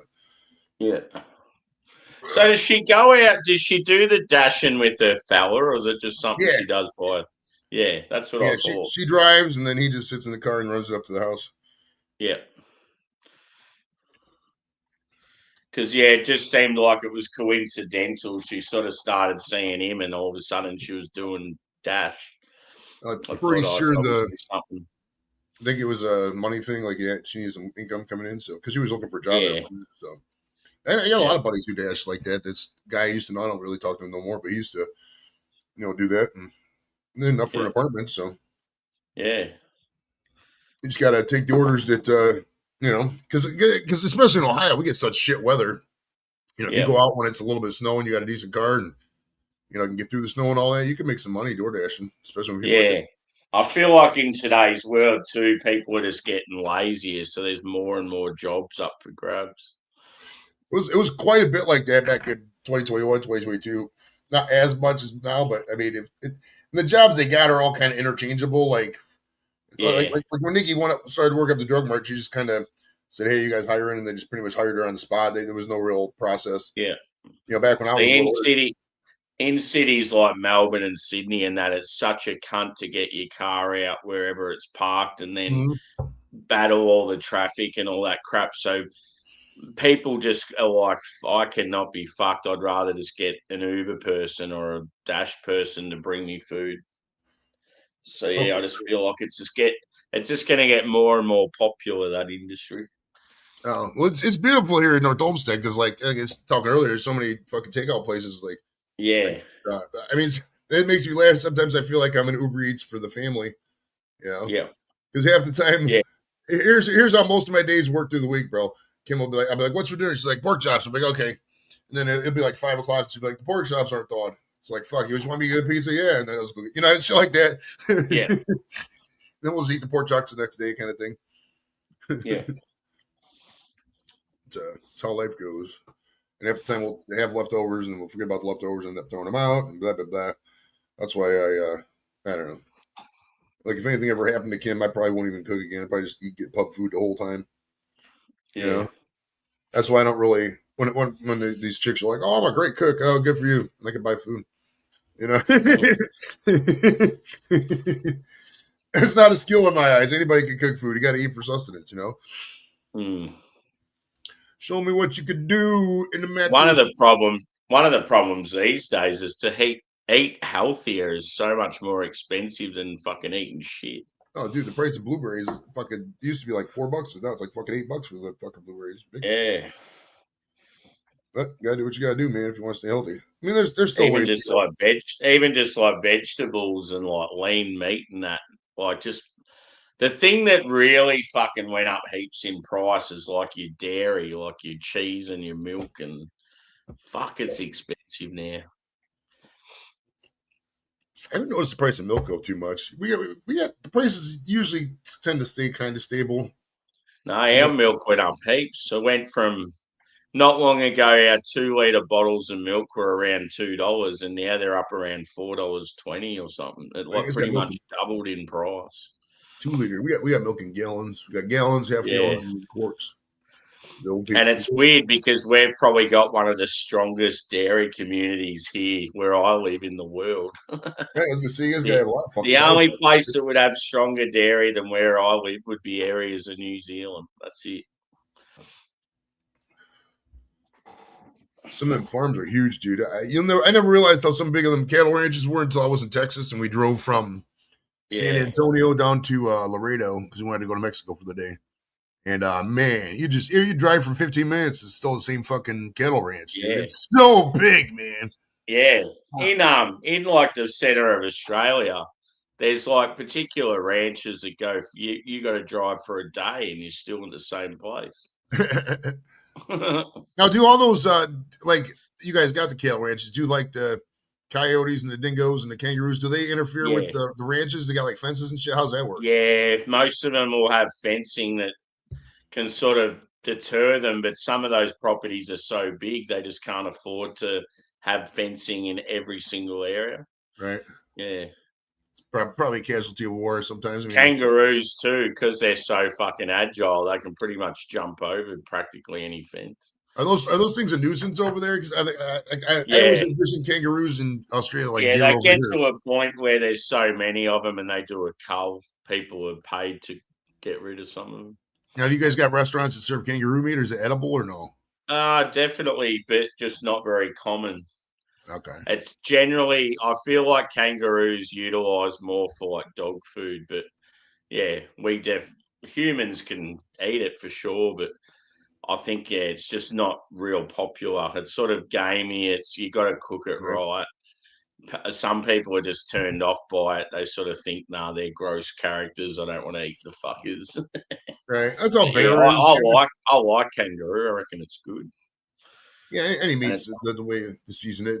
I would say that most of the meats that we know are edible are popular for a reason. Fucking chicken, beef, shit like that. I mean, so I'll tell you, there was a place in Baltimore that had a restaurant that served wild game burgers, and I had this is many years ago, but I had a wild boar burger. Fuck, that was so good.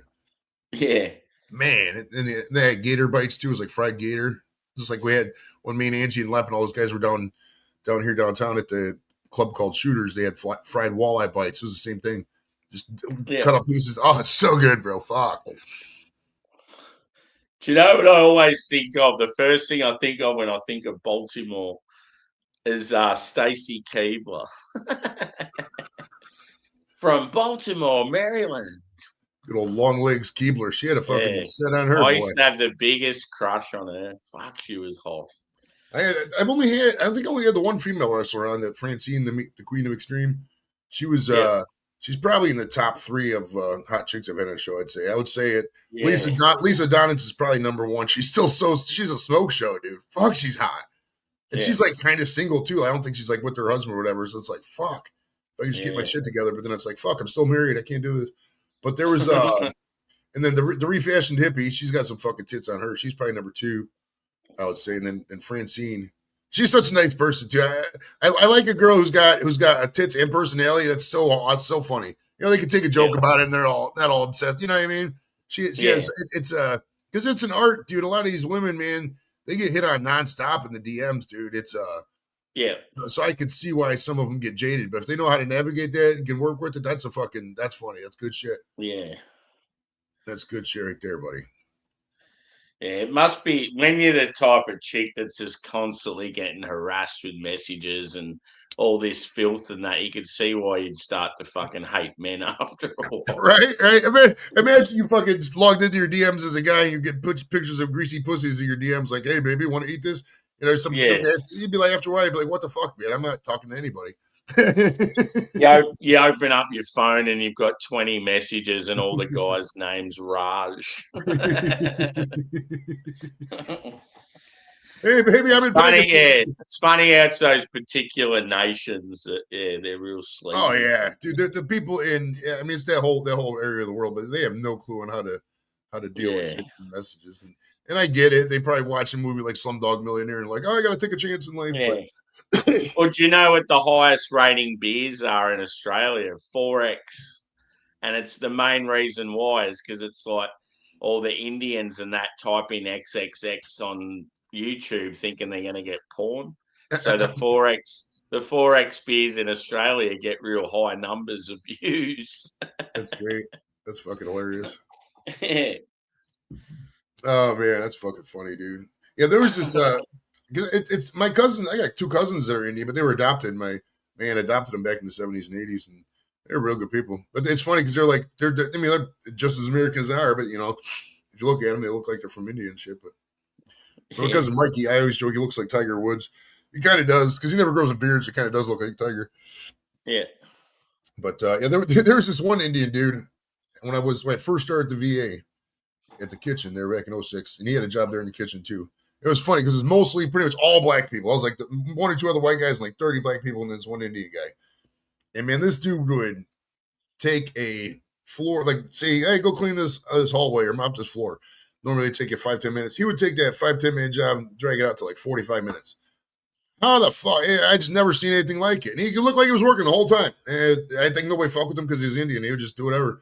And after that, he would get off work and go work at the McDonald's and just, I'm pretty sure he'd, supporting his family at home or whatever. But that's, when you got people that are willing to work themselves to death to get a better life, competing against people who just already want a better life, that's a dangerous combination, bro. That's what we run into. Yeah. You know? With your show, have you had anyone associated with the UFC? Let me think. I've had boxers on. I've had several boxers on. I don't think I've had a UFC guy on. Yeah, I'm just trying to think if... Had an arm wrestler on. I had a boxers. I had McNeely on. Peter McNeely I'm still friends with him on Facebook. He's I don't know. Because funny story of McNeely, dude. There was this girl he was claiming was his girlfriend, and I think he was being catfished. Because then one day he was like, "Oh, she died," and I never saw a picture of them together. Not one time did I see a picture of this guy. So I think somebody was fucking with McNeely. I mean, I kind of feel bad for him. In a way, because even back in 2020 when I had him, he was a little punch drunk, they'd be talking and then something would just completely whatever. And we do that too. We go off on tangents, but we're kind of coherent most of the time unless we're fucked up. And he would just, just in the middle of something, just stop. And it's, I don't know. I mean, at the end of the day, almost like early signs of like dementia or Oh something. yeah, I'm sure it's CTE Yeah. a lot. I mean, you get hit in the head Yeah. all the times. You can't Yeah. not have CTE. Yeah. Yeah, I should get some UFC guys on though. That's the thing. Besides like the big, huge UFC guys. Yeah, you probably need to look more to the early days, the guys that fought in the original like Ultimate Fighters and those sort of shows. The ones that were there in the early days. Oh yeah, man. Nothing beats the 1990s UFC, bro. Yeah. When they had no Like weight. some of them were like Olympic wrestlers and shit like that. Yeah. Do you remember? I didn't back in the day. I didn't watch it like most of them live, but I've seen a lot of them. They would take a guy and be like, "Oh, this guy's a karate guy," and he'd be out there in a gi. Yeah. Here's a sumo wrestler. Go out there and fight to the death. Yeah, that was sort of like the original like UFC 1 and all that shit. Yeah, Tank Abbott and all those guys. Royce Gracie. Yeah. Yeah. Yeah, still. That's the thing with UFC is they need.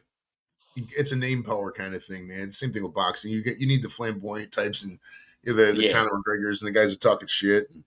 Yeah. I mean, if you get the guy who's real disciplined and a good fighter, but he's real reserved and quiet, and he's not gonna sell tickets, man. Those kind of sports are very blood.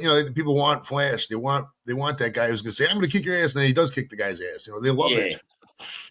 Yeah. So I don't know. I know Dana White's it's like they love that real brash, cocky. Mm-hmm. Oh yeah, those guys always have when fun. It pays off. Obviously, when they're brash and cocky and they get the shit beaten out of them, they get pretty much written off straight away. Everyone hates them. Oh yeah, but if you're in a blood sport and you're successful, you'll never have a hotter girlfriend in life, dude. No way.